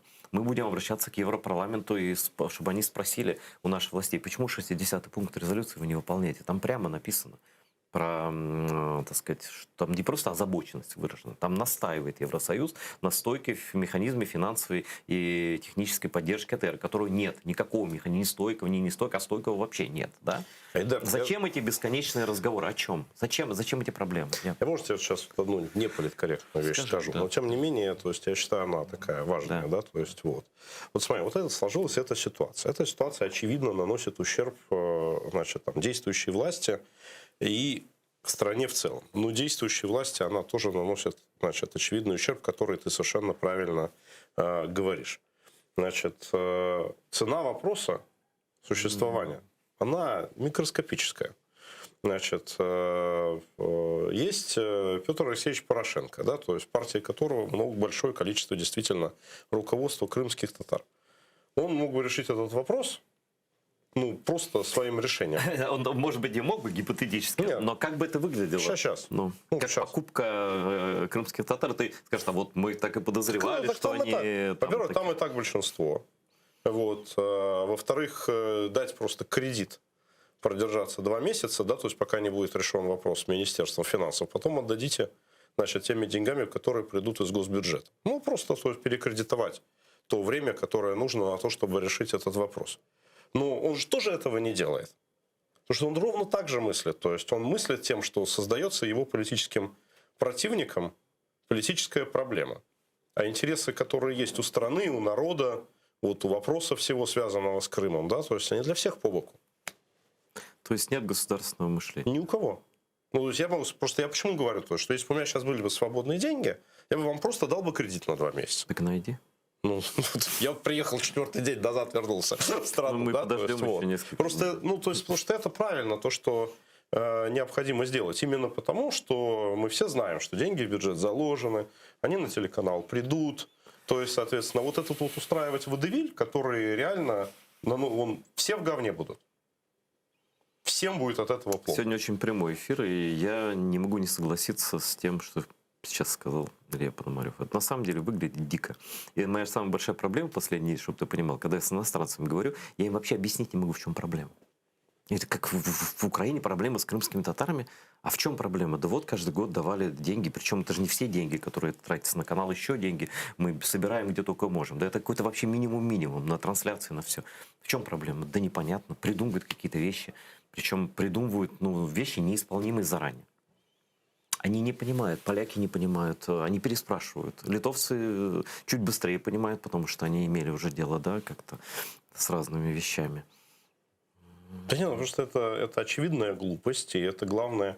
Бывает там глупость, когда люди себя загнали в определенный тупик, из которого объективно трудно выйти, потому что требуются какие-то большие ресурсы, какие-то большие свершения, там, шаги и так далее. Да, там, тупик с Приватбанком, то есть он большой тупик, потому что из него никуда не выйдешь, потому что для этого нужно миллиарды долларов.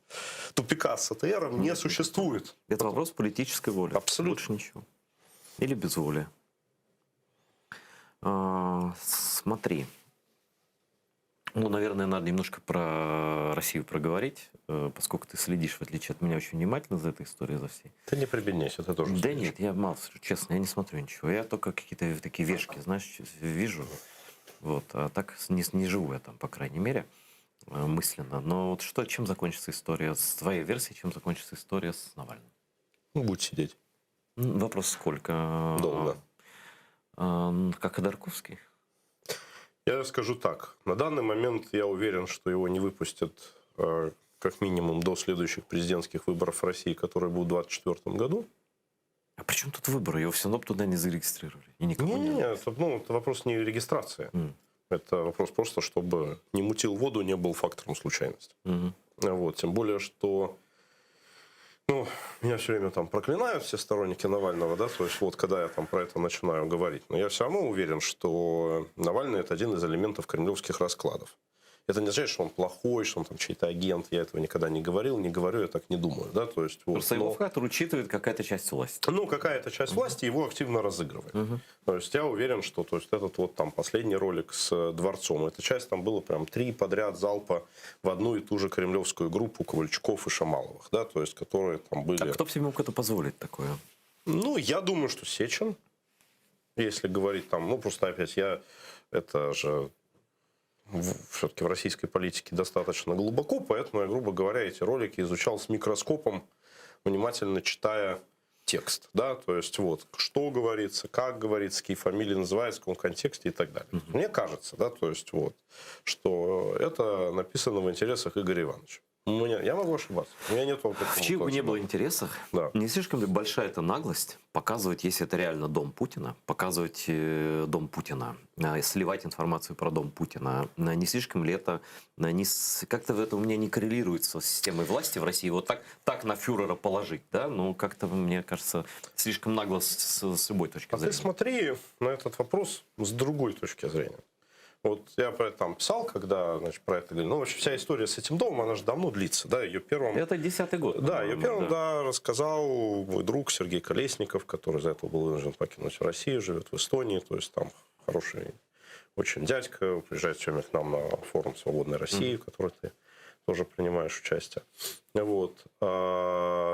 И вопрос с самого начала был простой. Если это дом Путина, то при каких условиях он может им воспользоваться? Только при одном единственном условии, что он перестает быть президентом Российской Федерации. И насколько... становится императором всероссийским. Нет, он вообще должен перестать быть во власти. И более ему не нужно, пока он находится во власти, потому что у него есть государственные резиденции, которые, что называется, ничуть не хуже и так далее. Просто реально. Но Путин не может реальностью уйти от власти. Значит, Иван Грозный тоже сажал кого-то там. Ты вот говоришь, как ты грамотный человек, да, то есть... как он может уйти от власти? Ты опытный политик, эксперт, да, то есть он не может... Я с тобой согласен, что он не может уйти во власти, да? Но в России же много башен, да, то есть много групп влияния. У Путина много разных друзей. Они по-разному смотрят на этот вопрос. И в то время, когда начиналось строительство этого дома... Я говорил там на эту тему с Сергеем, можешь сам с ним поговорить. Да? То есть я уверен абсолютно, что посыл был, что чуваку делают домик в деревне на после отставки. Но что-то пошло не так. Отставки не получилось. Ну да, как-то не захотел. Он же начал строиться до 2008 года, когда то есть, Путин всем говорил о том, что он уйдет Это в медведевские времена. Да, то есть вместо они устроили эту рокировку, все это вот первый шаг к этому, то есть потом вот, значит, как бы это вся. То есть это дворец, это пыль в глаза? Почему? Нет, почему? То есть он начал постоянно перестраиваться, то есть то, что вот Навальный там плесень, там, так ровно по этой самой причине. То строили, то не строили. Потому что проект завис, то есть его построили, да, то есть он сказал, никого вообще, не нужен. При нынешних технологиях его бы за пару лет построили бы точно, там любой сложности. Невозможно. Вопрос в том, что я уверен, что этот дворец – это результат деятельности той группы друзей Путина, которая создает ему условия, чтобы он мог отойти от власти. Которые говорят, ничего не случится, все будет нормально. Все будет нормально, все будет зашибись. Володя, поживешь как нормальный чувак. Не, его так не проведешь на такой микине. Его на такой микине уже не проведешь. Может быть. Ну что, они же находятся близко. Там к нему ближе Бориса Ковальчука чисто в личностном плане. Мало кто есть. У меня короткий вопрос остался, потому что очень мало времени, минута. Возможен ли такой вариант, что Навального меняют, то есть вывозят, рвут паспорт, как у Буковского, и меняют на какого-нибудь Бута или на Северный поток, на что-нибудь еще? Я тебе на это отвечу анекдот. Давай. Идут два мужика, видят, говно на дороге валяется. Один другому говорит: хочешь, поспорим с тобой на $100, что я сейчас возьму ложку, съем ложку этого самого говна. Тут говорит: да нет, ты никогда этого не сделаешь. Сейчас. Берет ложку, вычерпывает, ест. Надо же, то есть, говорит, ну, $100-то жалко. Говорит: слушай, давай поспорим на $100, теперь я съем, значит, ложку этого самого говна. Берет ложку, ест, вот возвращает ему те же самые $100. Они смотрят друг на друга и говорят: слушай, тебе не кажется, что мы бесплатно говна наелись? Вот это вот ответ на твой вопрос. Бог с тобой. У нас в гостях был Илья Пономарев, бывший, я все время, когда вспоминаю, говорю, это вспоминаю Остапа Бендера и Кису Воробьянина, бывший депутат Государственной Думы. Вот. Ну, интересно поговорили. Мы продолжим завтра. Телефон-марафон Save АТР «Голос Крыма» мая будет в эфире. Вы можете помогать и должны, наверное, если вы нас смотрите, подумать о том, как помочь каналу АТР выжить и продержаться. Есть номера карт, счетов, на которые вы можете перечислять деньги. Есть очень удобная платформа Patreon, где вы можете стать постоянным патроном нашего телеканала. И ваша помощь не будет, мягко говоря, лишней, а на самом деле будет очень нужной, необходимой сейчас. Будьте с нами. Мы работаем для вас, на Украину, на крымско-татарский народ и на будущее возвращение Крыма в нашу страну. Всего доброго.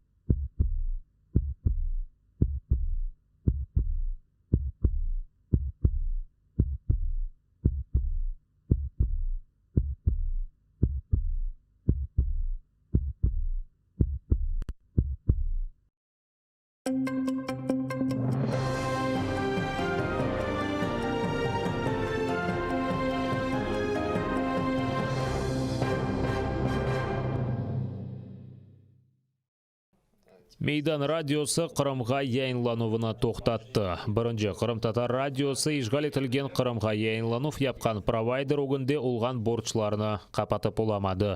АТР холдингінің ел басшысы Ленур Ислямов айтқанына көре, Мейданның 16 еллық тарихында бұл екінші сондырылуыдыр. Илксефи радионы ишғалжылер сондырген еді. 2015 сенесі күзде Украина акимиеті Қырым-татар халқының лидері Мустафа Джемилевнің дестегі ile радио Киевден яйынла башлады. Ленур Ислямов дейки бу бутон АТР üçün қара күндір. Шымдылек Мейдан радиосы спутник вастасынен Киеве Геническ районында FM далғада яйынламаға девам ете. Ишғал етілген территориялар реинтеграция мәселелері бойынша назирлікнің ички қарарындан сон АТР ве Ляле телеканаллары ве Мейдан радиосы девлет тарафындан белгіленген мадди дестекні аляда алып оламай.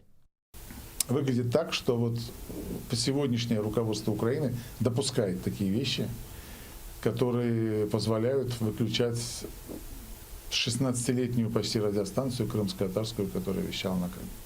Поэтому это очень печально, скорбно, но будем идти дальше.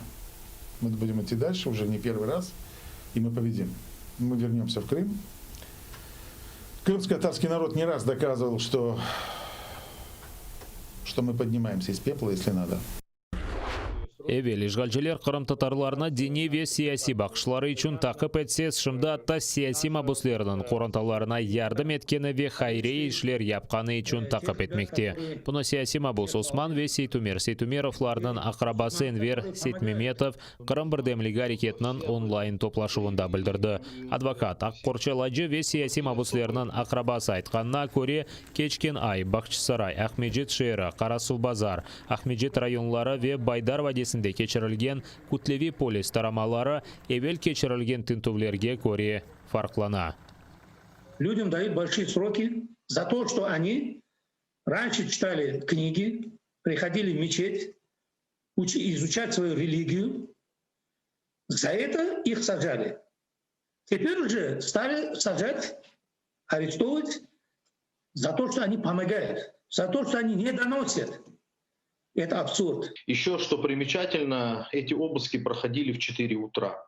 В 4 утра на моей практике вот за эти 7 лет это первый раз, когда по таким категориям дел проходят обыски именно в это время. Это показывает то, что для них больнее всего, когда их вот эти делишки вскрываются и показываются всему миру, да, не всему только Крыму, а всему миру. И люди видят, как к мирным гражданам, как к мирному народу приходят вот в масках с автоматами и еще подкидывают книги и так далее. Тентуф ве яқалановлар балларынан көзлер огынде өткеріле. Тұтылған Ленур Сейдаметовнан Омар Арқадашы Аджире, ве сияси мабус Исмет Ибрагимовнан Омар Арқадашы Разия хабар еткеніне көре балларға бабалары яқаланмасы пек тесір еткен. Меня с детьми в одной комнате охраняли и не давали ни к чему не прикоснуться, ни выйти. Телефон у нас всех забрали. Я хотела позвонить родителям, чтобы они забрали детей, чтобы дети не были травмированы. Мне не разрешили. Дети испугались, плакали, а они им сказали, что не бойтесь, мы снимаем кино, завтра вашего папу выпустят. Ну, естественно, это было ложью, потому что в этот же день состоялся суд. Дети перенесли сильный испуг и по сей день боятся мужчин. На глазах у детей мужчины в масках и с автоматами водили их отца из комнаты в комнату. Это психологически отразилось на детях.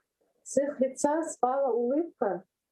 Они на долгое время перестали воспринимать окружающую реальность. Они потеряли того, кто радовал и защищал их. Қырымның Юқары Рус махкемесі Асан Яниковқа дава материалларынан таныш олмақ үшін белгіленген вақытны сыңырлады. 2019 сенесі март айында кечірілген Кутлеви полис тарамалары нәтижесінде тұтылған сияси мабусның сөздеріне көре ишгалжілер бойле шекілді оңа тесір етіп махкемеге азырланмаға кедереті. Мабусның адвокаты София Шабанова бұл сыңырлануға қаршы шикает берген еді. Оның сөздеріне көре Яников күнде 1,5 томнен таныш олса біле етіштірмеген. Он, находясь в СИЗО Ростова-на-Дону, неоднократно писал заявление на крымско-татарском языке в суд, в прокуратуру о том, чтобы ему предоставили право ознакомиться с оставшимися материалами дела. Однако либо данное заявление не доходит до суда, либо суд игнорирует эти заявления. Он пока еще не знает. Но сейчас уже я буду обращаться и в прокуратуру, и в суд, и выяснять, доходили ли эти заявления вообще до суда, и почему на них нет ответа и нет никакого реагирования. Ишгалжілер махкемесі дабыр имамға пара жазасына белгіледі. Қарасу Базар жәмесінің имамы Муртаза Аблязов ишгалжілерге бойсынған Қырым муфтиятының шеядетнамесіні алмастан жұма намазына кешіргені үшін 15.000 рубле пара жазасына төлемелі. Бұны Қырым бірдемлігі хабар еті. Ишгалжілер махкемесі имам Аблязовны қанунсыз миссионерлік фаалиетте қабатлы оларақ таныған. Бұл ise Русия анаясасына біле зыт келе. Бұндан evvel ишгалжілер махкемесі тарақташ имам Аблеким Галиевке 5.000 рубле пара жазасына белгіледі. Кечкен ел девамында есе ең азындан 5 Қырым имамы жамиде намаз кечіргені үшін қанунсыз миссионерлік фаалиетте қабатланып жазаланды. Ички районында есе Дилябер Халилов кечірген жұма намазны ишгалжілер қанунсыз акция оларақ танып, оңа 30.000 рубле пара жазасына белгілеген еді. Симферопольская Везагорская су анбарларында қоллануға келішмеген су көлемі қалған. Бұны Қырымнан ишгалчылар хакимиетінде көй хожалық назирлігі хабереті. Февраль ай девамында чоқ қар, яғғанна біле бақмадан су анбарлары толмады деп шикайет ете ишгалчылар. Симферопольская су анбарында сығдыра білген су көлемінден 10%-дан аз қалған. Енді есе Балановская су анбары оле көлемге яқынлашқан. Воды совершенно мало, тот самый мертвый объем, который остался. И частично водохранилище пока еще во льду, в некоторых местах. Но по большому счету, вот вы видите, что ничего не прибавляется, несмотря на осадки в виде снега. Душманға хатырлатув, ишғал алтында яшығанларға қол тұтув. Каланчак меморисіңар кетші янында Украин ве Қырым татар фааллері Қырым тарафына 20 метрлік Украин байрағын ұчырдылар. Бұйық байрақны Краматоргстан гонолі тіккен. Кереклі шейлер ве ава көрелері сатын алынмасы үшін параны іштимайғыларда топладылар. Киевдекі Қырым евінде байрақ ұстынды әрістеген өз телеклеріні қалдыра білді. Сон байрақны Қырымнан меморисіңарына Херсон велетіне кетірділер. Акция иштиракчылары хабар еткеніне көре, бөле шекілді ярмада мұтлаққа азат етілежегіні көстерелер.